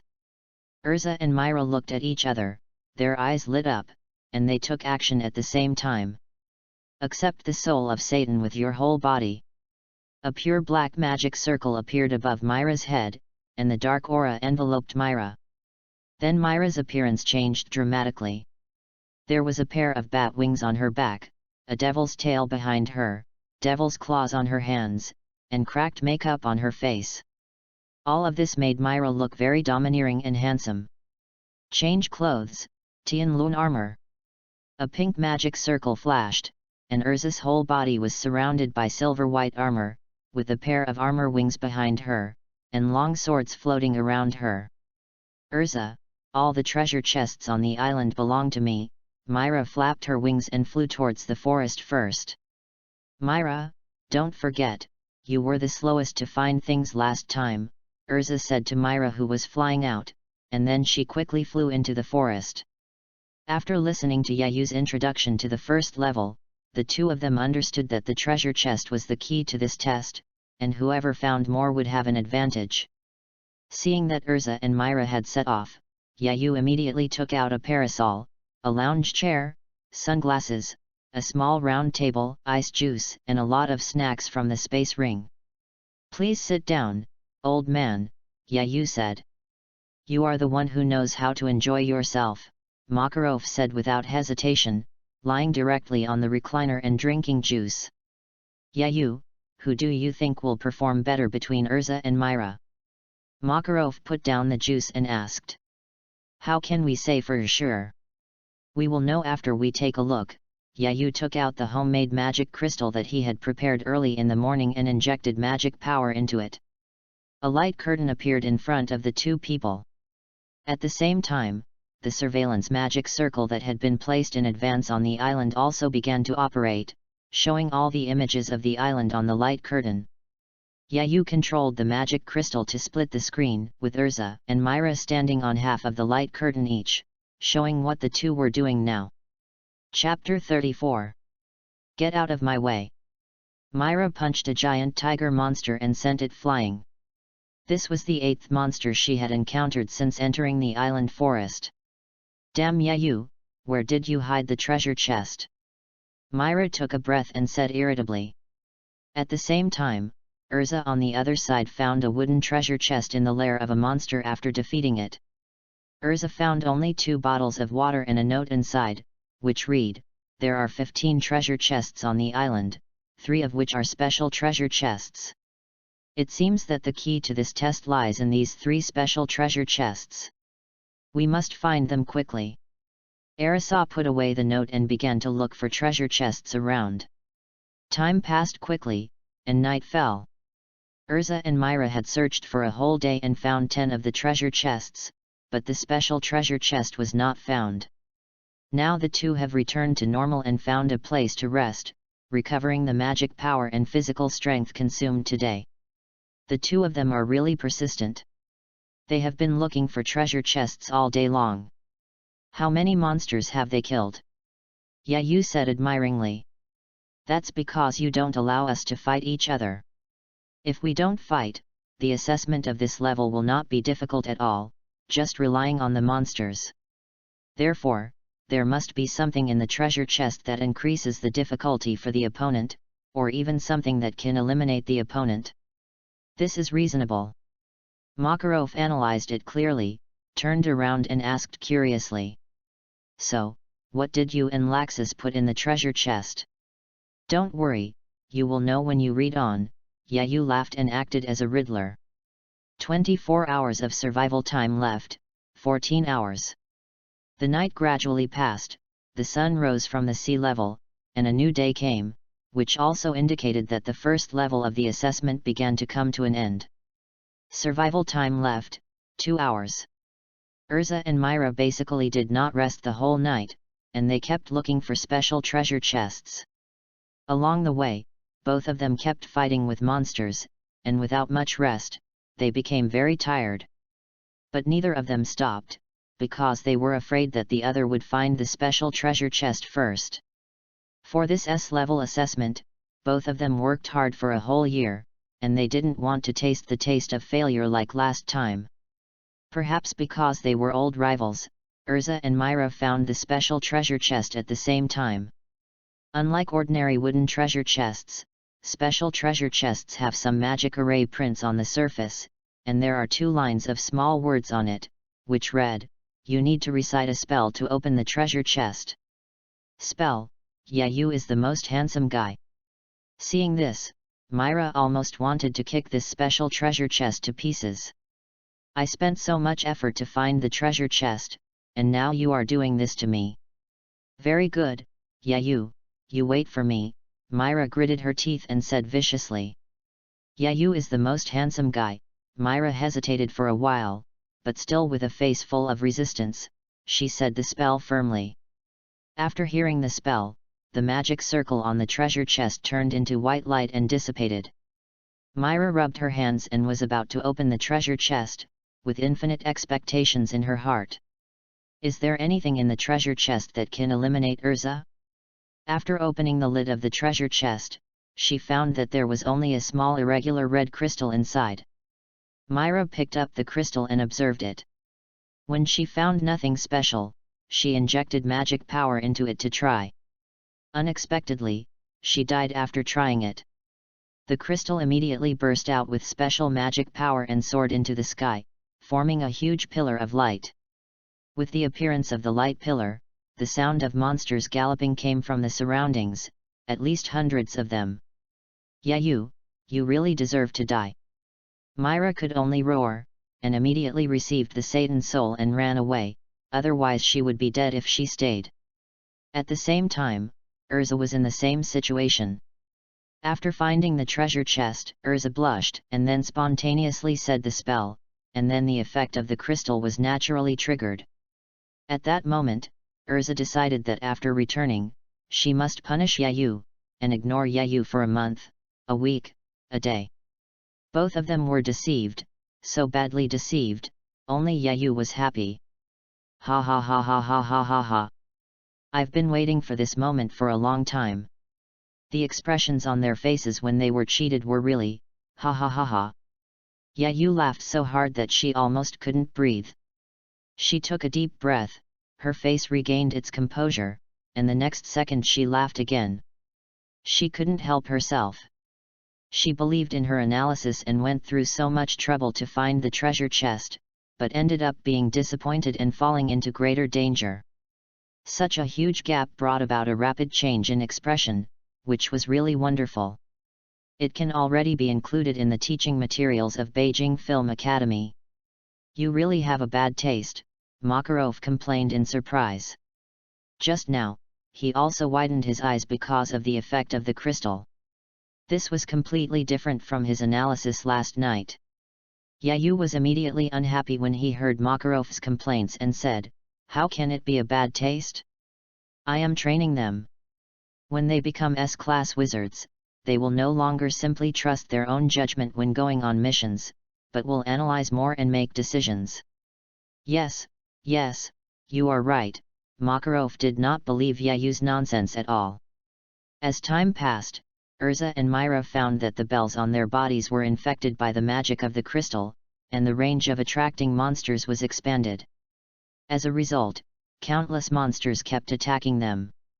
They could only start to run for their lives and wait for the survival time to run out. 3, 2, 1 time is up. The huge broadcast sounded throughout the island. Urza and Myra didn't know how long they had been running under the pursuit of the monsters, and the beautiful broadcast sounded. The bell effect on their bodies disappeared, and the monster tide behind them slowly dissipated. The two of them could finally stop and rest. But before they could rest for 5 minutes, Yayu's voice rang in the sky. Now the second level of assessment begins. The rule is that the person who returns to the boat on the shore first will become the winner of this S-level wizard assessment. Laxus and I will stop you. After the announcement, Yayu lay down on the recliner leisurely. At the same time, a powerful magic wave emanated from the center of the island. It was Laxus. He and Yayu would be the blockers of the second level assessment. If Urza and Myra were both stopped, no one would pass the S-level assessment. By the way, the thing in the last special treasure chest of the first level was to release Laxus to eliminate Urza and Myra, but they were lucky enough not to encounter it. Hey, Urza, I didn't expect to see you here. It seems that you were tortured by the first level and you were in a mess. Myra Jane met Urza, who was covered in dust, on the way back to the shore. Urza did not retort to Myra Jane, who was also in a mess, but said, "Myra Jane, do you want to become an S-class wizard?" "Of course, I will become an S-class wizard before you. Come, let me knock you down first, and then get on the boat," Myra said as a magic circle flashed above her head. The demon Myra Jane appeared again. "Wait, Myra, you've passed the first level, don't you know it?" Urza stopped Myra Jane, who was about to attack. "I believe you also know Yayu's character. He will not let us return to the ship so easily. Fighting now will only make neither of us become S-class wizards. Why don't we cooperate to overcome the difficulties first, and then decide the winner in the end?" Myra Jane stopped and looked at Urza. After thinking for a while, she understood Urza's intention and said, "Yes, if we fight here, it will be easy for both of us to suffer. In this case, we can't return to the battlefield under the obstruction of Laxus and Yayu." Urza nodded and said, "That's right, only if we cooperate can we have the opportunity to become S-class wizards." At this point, Urza stretched out her right hand and said, "So let's form an alliance, and wait until we reach the beach, and then we will have the final duel." Seeing this, Marajana's body flashed and returned to its original appearance, and at the same time stretched out her right hand to hold Ursus. "Fine, I will form an alliance with you reluctantly, and we will decide the winner in the end." Chapter 35. After Urza and Myra formed an alliance, they moved together to the beach on the shore. But they moved very slowly and secretly, fearing that they would be discovered by Yayu and Laxus if they moved too fast. Unfortunately, they were so cautious that they didn't know that their every move was in vain. Yayu was watching them. "Laxus, turn 5 degrees to the right and go straight. You will meet Urza and Myra in 2 minutes." Yayu put his right hand on his temple and cast magic to contact Laxus. "Got it," Laxus said coolly, and turned into a flash of lightning and sped away. "You are too lazy, you are still playing on the beach, let Laxus do it." Makarov didn't expect that Yayu was still like a salted fish, not moving at all. "How can I be lazy? The treasure chest in the first level and the magic surveillance on the island, which one was not made by me?" Yayu, who was wrongly accused, immediately refused to accept it and retorted. "And, if we talk about laziness, it has to be your eldest grandson. It was supposed to be a 2-person arrangement for this S-level assessment, but in the end," he said, "I believe in your ability and wisdom, and I will follow your arrangements for this assessment." He just dumped all the work on me. It was very hard for me during this assessment. Hearing Yayu's complaint, Makarov turned his head and touched his face awkwardly. He threw all the contents of the S-level assessment to Yayu and Laxus and did not ask about it. He did not expect it to be like this. Yayu, who seemed to have been playing all the time, took care of most of the things. Laxus, who entered the island to arrange the assessment content at the beginning, only needed to do this. Seeing that Makarov understood, Yayu stopped complaining, but changed the subject and asked curiously, "Grandpa, how is your relationship with Laxus now? I asked him to play on the beach with me and enjoy it together, but he refused without a second thought, saying that it would be more comfortable to stay on the island." Makarov sighed and said bitterly, "Laxus was not like this before. He was a well-behaved and lovely child when he was young. But ever since his father made a mistake and was expelled from the guild by me, the relationship between Laxus and me has reached a freezing point." Makarov then began his story, recounting all the scenes of him and Laxus getting along since childhood. After listening to it, Yayu also understood the extent of the relationship between the two. One felt that the child was young, and it was not good to tell the child about the mistakes made by his father, for fear of hurting Laxus' young heart. The other was still immature, and just felt that his father had made a big mistake, and his grandfather should not have expelled his father from the guild. Later, Makarov felt that he had not taught his son well, causing Laxus to be away from his father at a young age after losing his mother, and he felt guilty. At the same time, he was also afraid that if he did not teach well again, Laxus would repeat the same mistakes and follow in his father's path, so he became particularly strict, wanting to guide Laxus onto the right path. On the other hand, when he was a child, Laxus could not understand Makarov's intentions. He just felt that his grandfather did not love him anymore, being so strict with him and so tolerant with the children in the guild. He could not understand why his grandfather was still so strict with him, as he had tried his best to be the best among his peers. These two people, one who could not teach children and express his feelings, and the other who was particularly tsundere and could not express his desire for love, led to the civil war in fairy tale later.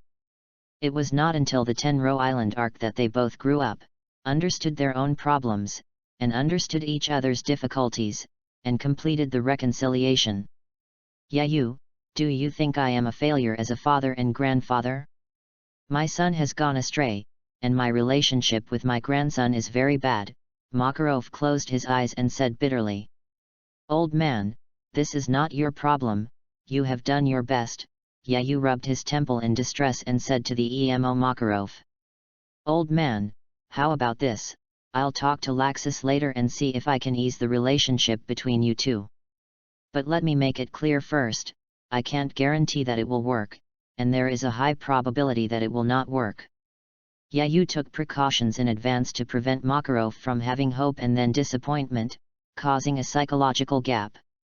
It's okay, it doesn't matter if it's useless, after all, we have been here for so many years, Makarov said, pretending not to care. But Yayu also understood that Makarov couldn't help but care about this kind of thing, so he could only touch his head and start thinking of a solution. Last year, Yayu talked to Laxus, hoping that he would be accepted into the guild and understand Makarov. Later, he was too busy, either dating, doing tasks, practicing, and developing the newspaper. He didn't pay attention to it anymore. Now it seems that the relationship between Makarov and Laxus is still very bad, and it hasn't improved at all. It's too difficult to find a way to make them reconcile now. Otherwise, try to let Laxus start the fairy tale civil war in advance, so that it can be solved in one go. Yayu thought about it again, but still couldn't come up with a good idea, so he decided to go back and persuade Laxus and Makarov, and if it didn't work, he would just wait for the civil war. After confirming the plan, Yayu couldn't help but scold himself in his heart, why do you have nothing to do to ask that kind of question? This is a problem that a young man like you can handle. Chapter 36. While Yayu and Makarov were talking about Laxus's problem, Urza and Myra were already fighting with Laxus. When Yayu explained Urza and Myra to Laxus, Laxus turned into a flash of lightning and rushed away. 2 minutes later, Urza and Myra felt a magical power coming quickly from behind them. They turned around and saw a golden lightning passing through the two of them and stopped in front of them. The golden lightning slowly turned into a person wearing a yellow t-shirt, golden hair, a headset, one hand in his trouser pocket, and a cool expression on his face. It looks like your assessment is about to end here, Laxus said grimly. Were we discovered so soon? Where is Yayu? Urza clenched the sword in her hand and looked around vigilantly. If you want us to fail the test, you can't do it alone. Call Yayu out and let me beat him up. Myra raised her fist and said confidently. I am enough to deal with you all by myself, Laxus said arrogantly, his body flashing with lightning. How dare you say that? Accept it with your whole body, Satan's soul. Change clothes, Thunder Emperor armor.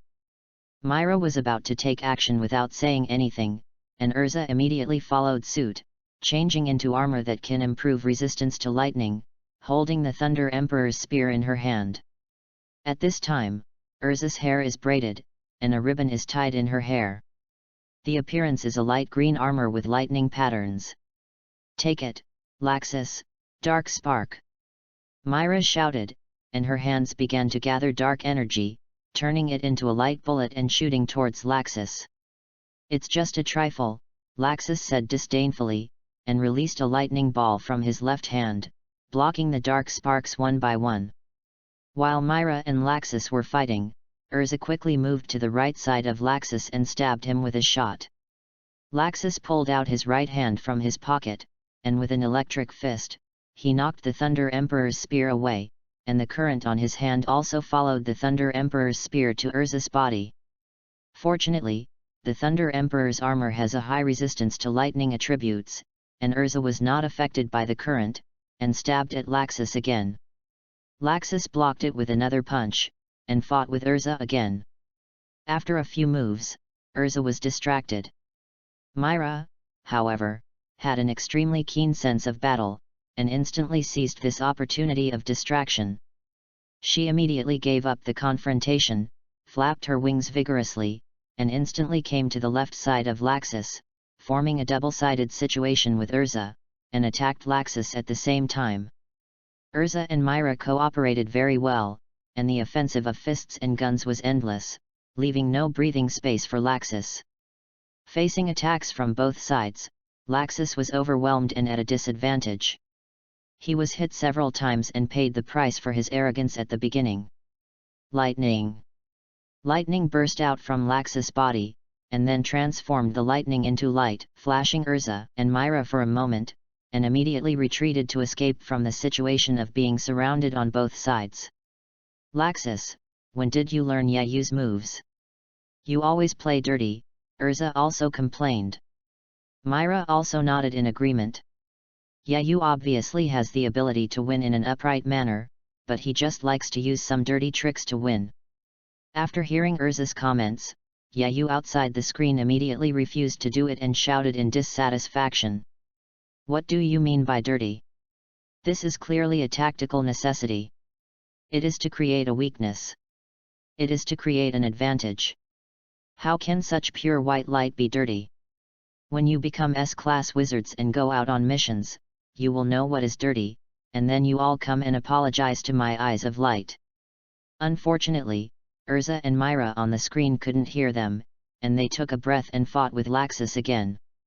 But this time they became smarter, knowing that they couldn't take down Laxus in a short time, and fighting further would only be a waste of magic power. They started to fight while moving towards the beach, preparing to shake off Laxus and get on the boat. Yayu was still watching the show, drinking juice, lying on the lounge chair, waiting for Urza and Myra to come to this place that must be passed to get on the boat. Not long after, Yayu saw from the screen that the battle between the three was about to move to his side, and hurriedly put the things into the space ring, stood on the beach ready, waiting for them to come. Thunder Emperor's Spear. Urza gathered her magic power into the spear in her hand and threw it towards Laxus with all her strength. Soul Exterminator. Myra gathered a lot of darkness in her hands, generating a super powerful dark shock wave, and shot it towards Laxus. Urza and Myra saw that they were about to move to the beach, and they threw their ultimate moves at Laxus at the same time in tacit understanding. Without waiting for the result of the ultimate move, the two ran towards the beach. When the two rushed out of the forest and just stepped onto the beach, they saw Yayu, who had been waiting for a long time, greeting them, and their mood immediately sank. The final test is here. Chapter 37. Oh, have you two had lunch?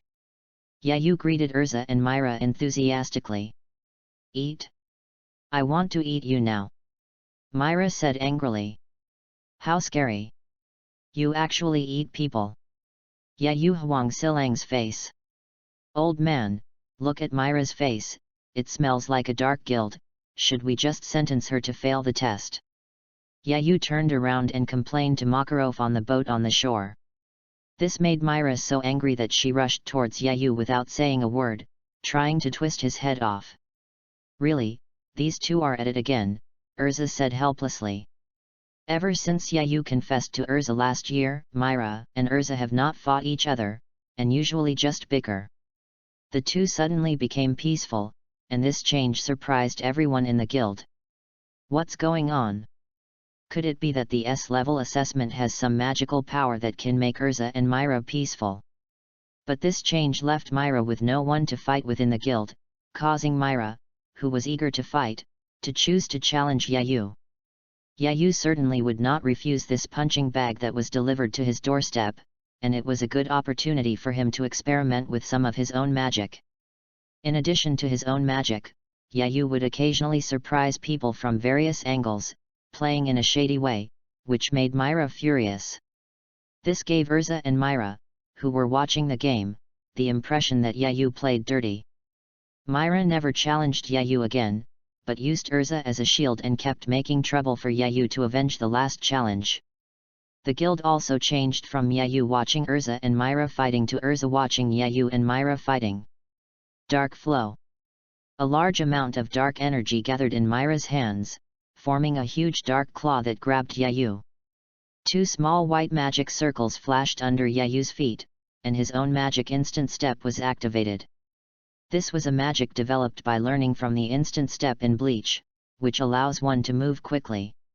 With the speed brought by the instant step, Yayu dodged the devil's claw in the blink of an eye and quickly approached Myra. Then he punched Myra's stomach hard, knocking her more than 10 meters away, splashing a lot of dust. Today's battle is a test, so I won't play any tricks. I'll let you see what the difference in strength is. Yayu said arrogantly. Change of clothes, armor of heavenly wheel. Tianlun dizzy sword. Iluza, wearing Tianlun armor, floated and attacked Yayu quickly, with dozens of magic swords floating around her. As the voice fell, the magic swords floating around Urza arranged in a circle, turning into streams of light and rushing towards Yayu. Yayu moved his feet, and the magic instant step was activated. His figure instantly left the original place and easily dodged all the sword lights. "Arisa, here I come," Yayu reminded her, and then he walked towards Urza. Yayu instantly came in front of Urza, holding the flowing blade JAKA that he had summoned at some point, and slashed at Urza.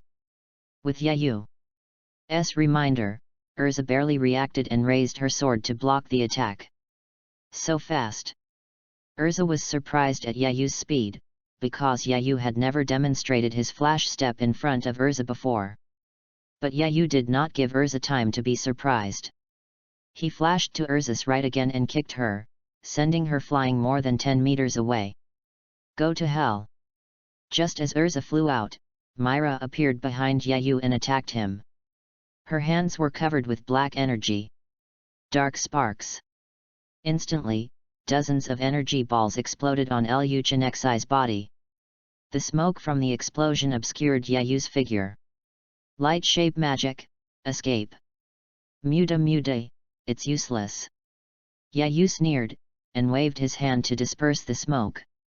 He raised his flowing blade and rushed towards Myra, who was close at hand, and chopped it down with the back of the blade. Myra, who had no time to dodge, could only raise her arms to block. With the power of Yayu's huge magic, Myra was chopped to the ground with one hand, and barely managed to hold it. Urza, who was blown away in the distance, quickly got up from the ground, and saw Yayu and Myra wrestling. She knew that the opportunity had come. A light flashed on her body, and the light of change to giant armor dissipated, and a new set of armor appeared on Urza's body.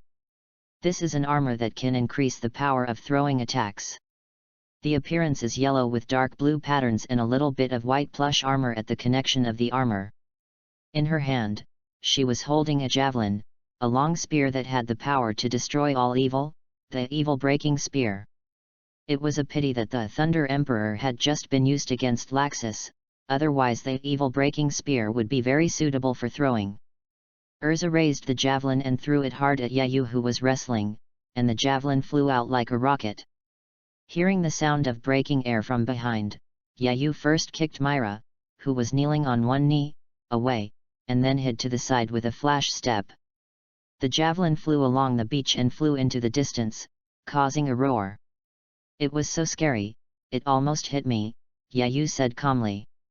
Chapter 38. You should at least pretend to be scared. "Change your clothes, black feather armor," Urza said, and the light flashed again. She was wearing black armor with a white cross on the outside, and bat-like wings on her back. She could use the wings to fly and attack the target. Urza flapped her wings and quickly came to Yayu's right side. She took the black one-handed sword and slashed at Yayu's neck.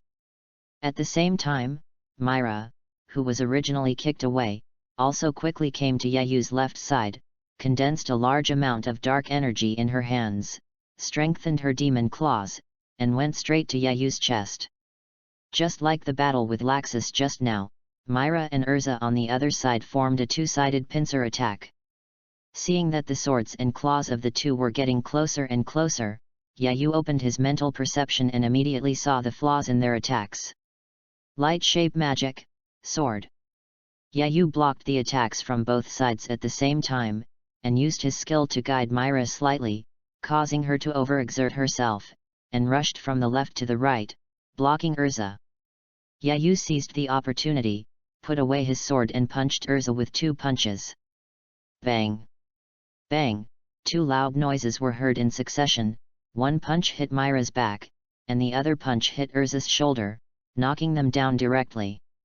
Then, before the two of them could get up, he attacked again, grabbed their feet, and smashed Loki like a mad Hulk. Urza and Myra only felt their bodies flying up, and the surrounding scenes flashed in their eyes, and pain continued to come from all parts of their bodies. When the two came back to their senses from the confusion, they found themselves lying in a pit that fit their bodies perfectly. How could this not fit? They were all smashed out by the body. What's it like? Is it fun? Yayu asked curiously, standing above the two people's heads. Yayu's voice also reminded the two people that they were still taking the assessment.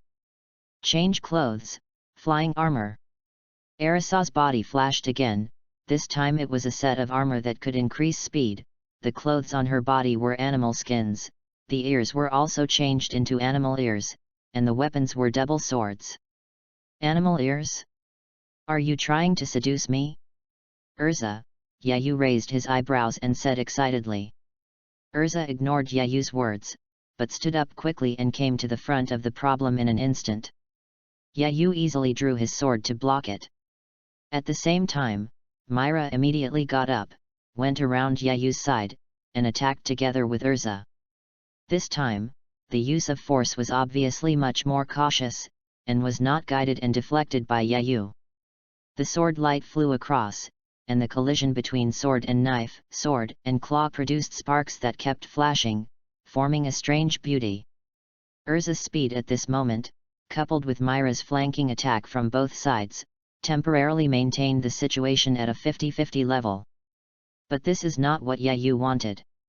Immediately, his mind moved, and the hot flames burned from the body of the flow blade, greatly enhancing the power. At the same time, he let go of the lightsaber in the other hand and swung it hard. In a circle, RYUJIN JAKA struck with flames, and Urza and Myra were swept back. Yayu stood there without moving, and waited for the two to attack again. Urza and Myra were chased by monsters after searching for treasure chests, fighting with Laxus, and fighting with Yayu just now, and their magic power and physical strength were almost exhausted. Now they are seizing this opportunity and desperately recovering a little bit of magic power and physical strength. Seeing that Urza and Myra did not attack, Yayu raised his eyebrows and prepared to take the initiative, but suddenly a person walked out of the forest. This person was Laxus, who had been hit by two big moves, his body was torn and tattered, and he was injured. The appearance of Laxus made Urza and Myra feel nervous. Yayu alone can't deal with it, and with Laxus, what should we do? Urza and Myra looked at each other and saw the powerlessness in each other's eyes. I'm afraid no one can pass this S-level assessment. Don't worry, Laxus won't do anything, Yayu explained after seeing the two's powerlessness. Yes, I won't do anything. The beach is Yayu's responsibility, Laxus said unhappily. After that, he did not stay to wait for the final result, but went back to the boat angrily to rest. Because Yayu and Laxus had discussed in advance that Laxus would be responsible for the island forest, and Yayu would be responsible for the last bit of road, the beach. Before the assessment began, Laxus also told Yayu that Urza and Myra would never be able to reach the beach in his hands. However, it was so easy to be slapped in the face. Not only did Laxus not stop Urza and Myra from coming to the beach, he was also injured because of them. This was a big loss of face. Laxus didn't dare to stay in front of Yayu anymore. He could only rest on the boat and be angry with himself. When Urza and Myra heard that Laxus would not take action, they felt a little hopeful again. The two of them worked together to break through Yayu and get on the boat. There was also hope that it's almost time. There's no point in playing anymore. It's time to end the assessment, Yayu looked up at the sky and said seriously. Urza and Myra swallowed their saliva at the same time, sweating nervously. They had seen Yayu's fire that burned the sky and boiled the sea more than once. They believed that as long as Yayu was willing, the island under their feet would be burned to ashes in a very short time. Now facing such a fire, how could they not be nervous? Chapter 39. Yayu naturally held RYUJIN JAKA and lowered it to the ground. The aura on his body began to rise, and the terrifying temperature slowly spread from the blade. As soon as a drop of sweat appeared on Urza's forehead, it was immediately dried by the heat wave. Looking down slightly, the sand under Yayu's feet had already shown signs of crystallization. When the flame of RYUJIN JAKA is fully released, the beach will become a casserole, and Urza and Myra will directly become a dish. As Yayu injected magic power into RYUJIN JAKA, the temperature around it has risen to an unimaginable temperature. Urza and Myra saw that Yayu's figure had begun to distort, and every air inhaled into the body became extremely hot, which was very painful. All the creatures in the universe are reduced to ashes, and the blade is as sharp as fire. Boom! A huge amount of flames gushed out madly with Yayu as the center, and even produced a huge explosion.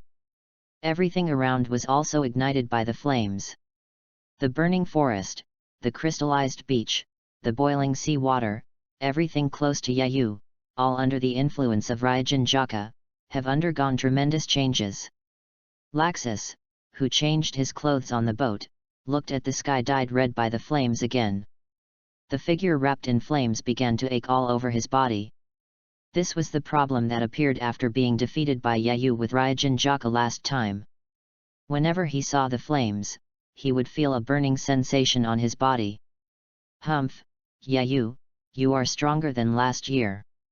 It seems that I have to work harder, otherwise I may not even be able to catch up with you. Laxus clenched his fists and made up his mind secretly. Makarov, who was standing on the deck with Laxus, saw the flames rising into the sky and was very anxious. He kept blaming Yayu, this guy, has no idea of being gentle with women. He treats girls so violently and even uses flowing blade JAKA. Does he want to burn them to death? The power of this flame is much greater than last year. What if it can't be controlled and something happens to Urza and Myra? Yayu, you little brat, you'd better bring Urza and Myra back intact, otherwise you're dead. Laxus had just made up his mind when he heard Makarov's muttering. His face suddenly turned darker than black, and snow fell in June in his heart. Ever since his father was expelled from the guild, Laxus has never seen Makarov worry about him, but only be strict. Laxus couldn't stand this contrast, so he snorted and turned back to the cabin. Makarov's attention was all attracted by the battle between Yayu and the other two. He didn't notice the changes in his grandson, and didn't realize that their relationship had deteriorated again. This is Makarov. He would express his emotions to Urza and Myra, who are like his granddaughters, but he would restrain all his emotions and only show strictness to Laxus. Flame, flame, and more flame. Urza looked around and found that she was surrounded by flames. There was no gap to break through. This was the first time Urza stood in front of Yayu and felt Yayu's power up close, feeling this power like the sun. Change clothes, Flame Emperor's armor. A light flashed across her body. Urza was wearing a fiery red armor that was extremely resistant to flames and high temperatures. This allowed her to stay in relatively good condition in the endless heat waves. Myra, who had no means of defending against flames and high temperatures, was not in a good condition. Under the baking of the 6000% flame, her body began to lack water and her brain began to feel dizzy. Myra, are you okay? Urza asked worriedly. It's okay, I can still hold on. Myra supported her knees with both hands and answered reluctantly. Yayu closed his eyes and enjoyed it for a while. After not releasing the pleasure of RYUJIN JAKA for several months, he looked at Urza and Myra. Urza, who was in a better condition among the two, was now exhausted. It was estimated that if Yayu stood there and did nothing and maintained RYUJIN JAKA for 5 minutes, both of them would faint. Seeing this, Yayu knew that he couldn't be serious at all. If he didn't let it go, he was afraid that no one would pass the S-level test this time. Next, I will only use one strike. Those who can still stand after the strike will be considered to have passed the test, Yayu said seriously. That's great, Myra, we don't have to compete anymore, we both have a chance to pass the test and become S-class wizards together, Urza said happily. Yes, we have a chance to pass the test together. Myra took a breath of hot air, straightened her body, and shouted, Yayu, come on. Yayu gently raised the flowing blade like fire, swung his backhand, and the flames around him flew, the heat waves began to riot, and turned into waves that hit the two of them one after another. ZONGMAN. As Yayu finished speaking, the flames gathered around them into a huge tornado of flames that completely covered the two of them. The tornado of flames rushed straight into the sky, dispersing the clouds in the sky and revealing the golden sun. Reading during the Dragon Boat Festival. Recharge 100 and get 500 VIP points. Recharge now. Activity time, June 8 to June 10. Chapter 40. The fire tornado did not last long, and Yayu released his first release and controlled it to dissipate. In the pit burned by the fire tornado, only Urza was left standing. Myra could no longer maintain the form of Satan's soul, and turned back into a little girl, lying on the ground, and fell into a coma. At this moment, Urza's Entei armor had turned into red fragments. Although the Entei armor has the ability to resist flames and high temperatures, it can only last a little longer in the face of the flames of RYUJIN JAKA. It is normal for it to turn into red fragments now. In addition to relying on the Entei armor, Urza holds a huge double-sided shield with a white and dark blue appearance. This is a shield from Urza's strongest defensive armor, Vajra armor. When the two shields are combined, a green magic barrier will appear, which has extremely powerful defensive power. But at this moment, this extremely powerful shield is now covered with cracks all over the body, as if it will turn into the same fragments of the Entei armor in the next moment. Although she was staggering and covered with armor fragments, Urza still supported herself with her shield and stood still without falling. Congratulations, Urza, you passed the test and became an S-class wizard. Yayu announced the result with a smile. After Urza heard the test result, the strings in her mind were released, and she could no longer support her body. She let go of the shield and fell down. Yayu immediately stepped to Urza's side, supported Urza's fallen body and lay down next to Myra.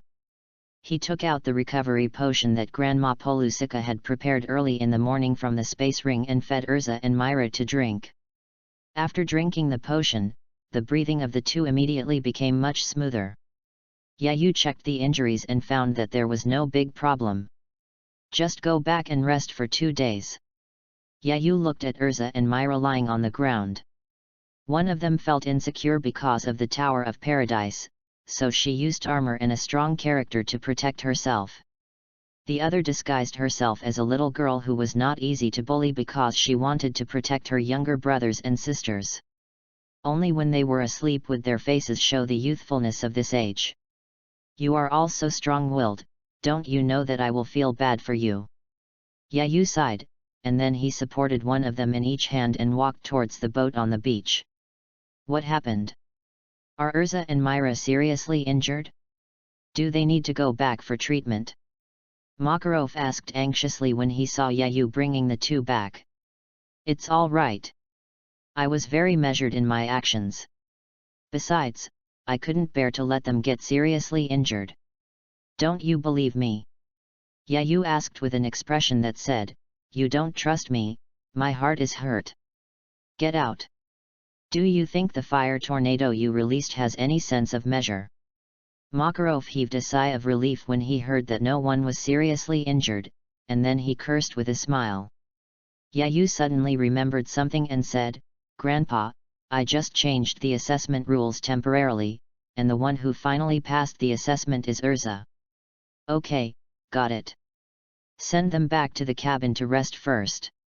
We are going back to the ship. Makarov waved his hand to indicate that it was a minor problem and that as long as everyone was fine, it would be fine. A ship with the flag of Fairy Tale was sailing on the sea, and on the ship were Yayu and his group returning home. In the lounge of the cabin, 2 figures were lying quietly on the bed. Yayu moved a chair and sat between the 2 beds to study magic. He was playing with a magic circle in his hand, and from time to time the magic circle would tremble and eventually collapse. Not long after, Urza's eyelids, who was lying on the bed, trembled slightly. After noticing Urza's movement, Yayu stopped his research, dispersed the magic circle in his hand, and waited quietly for Urza to wake up. Not long after, Urza slowly opened her eyes, and saw an unfamiliar ceiling. Her memory was still stuck on the time when she was desperately resisting the flames. After a while, she remembered that she seemed to have persisted to the end, and fell down only after hearing that she had passed the S-level test. Thinking of the test, Urza remembered to go to Yayu to confirm, but she just lifted her body a little and fell down weakly. You'd better not move. The previous test has exhausted you. Take a good rest now, Yayu gently helped Urza up and said softly. Then he took out a cup of honey water from the space ring, handed it to Urza, and advised drink it in small sips, don't be too anxious. Seeing the honey water, Urza immediately felt very thirsty. She took the honey water and drank a sip before asking Yayu, did I pass the test? Yayu smiled slightly, sat down next to Urza, and directly put one hand around her and said our Urza is so great, of course she passed. Urza, who got the answer, gently closed her eyes, leaned on Yayu's chest with enjoyment, listened to the reassuring heartbeat, and a faint smile appeared on the corner of her mouth. After an unknown amount of time, a voice suddenly rang, destroying the warm atmosphere. How long will you two hug each other? There's a single dog here, be careful of the impact. Myra's dissatisfied voice reached the ears of the two, making Urza's face red, and she immediately pushed Yayu away. Urza was not used to being intimate with Yayu in front of others. This time, when Myra saw her, she lowered her head shyly and dared not speak. Yayu was thick-skinned and not shy at all. She stood up and walked to Myra, helped her up, and took out a glass of honey water and handed it to her. You use Xiaosai very well. When did you learn from me? Yayu asked curiously. I don't know, but it will be very useful when the reaction comes back. Myra drank a sip of bee water, turned to Urza and asked, Urza, did you pass the test? Passed. Urza was afraid of Myra's disappointment, so she didn't dare to say it out loud, so she replied quietly. Ah, I knew you would pass it. Myra's eyes flashed with disappointment, and after blinking a few times, she became resolute again and said proudly, Arisa, I lost this time, I will win next time. Seeing Myra's mood recover, Urza also became equally proud and said I will still win next time. The two looked at each other and smiled brightly at the same time. You guys have a good rest, I'll go out and get some fresh air. Yayu saw that both of them were fine, so she planned to leave and not disturb the two girls. She just sat by the bed, just in case they woke up and needed help, but no one helped, that would be bad. Now it seems that basically nothing happened, and they are still talking and laughing. Reading during Dragon Boat Festival. Recharge 100 to get 500 VIP points. Chapter 41. Magnolia City, Fairy Tale Guild. It has been a month since Urza became an S-class wizard. After resting for a few days and recovering from her injuries, Urza immediately started her first S-class mission. Yayu originally wanted to take Urza through the novice period and go on missions with Urza, but was rejected by Urza. She said that she could not make progress by doing missions beside Yayu, and she wanted to complete these S-class missions by herself. Faced with the persistent Urza, Yayu gave her two choices. For the first S-class mission, either take him or Myra with her. If she didn't choose, she would make trouble. In the end, Urza had to compromise and choose Myra. In this seemingly two choice, but actually one choice, Urza successfully brought Myra, who was equally strong, and the probability of a novice overturning became infinitely low. Sure enough, Urza and Myra returned safely a few days later. However, the combined power of Urza and Myra was too terrifying, and the destructive power was 1 + 1 greater than 2. They accidentally destroyed a lot of things. This gave Makarov a headache. If this combination continued, he might not live to see the day of old age. Fortunately, the combination of the two kings of destruction disbanded after completing the first mission, and Makarov immediately felt that he could live a few more years. Yayu, where's Urza? I've developed a new move and I'm going to practice it with her. Myra Jane kicked open the guild door and ran to Yayu and said. Do I need to ask Urza? She is already on her way to a mission. She is probably at the train station now.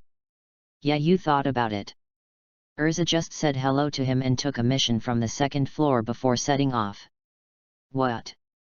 Why is she not here every time I look for her? It's a bummer, Myra said dissatisfiedly as she sat at the bar. Who says it's not? Urza is either on a mission or on her way to a mission. If you ask her to go out and play with you, she doesn't have time. Whatever you say, the S-level mission is very difficult. You can improve quickly by yourself. Come play with me when you have time later. But if she takes on tasks every day like this, when will she be free? Yayu was also very dissatisfied with Urza's high frequency of tasks, and kept complaining to her. Yayu, you seem to have been idle for a long time, right? Don't you want to do the mission? Makarov, who was sitting opposite, suddenly said. Yes, it's been a long time, since I didn't want to do SS missions and you didn't let me take 10-year missions. It's been almost half a year since I took any missions, Yayu recalled. How about you not wait for Gildarts to come back and take me, and just let me take the 10-year mission directly? Yayu suggested to Makarov. No. The 10-year mission is not on the same level as other missions. It is too dangerous for you to go alone, Makarov said without a pause and directly rejected Yayu's proposal. Then I'd better stay in the guild and wait for Gildarts to come back. SS-level tasks are simple and don't pay much. One task is not as much as my company earns in a week. Yayu took a sip and said in a Versailles way. Damn, I forgot you have a company. I saw that you can only go out to do the mission when Gildarts comes back. Makarov patted his forehead and felt that although Yayu was pretending, he also made sense. Yayu, take me to do the S-level mission. At this moment, Myra suddenly pulled Yayu's clothes and said with a serious face. Why do you suddenly want to do S-level missions? Isn't it good to go out with your brothers and sisters to do missions normally? Yayu looked at Myra and asked curiously. Myra loosened Yayu's clothes and said, Arisa is doing S-level missions every day now. She is making such rapid progress. If I don't do it, she will leave me behind. How about this, you take me to do the S-level mission, I will do the mission, and I don't want the bounty, is that okay with you? I think Myra's suggestion is good. You can take Myra to do an S-level mission, Makarov also said at this time, wanting Yayu to go out more and not stay in the guild to practice all the time. Well, since you said so, old man, let's go take on some S-level missions. Yayu nodded and agreed. After all, he really hadn't been out for a long time, so it would be good to move around. But whoever contributes will get the reward, I don't lack that. Yayu did not miss any opportunity and showed off his wealth. In the next 2 months, Yayu took Myra to complete 5 S-level missions. It was another free day. Yayu sat at the bar and drank juice. A familiar broadcast sounded. Magnolia is about to change to Gildarts mode. All citizens are requested to arrive at the designated location as soon as possible. Magnolia, X5. Yayu immediately stood up and said, It's Gildarts who is back. Dragon Boat. Festival Reading. Top up 100 and get 500 VIP points. Top up now, event time, June 8th to June 10th. Chapter 42. Welcome back, Gildarts. Yayu stood at the entrance of the guild and greeted with a smile. Ah, I'm back. I haven't seen you for a year. Yayu, you've become more handsome again, almost catching up with me, Gildarts also said with a smile. I have always been more handsome than you, okay? Let's go to the guild first. I'll buy you a drink. Yayu turned around and walked in first. As soon as Gildarts entered the guild, a group of people surrounded him as if they had seen a star, and asked all kinds of questions enthusiastically. After a long time, he walked to the bar and talked to Makarov about the content of this 10-year mission. Yayu also sat aside and listened quietly. This 10-year mission is to investigate the cause of death of a king of a country, a king who was murdered and hung on the city gate more than 10 years ago. This mission is not only full of mysteries and needs to be investigated carefully, but also the clues have been around for more than 10 years. There were very few changes, and it took Gildarts almost a year to figure it out. It was done by a cult that was ordered to be destroyed by the king at that time. This cult was also notorious and was destroyed several times by various forces. As a result, it revived in another place. Originally, a cult of this level should be found out soon, and there was no need to drag the task until more than 10 years later. As a result, the royal family at that time was fighting for the throne. By the time the king was found, the clues were basically cut off, and it slowly became a 10-year task. After listening to the content of the task, Yayu just wanted to say, "This fits my stereotype of the royal family." After taking a sip of the juice in the cup, Yayu asked Gildarts, "How long will you rest this time? Take me with you next time you do the 10-year task." Gildarts was a little surprised and said, "Haven't you only been an S-class wizard for a year? S-class and SS-class tasks can no longer satisfy you." "Yes, except that it takes a little longer. It is not difficult at all," Yayu said proudly. "It's really amazing. I'm still picking up girls when I'm your age." Gildarts sighed, turned to look at Makarov and asked, "President, is it okay?" Makarov nodded and said, "Well, Yayu's strength is already enough to take on the 10-year mission." "Okay, I'll take Yayu with me next time I go on a mission," Gildarts agreed after taking a sip of wine. "The old rules are, I do the mission, you pick up girls, and the bounty is 50-50, Yayu said with a smile on his face. After the task, he drank a glass of juice and Gildarts's wine, which aroused a burst of contempt. The next part is the old trilogy again, a banquet. Natsu comes to challenge Gildarts and Gray's ridicule. The next morning, Yayu arrived at a 5-story building. The building was brightly colored, with sky blue and white as the base colors of the exterior walls, which made people feel fresh and energetic. The building's design style combines modern and classical elements, with unique geometric shapes and lines that outline an avant-garde style on the exterior walls. The style inside the building is consistent with the outside, except that there are many more eye-catching plants, which make people feel comfortable and natural. The design of this building was built with reference to Yayu's opinions. It is now the headquarters of the Maple Leaf newspaper and Centennial Luxury Goods, and was named the Penguin Building by Yayu. Yayu came here today to prepare for advance arrangements. After all, he will be going out on a 10-year mission with Gildarts in a while, and he doesn't know how long it will take to come back. "Good morning, boss."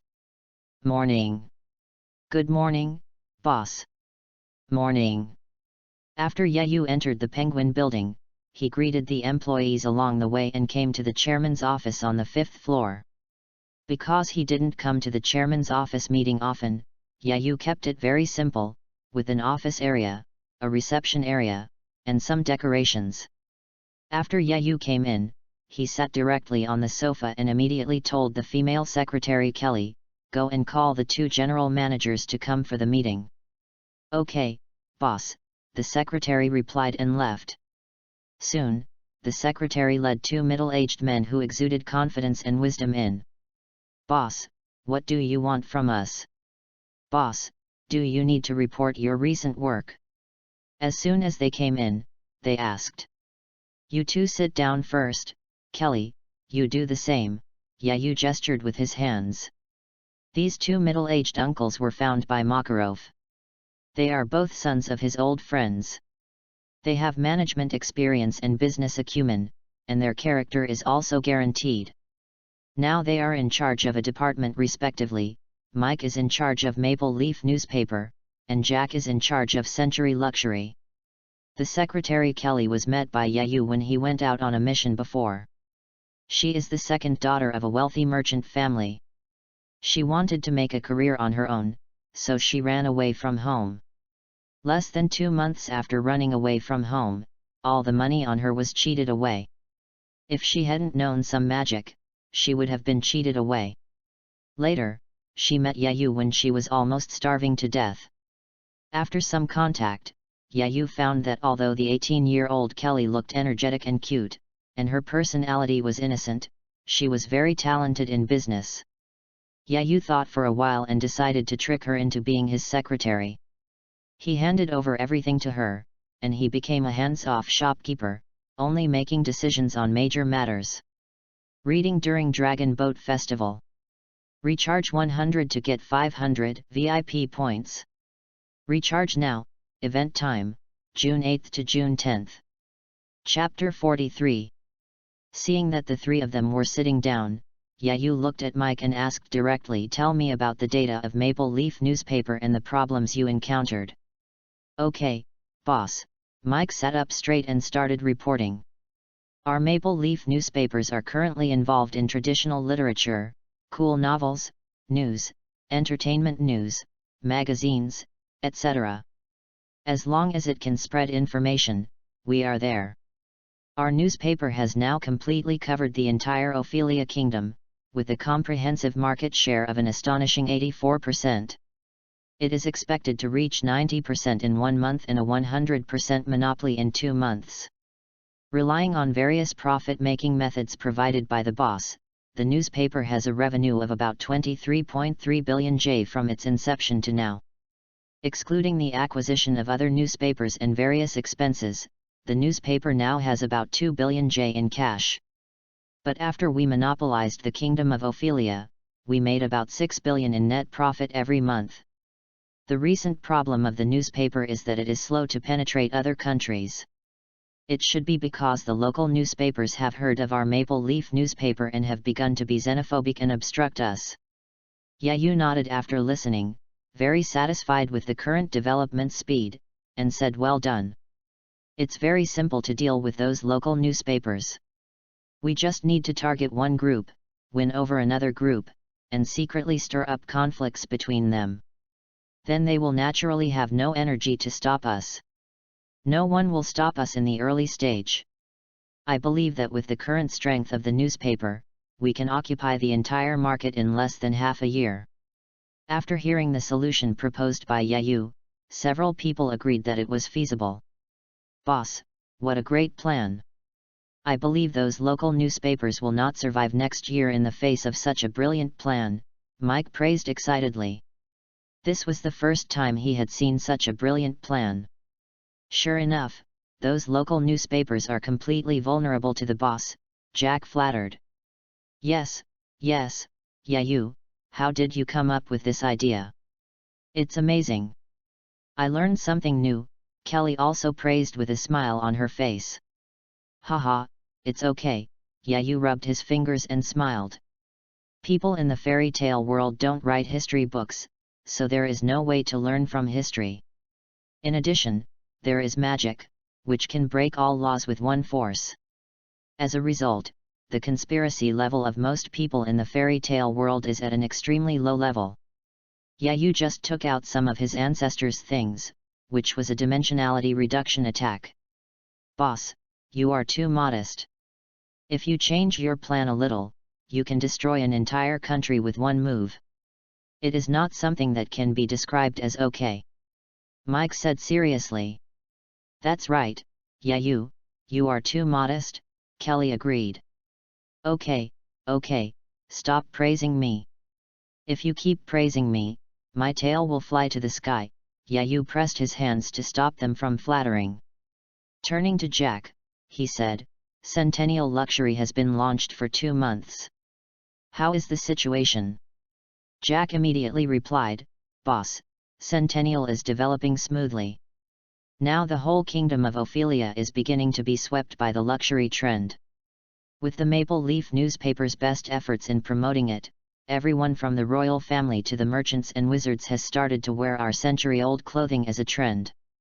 I believe that in the near future, you will be embarrassed to attend banquets or other important occasions if you are not wearing our clothes, because people will look down on you and say, 'Where did you come from, you country bumpkin?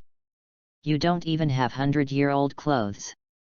Our net profit of 100 years in the first month was 2 billion J, and in the second month it increased to 5 billion J, and this is when we only do high-end customization and have limited production. When Yayu heard about the profit of luxury goods, he immediately smiled happily. Sure enough, in the fairy tale world similar to the European Middle Ages, only by earning the money of the rich can you get rich. Suddenly realizing that he was so rich, Yayu took a few seconds to calm down and said, "The results are very good, but this is just the beginning. We are now making the money of top people, but it is not enough. You will go back and prepare. We are opening several sub-brands and launching light luxury products. We should also catch the middle and lower reaches of the market. Moreover, we should have more categories, including luxury goods in all aspects of food, clothing, housing, and transportation. We cannot sell any inferior products.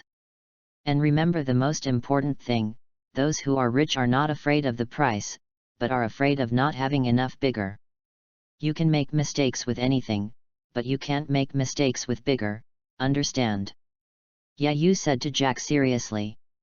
"Got it, boss, I won't make any mistakes on bigger."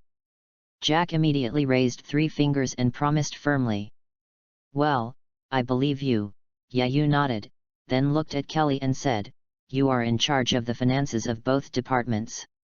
When you need money, don't hesitate and give it to them directly. But now the company is getting bigger and bigger, there will always be people with bad intentions. You are responsible for organizing people to investigate. If you can't find any results, don't blame me for calling you a fool." Kelly was unhappy when she heard it, and said angrily with a puffed face, "I am no longer the fool who just ran away from home. I have learned more from you than the old fox in this year. You make me sound old when you say that. Okay, you guys go ahead and do your work. If you encounter any problems that you can't handle during this period, you can come to me. I will be on a mission soon and will not be back in a short time. Then I will leave everything to you." Yayu waved his hand and let them go to work. He stayed in the office and started to study how to optimize the company's structure. Now the company has too many people and it seems too bloated. A month later, Yayu and Gildarts took a train to a port. "Yayu, do you really not want to go back and change your mission? If you go back, I will introduce you to a girlfriend." Gildarts put his arm around Yayu's shoulders and said seductively. Yayu slapped Gildarts' hand and refused without thinking. "No, this mission is the one I think can be completed the fastest, I won't change it, and I have someone I like." "Then can you like another one?" "I really don't want to go out to sea," Gildarts whispered to Yayu's ear. "No, just give up on this idea," Yayu ruthlessly refused again. There was a reason for the conversation between the two. 2 days ago, Gildarts had a good rest, so he asked Yayu to go to Makarov to accept the mission.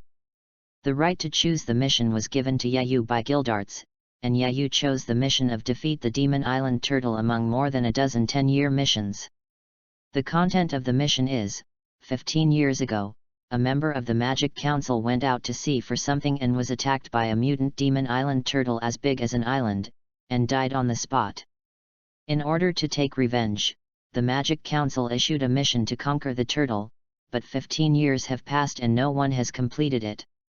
Because the whereabouts of the Demon Island Turtle are erratic and its own strength is extremely powerful, even if someone is lucky enough to encounter it, they cannot succeed in conquering it.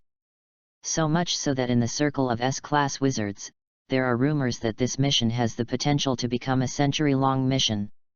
Yayu chose to take this. Of course, I didn't take on the mission just to become famous, but because I had a way to find the mutant Demon Island Turtle. The World of Warcraft Encyclopedia says that normal Demon Island Turtles like certain types of fish food. The mutant Demon Island Turtles are as big as an island, so the amount of food they need to eat every day is terrifying. There are very few fish in the sea that can meet this condition for a long time. Look up information, ask some seafood companies, and ask the fish that the Demon Island Turtles like when the flooding season is.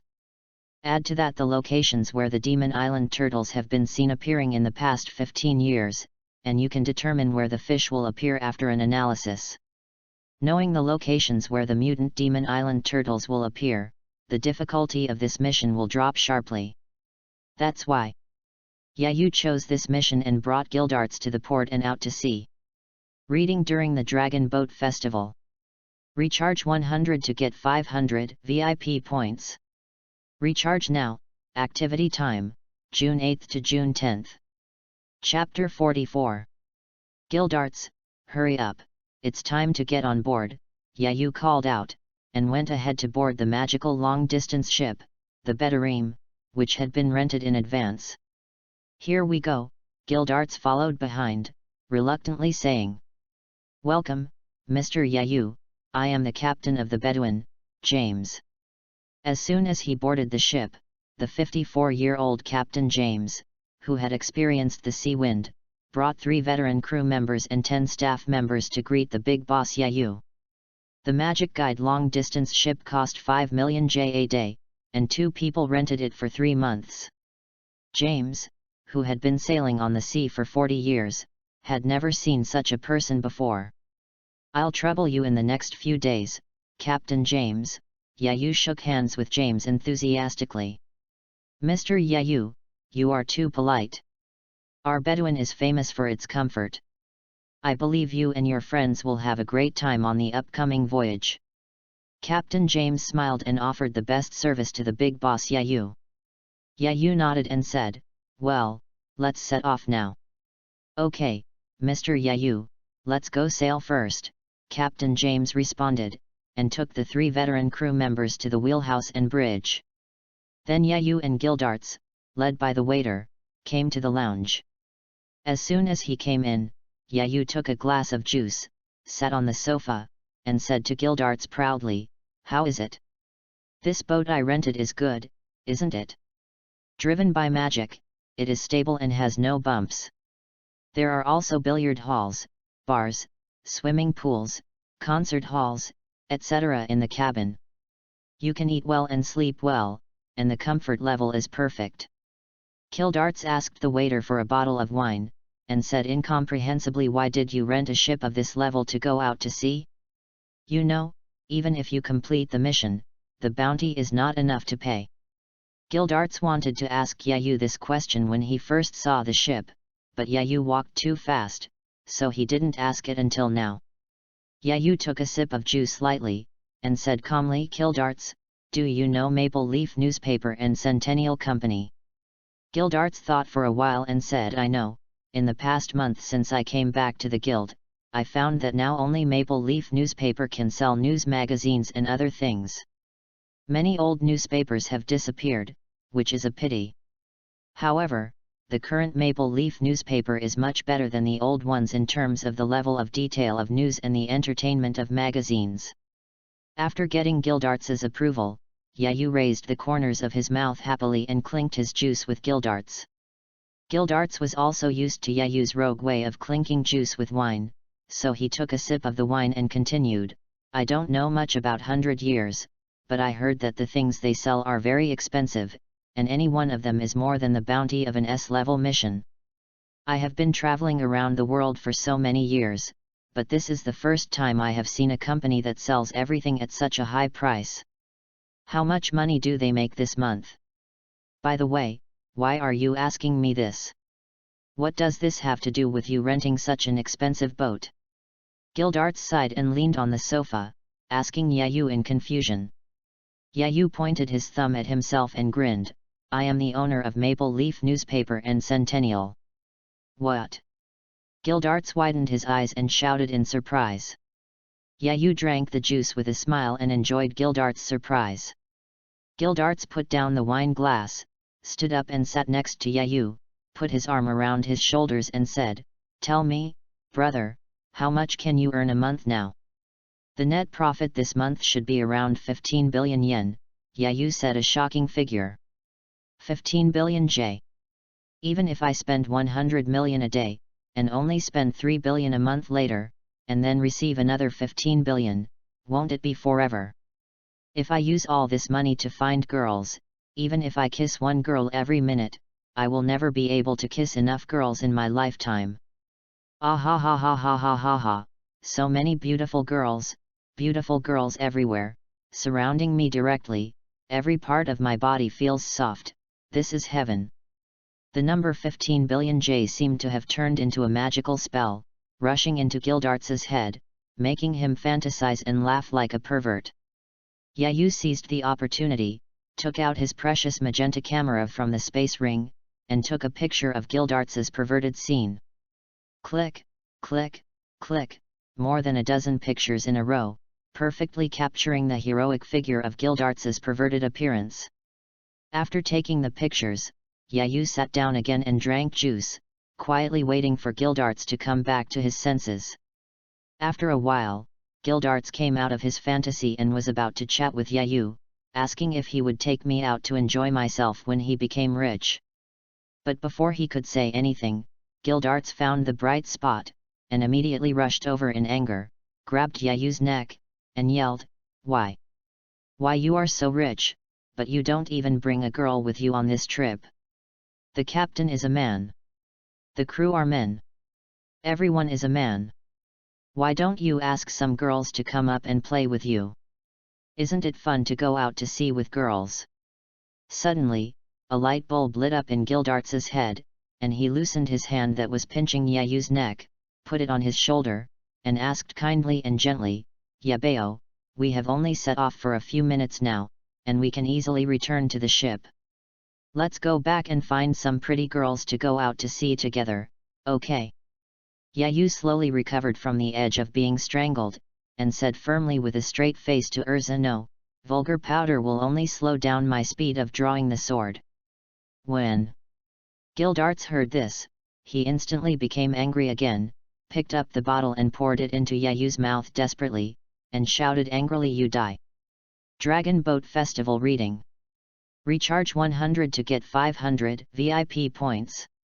Chapter 45. The sky was clear.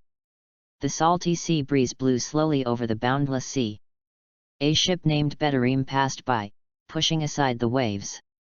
On the deck, Yayu was holding a special fishing rod, leisurely fishing in the sea. Soon, Yayu felt the fishing rod being pulled, and a fish was hooked. Ha! Yayu exerted force and a sea fish was pulled out of the sea and fell onto the deck. "It's a blue fish," Yayu said in surprise after seeing the species of the fish.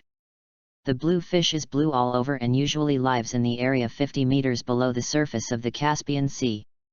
It lives in groups and can reach 1 meter in length when it grows up.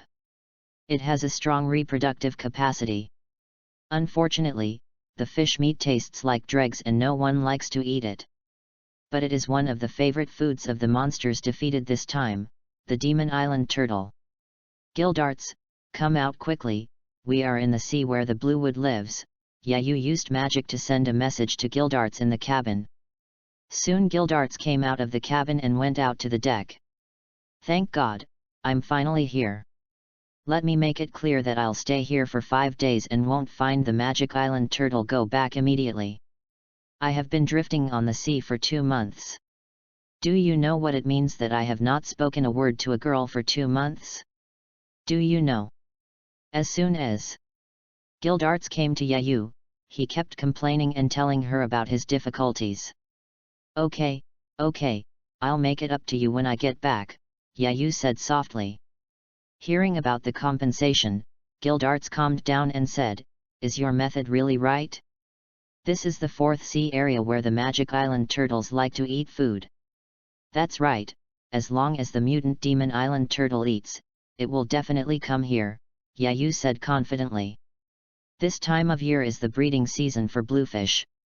A large number of bluefish gather in this sea area, and the Magic Island turtles will also come here specifically for a feast at this time. Gildarts thought it made sense, so he didn't say anything and went back to the cabin to drink. 4 days later, Yayu was on the deck watching the blue wooden fish jumping out of the sea to escape. They were being chased by ordinary Magic Island turtles. It was also the first time that Yayu saw such a big turtle. The Warcraft Encyclopedia contains information about the Magic Island turtle. The surface of the Magic Island turtle is composed of a large area of brown and some black. When it grows up, the Magic Island turtle is about 100 meters in size. The tortoise shell is very hard, and even a full-strength attack from an A-level wizard cannot penetrate it. The skin is slightly worse than the tortoise shell, but it is also thicker than steel, and it can naturally control the sea water. The mutant magic island turtle that was conquered this time, in addition to a scar on the right face, the Magic Council also said that it had mutated and its body size was as large as 1,000 meters, which was 10 times larger. When Yayu saw the content of the task, he wanted to ask, does this magic island turtle grow hair by taking hormones? How can it find a wife when it grows so big? A small car and a big horse? God will not let down those who work hard. When Yayu was bored on the deck fishing, he suddenly saw a large shadow appearing in the distant sea. Soon the shadow passed under the bedroom. Yayu turned on his spiritual perception to detect it. It turned out to be a 1,000-meter-long demon island turtle with a scar on the right face. Haha, I finally found you. Yayu laughed and immediately sent a message to Captain James, asking him to sail away from this sea area. At the same time, he also notified Gildarts that he had found the mutant demon island turtle. Elemental magic wind, flying. This is what Yayu learned when he was researching his own magic.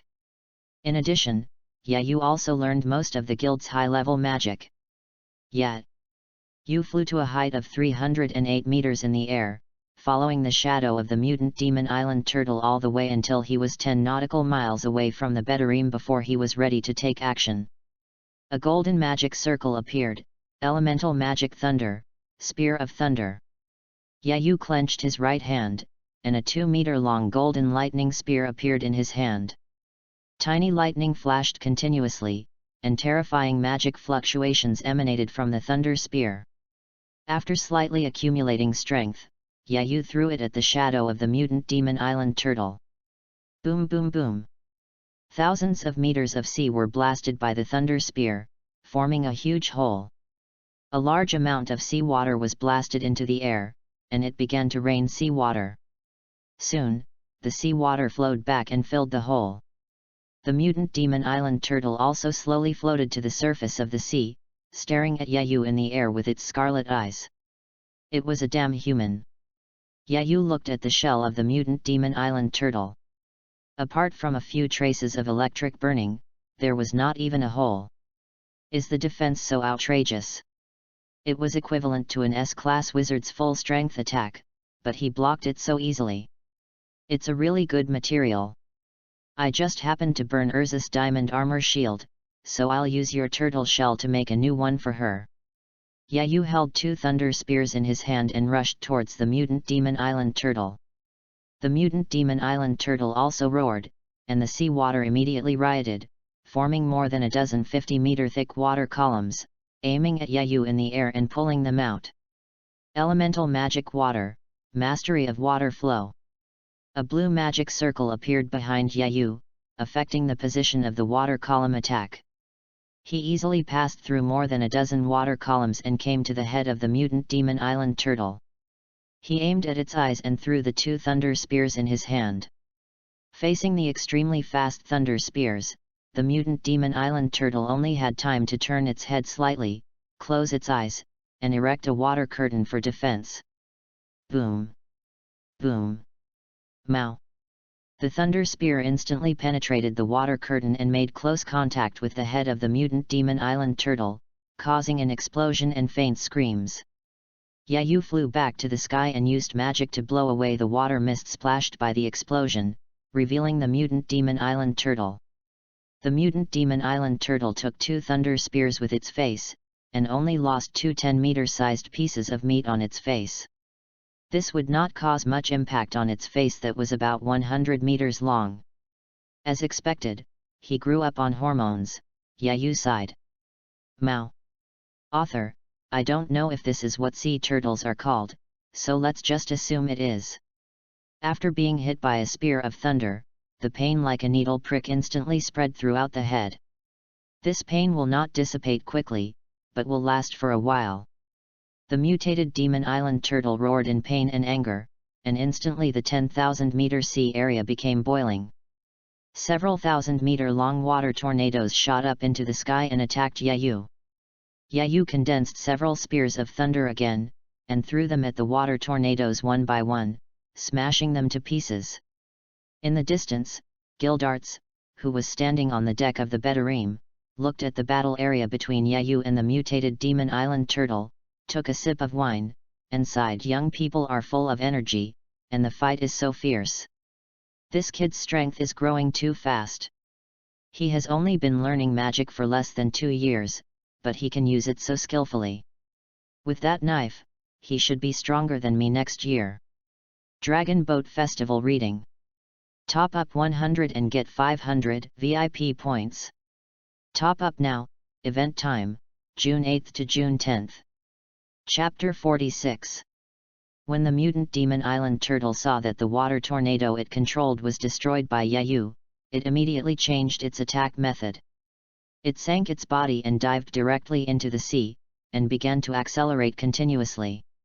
When its speed accumulated to the limit, it immediately turned its angle upward, and flew out of the sea into the air with a fish jump. Its 1,000-meter body was like a mountain, pressing towards Yayu. Facing the attack of the giant, Yayu did not panic, but responded calmly. Elemental Magic Wind, Wings of Storm. Elemental Magic Wind, Updraft. Elemental Magic Thunder, Spear of Thunder. Elemental Magic Water, Water Break Wave. 4 magic circles appeared in succession, and the strong wind formed a pair of wings behind Yayu, taking Yayu away quickly from the area covered by the body of the mutant Demon Island Turtle. At the same time, the Thunder Spear attacked its right side, causing it to tilt, and the rising airflow assisted the tilt, trying to make it change from 1 to I and stand up, so that the coverage area would become smaller. The Water Break Wave is a straight water column formed by converging water flow with ultra-high pressure. This water column has extremely high destructive power and can continuously cut off the target, like a sharp blade, with amazing power. Yayu narrowly avoided the pressure of the mutant Demon Island Turtle, and while it was still in the air and fell into the sea, he controlled the water break wave to continuously attack its head, limbs, and tail. The cutting and breaking defensibility of the high-pressure water gun, the water break wave, is obviously stronger than the Thunder Spear. Wherever it passed through the body of the mutant Demon Island Turtle, huge wounds were left, and blood gushed out. Boom! The mutant Demon Island Turtle fell heavily into the sea, splashing a lot of seawater into the sky, causing a waterfall to fall directly from the sky. Yayu used magic to control the water flow and made a 360-degree umbrella for himself to avoid being wet by the waterfall. He secretly said a pity in his heart.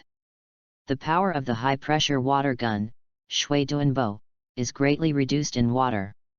Otherwise, it can be shot directly at the weak point of the mutant Demon Island Turtle to death. Smash! A huge white grid broke the tsunami in front into small cubes. Gildarts stood on the deck, cleaning up the tsunami created by the mutant Demon Island Turtle. Don't play around, Yayu. Hurry up and kill the mutant Demon Island Turtle, otherwise it will dive into the deep sea and run away. We have no means to stop it, Gildarts worried secretly in his heart. As the sea water that blocked the view fell, Yayu saw the mutant Demon Island Turtle's current situation. There were long wounds deep enough to see the bones all over its body. Blood was still flowing out of the wounds, dyeing the surrounding sea blood red. The mutant Demon Island Turtle in the sea looked up and stared at Yayu in the air. The anger and hatred in his eyes almost overflowed, but he did not take action, but hesitated. His 2 methods and the controlled water flow had no effect on Yayu. Not only could he not hit his powerful body that roamed the ocean on weekdays, but he became Yayu's target once he left the sea surface and was beaten. The monster instinct of the mutant Demon Island Turtle was already tell yourself, if you can't win, just run away. As long as you have the Green Mountains, you will not be afraid of running out of firewood. The first priority is to survive safely. But as the overlord of the ocean, the mutant Magic Island Turtle has been roaming the sea for decades after adulthood and has never retreated. If it runs away now, what will happen to the dignity of the overlord of the ocean? Where will its self-esteem be? Just when the mutant Magic Island Turtle was hesitating, Yayu had already summoned the flowing blade like fire in his hand, ready to go all out. After all, his magic attack has an effect on the mutant magic island turtle, but not much. Unless he can keep on wasting time, he can't kill it at all. But the mutant magic island turtle will never be able to fight with him. Magic beasts are the same as humans. As long as the situation is not right, they will run away. So it's best to kill the mutant magic island turtle with all your strength before it tries to run away. Otherwise, if something unexpected happens, 2 months of your time will be wasted. Suck! Yayu opened his mouth and took the surrounding light into his stomach, turning it into magic power to replenish the consumption of the previous battle. Eating things of the same attribute is one of the abilities of dragon-slaying and god-slaying magic, and Yayu separated this ability separately, added a little of his own innovation, and turned it into a new magic, which Yayu named Swallowing Light. After a big meal, Yayu's magic power was not only fully restored, but also dissipated, forming a terrifying magic aura.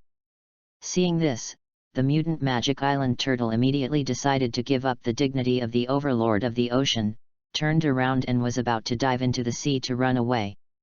Under the embellishment of the dissipated magic power, Yayu's eyes became cold and terrifying, and his voice was full of majesty. He said, "It's a little too late to run now, isn't it? Ice shape magic, Ice Age." A blue magic circle appeared on the sea surface, and the mutant demon island turtle and the surrounding sea water were instantly frozen, turning into a huge ice sculpture. But the next second, the huge ice sculpture cracked under the struggle of the mutant demon island turtle. It seemed that it would be able to break free in less than a minute. But this time was enough. Everything in the universe turns to ashes, RYUJIN Ruka. Instantly, endless flames erupted from Yayu's body and gathered into a pillar of fire that reached the sky. The bottom of the pillar of fire was connected to the sea and began to spread out. The flames dyed the sky a fiery red, and the sea was burning. Yayu stood between the two, like a demon god who burned the sky and boiled the sea. With the initial release of RYUJIN Ruka, the high temperature and flames accelerated the melting of the Ice Age, and the mutant demon island turtle broke away directly, but it wanted to drill into the sea without looking back.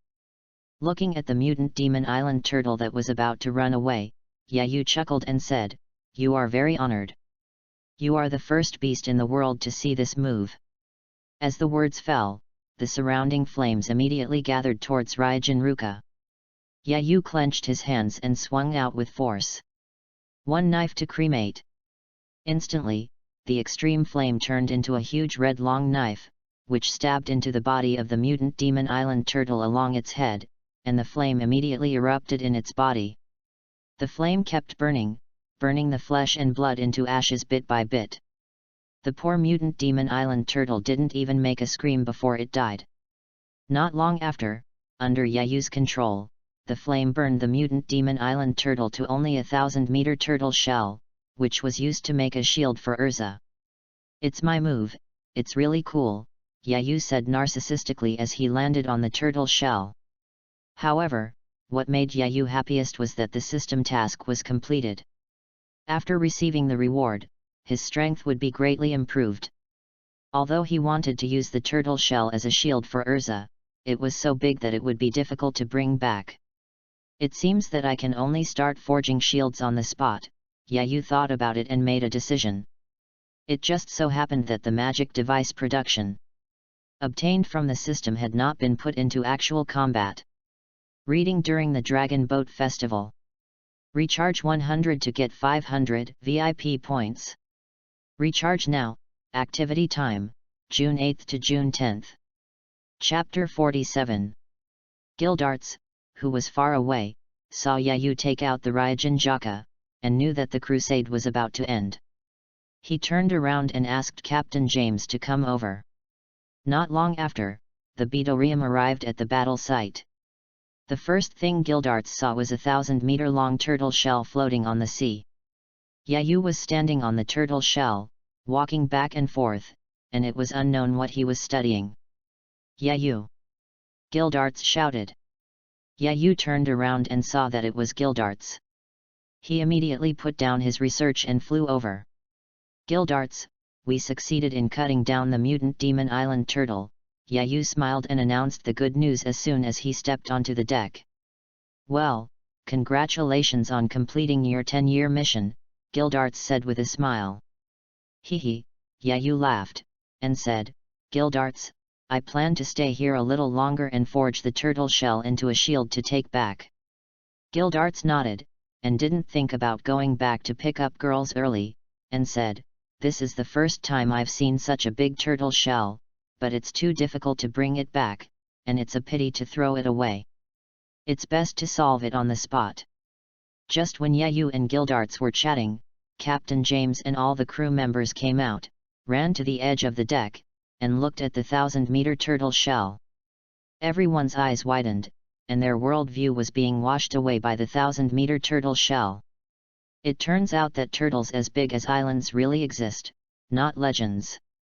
Captain James turned to look at the 15-year-old Yayu, his face full of disbelief, and tremblingly asked for confirmation. "Yet, Mr. Yayu, were you fighting this kind of monster just now?" "Yes," Yayu raised his eyebrows and replied proudly. "What? Mr. Yayu was the one who killed this turtle? Is Mr. Yayu the god of the sea? How could he kill such a huge monster? Mr. Yayu is so awesome." Hearing the conversation between Yayu and Captain James, the other crew members also came back to their senses, and were more shocked than the other. They didn't expect that Yayu, who was unparalleled in the world and as beautiful as jade, was not only rich and handsome, but also so powerful. This was more surprising than being shocked. It was rare for Yayu to enjoy their eyes that were like seeing a god. After all, 2 months of sailing on the sea was really boring. After enjoying it for a while, Yayu let them disperse. After saying a word to Gildarts, he returned to the tortoise shell to study. The system gave Yayu a magic device production book. After getting it and finishing the study, Yayu had no time to make it himself. Now he can finally make it. Thinking about it, he is still a little excited. A qualified magic device must go through 3 steps from the beginning to the completion of production, and the others are not important. The first step is quenching the impurities of the material to improve the quality and purity of the material. The second step is fusion, which perfectly fuses different materials together to obtain the characteristics of multiple materials, or synthesizes a new characteristic. The third step is engraving, which combines the characteristics of the materials and engraves different magics on it. If any of these 3 steps is not done well, it will affect the final quality of the magic device. This is the first time Yayu has made a magic device, and it is also the first time he is going to give this type of gift to Urza. If it is not perfect, Yayu will not return to the guild. As a result, half a month has passed. "Ha ha ha ha, it's finally done."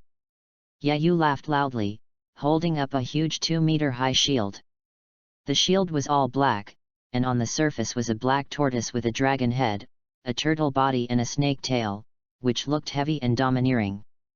The shield was made of the hardest part of the mutant demon island tortoise shell. After being tempered by Yayu and mixed with some other materials, the defense was even stronger. Originally, the thunder spear would leave marks on the tortoise shell, but now there is no mark at all, and it is as smooth as new. And this is not the strongest form of this shield. Yayu also engraved various magic arrays on the shield, including passive defense chain magic arrays. There are also active magics, giant force, light body, automatic defense, water break wave, water flow mastery and black tortoise true body. The effects of other magics can be seen from the names. Black tortoise true body was researched by Yayu in the past few days. It is at the expense of the life of the shield. It improves the shield's defense and water flow control capabilities. The greater the sacrifice, the higher the improvement. It is an explosive magic. Unfortunately, Yayu doesn't know many powerful magics. These are the only ones he knows that can be perfectly engraved. When he learns other magics in the future, he will see if he can add them. But even so, Yayu believes that the shield he made is not as powerful as it in the fairy tale world. Yayu also gave this shield a good name, Northern Suantun. Suanwu represents the north, and it just happens to take one word from each, perfect. After the production of Northern Suantun, there were still some inferior shells left of the mutant Demon Island tortoise shell. Yayu also refined them and put them into the space ring. This time, everything has been completed, and it is time to return. Hearing Yayu's announcement of returning, Gildarts jumped up with joy and shouted loudly, "The days without women can finally end." The Bedarim slowly sailed into the port. Before it stopped at the fixed position, Gildarts rushed out of the ship without even saying hello. Yayu was stunned and thought, "Is he in such a hurry?" Yayu, who had not yet started eating, could not understand why the energetic uncle was in such a hurry after not communicating with women for such a short time. For 3 consecutive days, Yayu wandered around the largest port city in the kingdom of Ophelia and took countless memorable photos with a magenta camera. His mood after more than 2 months at sea also returned to normal. Then he went to Red Street to find Gildarts, pulled him out of the pile of women, and went to the Magic Council to submit the task together. When the Magic Council stamped and confirmed the completion of the task, the system's voice rang. Ding! Complete a 10-year task, completed. System, congratulations to the host for completing the task. Would you like to claim the task reward? Receive it. Instantly, a thing called physical training method was poured into Yayu's mind. With Yayu's powerful mental power, he accepted it within a second. Physical training method and mental training method are the same thing, simple but highly developable. These 2 methods are like a perfect foundation. What kind of house is built on the foundation, whether the house is good or not, all depends on the practitioner. Reading during Dragon Boat Festival. Recharge 100 and get 500 VIP points. Recharge now, activity time, June 8th to June 10th. Chapter 48. Ding! System, a new task has been detected. Would you like to claim it? Complete a 100-year task. Task reward, Enlightenment in Longchong, 1 time. Get it? Yayu shouted excitedly in his heart, his excitement overflowing from his eyes, and a happy smile appeared on his face. Yayu's expression suddenly became excited and happy, which surprised Gildarts on the side. He thought. Yayu had no reaction to completing the 10-year mission before, so how come his expression changed after a few seconds?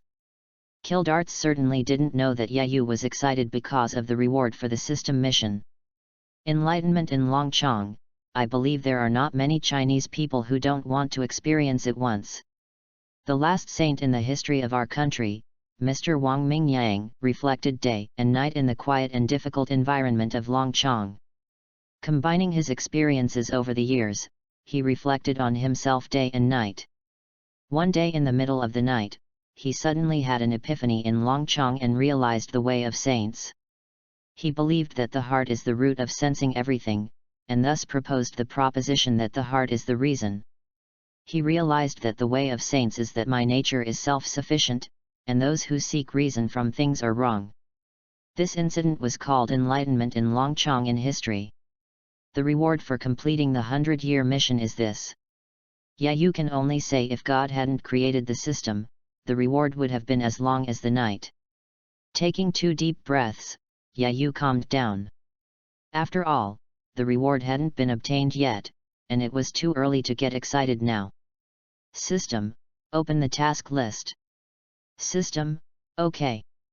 A blue light screen appeared directly in Yayu's mind. Become one of the 10 holy magicians. Remaining time to complete the task, 8 months. Task reward, Water of Life, 10 drops. Complete a 100-year task. Task reward, Enlightenment in Longchong, 1 time. Now the system gives Yayu 2 tasks. The previous task of earning 10 billion J, Yayu completed it before going out to sea to defeat the mutant Demon Island turtle. The task reward is Golden Rule, and its ability is, money and wealth will continue to flow to the host. Although Yayu is already very rich, Yayu still likes this reward very much. It's a pity that the task of making money is over, and Yayu has lost the direction of becoming stronger. Thinking of this, Yayu couldn't help but yell in his heart, "System, please give me some strength. System. I'm back." Yayu kicked open the door of the guild and walked in. Swish, swish, swish. As soon as Yayu entered the guild, he saw tables, chairs, knives, forks, bottles, and underwear flying everywhere. A group of people were cursing and punching each other. They were having a great time. Urza, who was in a bad mood, was using Natsu as a weapon to chase the naked Grey. Halfway through the chase, she ran into Myra, who was full of fighting spirit.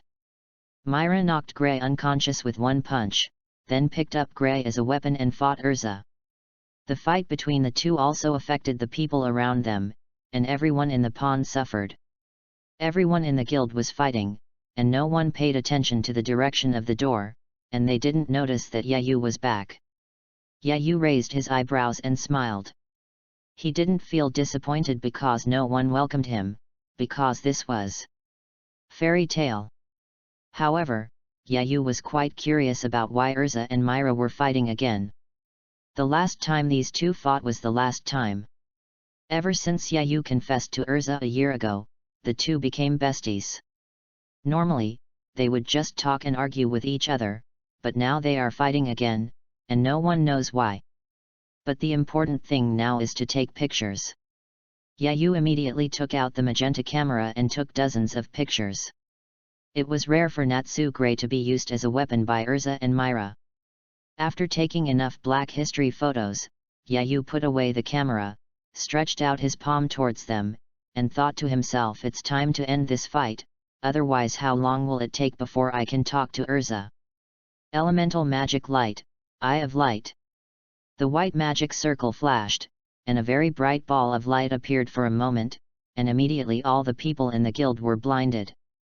Ah! Eyes! My eyes! I'm going blind. Who is it? Who is so despicable as to launch a sneak attack? Those who were hit by the flash were either standing, kneeling, or lying, but without exception, they all covered their eyes, trying to relieve the discomfort and restore their vision.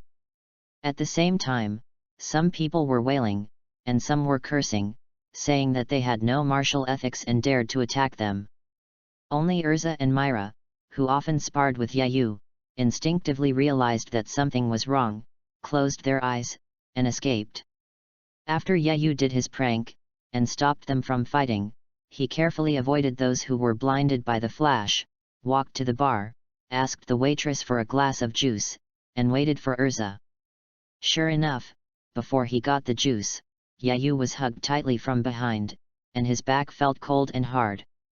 Yayu knew that it was Urza who hugged him, because only she would hug someone while wearing armor. "Yayu, welcome back," Urza's joyful voice came from behind. "Urza, I'm back," Yayu said gently, and patted Urza's hand on his chest. When her hand was patted, Urza immediately reacted and realized that Yayu didn't like her hugging him in armor, so she let go of the hug. After being let go by Urza, Yayu turned around and saw Urza looking at him happily with a smile on her face, with some tears of joy in the corners of her eyes. Her eyes revealed excitement, joy, tenderness, happiness, and other emotions. Is this still the serious and cute Urza who usually looks like this? Yayu felt like his heart was poked several times. However, Yayu also found that Urza's face was thinner, and her eye circles were a little dark. While her expression was excited, she also revealed a little fatigue. Yayu touched Urza's face distressfully and said, "What happened recently? You've lost weight." Without waiting for Urza to answer, Myra, who walked to the bar with him, answered first. "This is not like you going on a 10-year mission. If someone doesn't see you for a long time, he will lose his appetite, stop doing missions, stop buying armor, and feel bad. If you don't play with me every day and vent your emotions, I don't know what will happen." After hearing Myra's teasing, Urza realized that she was abnormal during this period. But now that Myra pointed it out and Yayu knew about it, Urza felt ashamed to face people and died. If there is a crack on the ground now, Urza will jump in without hesitation and hide. After hearing what Myra said, Yayu only felt distressed and guilty. Although they are not officially together yet, as a person living in Urza's heart, Yayu knows that he is one of the most important supports in Urza's heart. This long separation from Urza has caused Urza's sensitive heart to produce a lot of negative emotions, which is a problem that Yayu did not consider in advance. So in the end, it is still Tower of Paradise, you really deserve to die. Yayu looked at Urza, who was teased by Myra, blushing and lowering her head, and white smoke coming out of her head. Yayu did not hesitate, and hugged her hard in his arms and said in her ear, "Urza, I'm sorry, I didn't think it through." Urza buried her head in Yayu's chest, listening to the familiar heartbeat. Her heart slowly calmed down, and she replied softly, "No need to apologize, Yayu, it's my own problem." Reading during Dragon Boat Festival. Recharge 100 and get 500 VIP points. Chapter 49.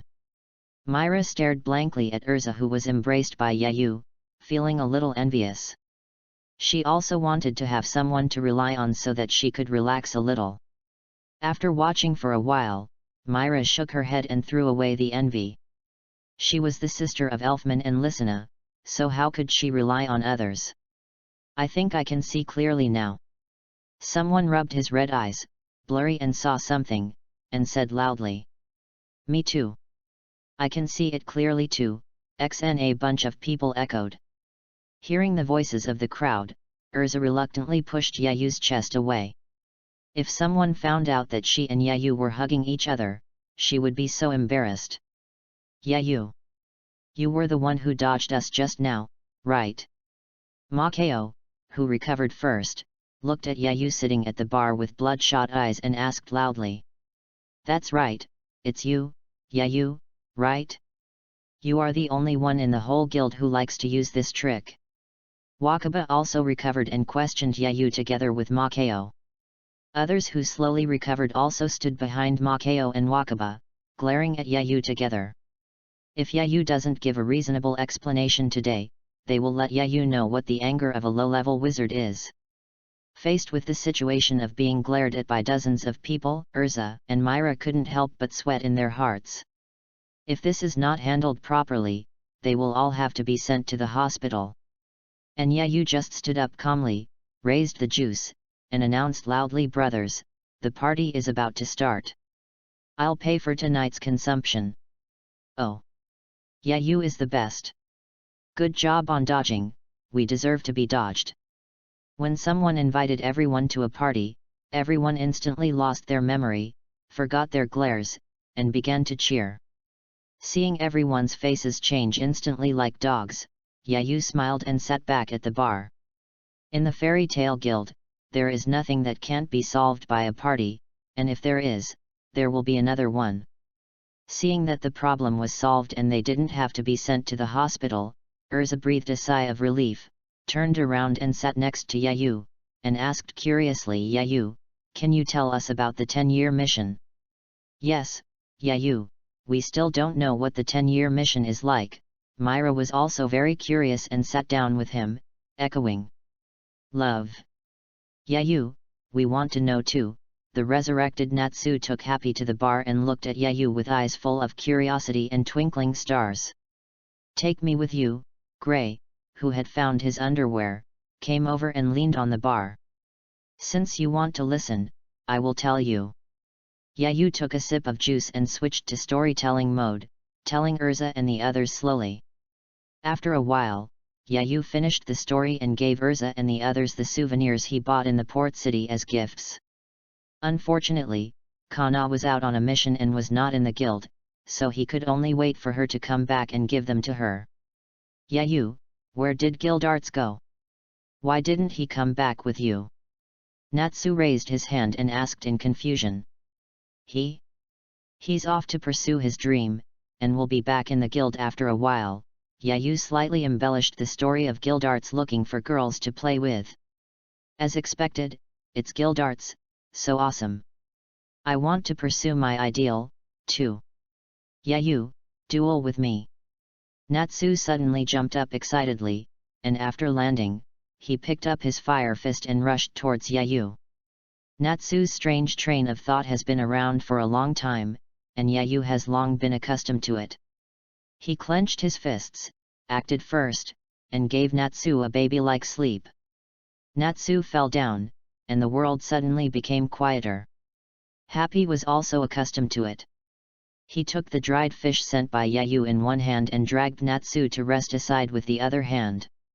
Not long after, the banquet was over, and Yayu sent Urza back to the dormitory as usual. Along the way, the two chatted about various things to relieve the pain of missing each other for 3 months. When they arrived downstairs of the girls' dormitory, Yayu remembered that Bei Xiandun had not yet given Urza. Urza, this Baixuantun is made from the hardest part of the mutant demon island turtle shell. It has strong defense and is just right for you. Yayu took out Baixuantun and handed it to Urza. Thank you, Yayu. Urza didn't hesitate to take the Baixuandun and put it on the ground to observe. Baixuandun had a dragon-headed, turtle body, snake-tailed monster printed on it. Urza didn't recognize it, but she felt its domineering and heavy aura. Yayu, what kind of monster is printed on it? I have never seen it before, Urza asked curiously. The one above is a Suanwu, not a demon beast, but a divine beast, Yayu explained. Mythical beast? What is a mythical beast? How can I tell you so that you can understand it? Yayu scratched his head, thought for a while, and suddenly snapped his fingers. A long time ago, the world gave birth to 4 creatures. They were Azure Dragon, Vermilion Bird, White Tiger, and Black Tortoise. They were so powerful that even the dragons were no match for them. However, they did not kill people just because they were strong, but chose to protect the peace of one side. Suanwu was responsible for the peace of the north.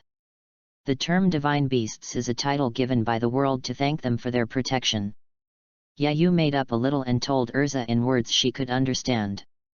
Suanwu is really great. No, all the mythical beasts are great. Urza said with great respect. Yes, the mythical beasts are all great, Yayu nodded, and suddenly remembered that Urza hadn't had a good rest recently, so he said with concern. Urza, it's getting late. I'll tell you about the magic of Baixuantun. You should go back and rest early. Yes, that's fine. Urza nodded, thinking that Yayu had just finished his mission and should rest early. Reading during Dragon Boat Festival. Recharge 100 and get 500 VIP points. Recharge now. Activity time, June 8 to June 10. Chapter 50. The morning sun shines evenly on the road through the clouds, gently outlining the contours of the earth. The air is filled with a fresh scent, as if whispering to people that this is a day full of 70,000 expectations. Yayu also got up early in the morning to wash up. Today, he made an appointment to go out and play with Urza. Taking out a white t-shirt and black shorts from the closet, Yayu looked in front of the mirror, posed a few times, and said narcissistically, "Sure enough, no matter what I wear, I am the most handsome." After a little haircut, Yayu went out and went straight to the girls' dormitory. As soon as he arrived at the girls' dormitory, Yayu saw Urza waiting for him at the gate. Today, Urza tied a high ponytail and was not wearing armor, but a white dress. The dress sparkled in the sun, floating and undulating like the waves, attracting attention. Seeing Yayu's arrival, Urza's face was slightly red, as if she was not used to meeting Yayu without armor. "Yayu, good morning," Urza smiled and waved to Yayu. "Good morning, Urza, you look so beautiful today, like an angel from heaven." Yayu smiled and praised her. Yayu had long been annoyed by those armors, which always covered up Urza's charm. "It's not that exaggerated, I'm not that pretty." Urza's cheeks became even redder when Yayu praised her. Urza wanted to wear armor today, but when she went out in the morning, she was bumped into by Myra and Lisana. Lisana asked casually, and knowing that Urza was going out with Yayu today, she immediately pulled Urza back to the room and forced her to change clothes. The situation at that time was like this. Sister Urza, how can you wear armor when you go out on a date? Listener asked with her hands on her hips. Because it is more comfortable to wear armor, and you and I are just going out to play, not on a date, Urza said blushingly.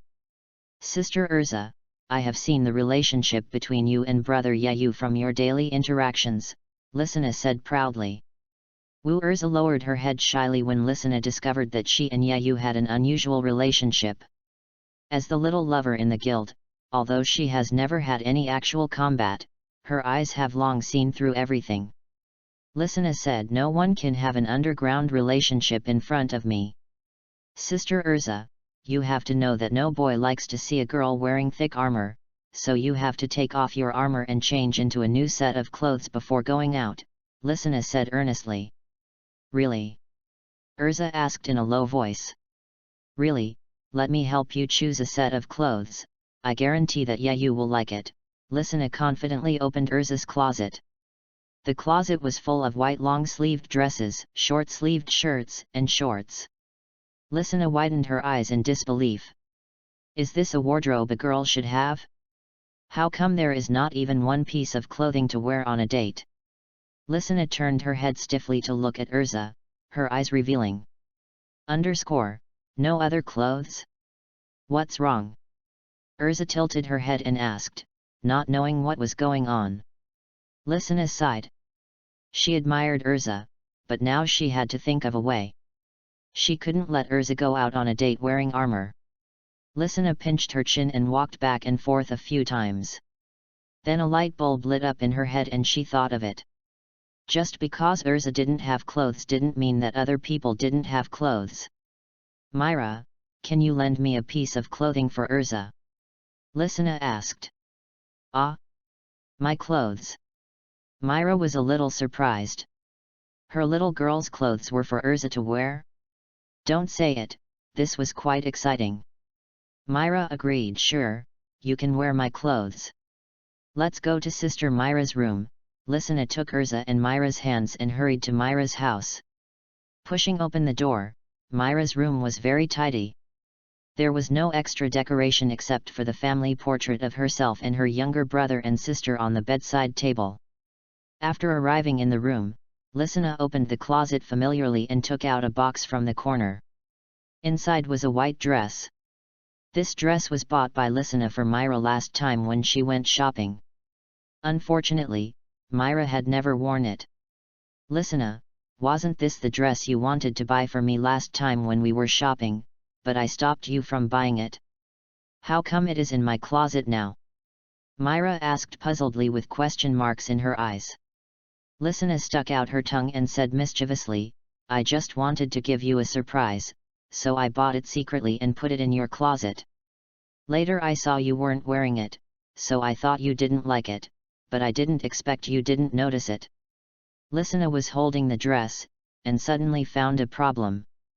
Before, she thought that Myra didn't like the dress, so she thought of lending it to Urza.